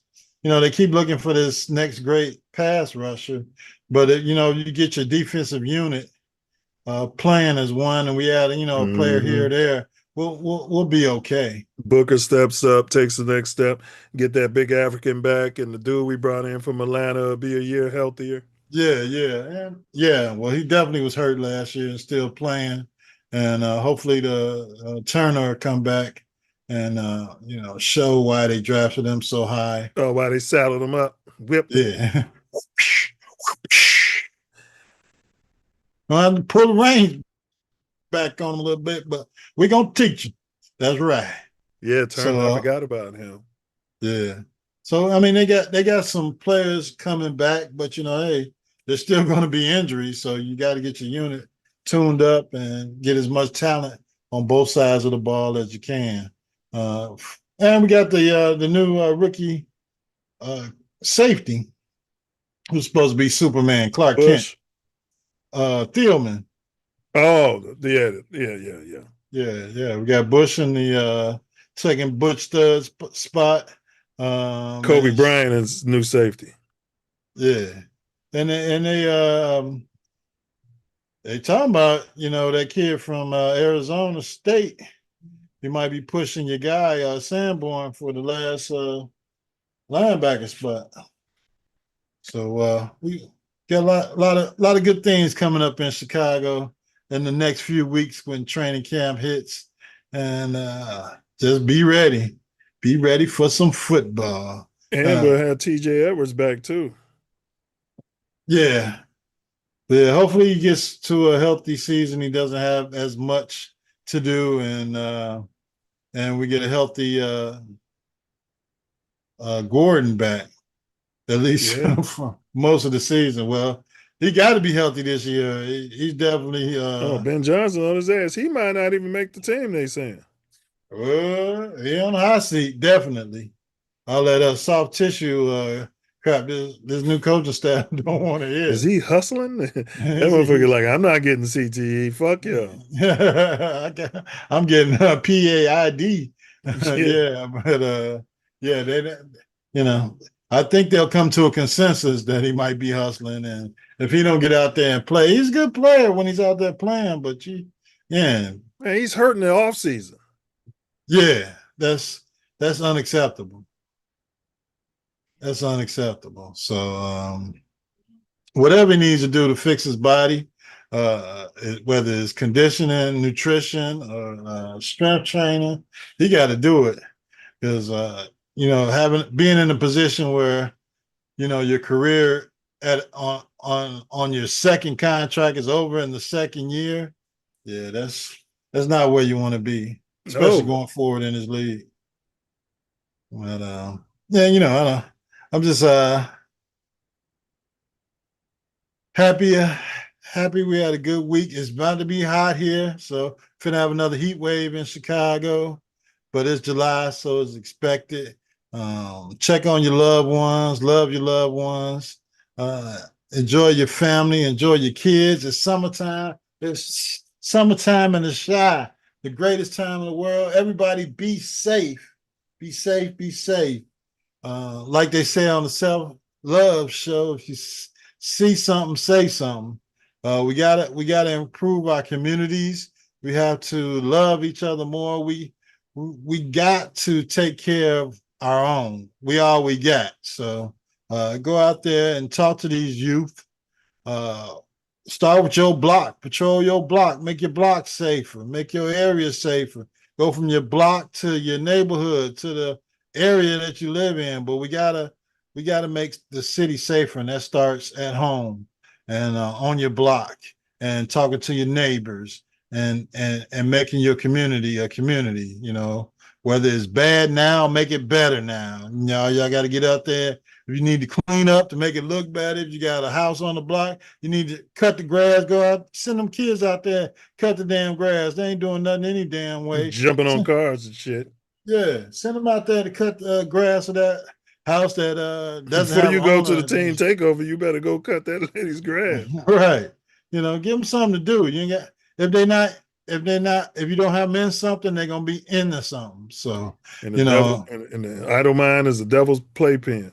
Definitely. So just be more cognizant of finding avenues for your kids to express themselves. Either if they're artsy, find some artsy for them to do. If they're athletic, find some athletic for them to do. If they tumble, they do film, whatever they got, they want to do.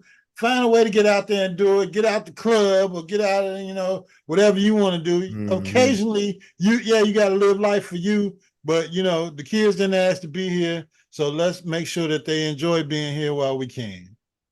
That's my final word.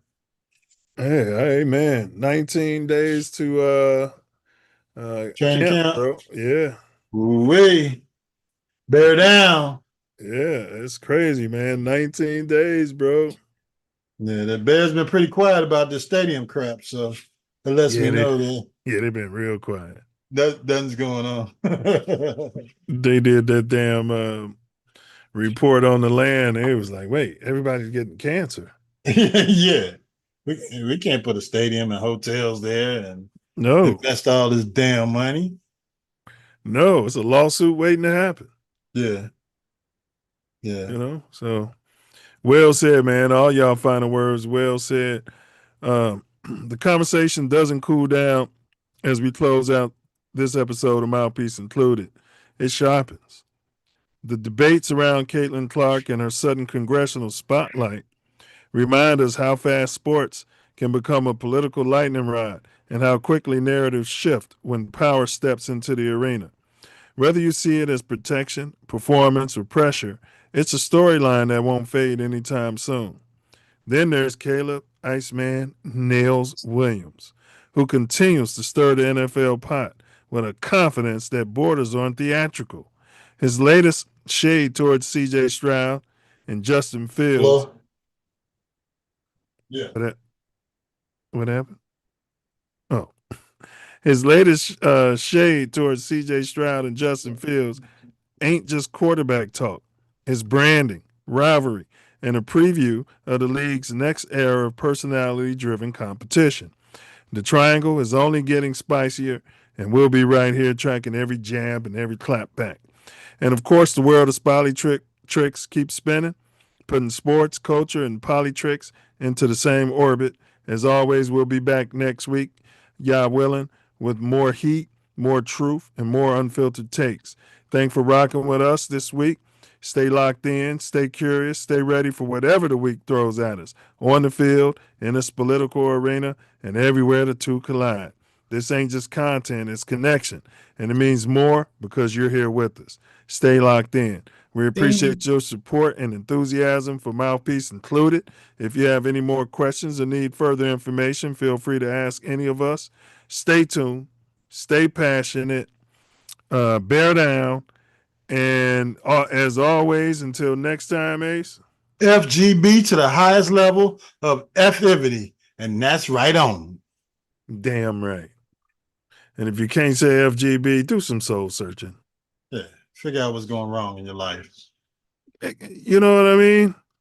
Ask yourself the whys. You know? Ask yourself the whys. We want to know the why. You know what I'm saying? Everybody wants to know the whys. You know who you are. Put a shovel on the ground. For sure. You know?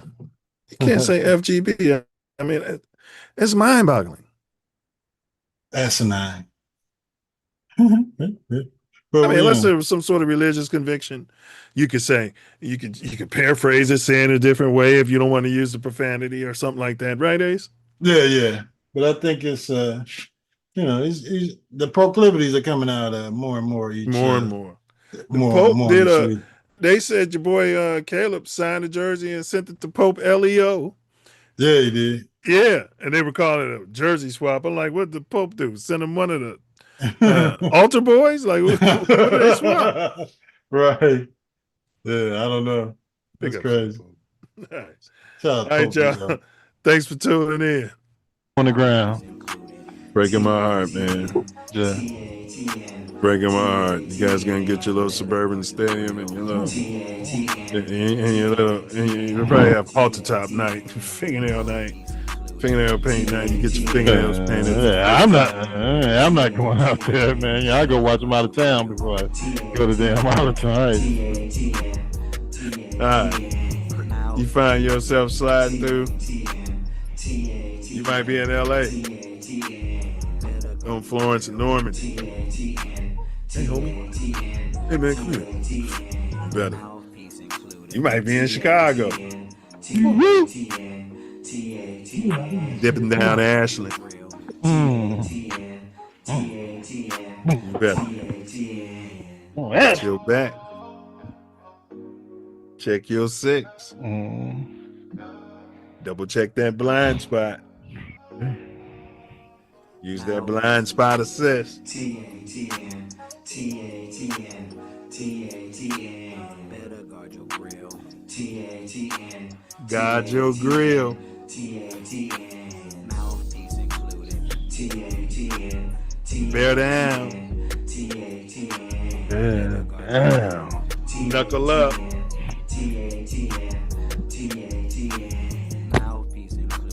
And don't forget it, baby.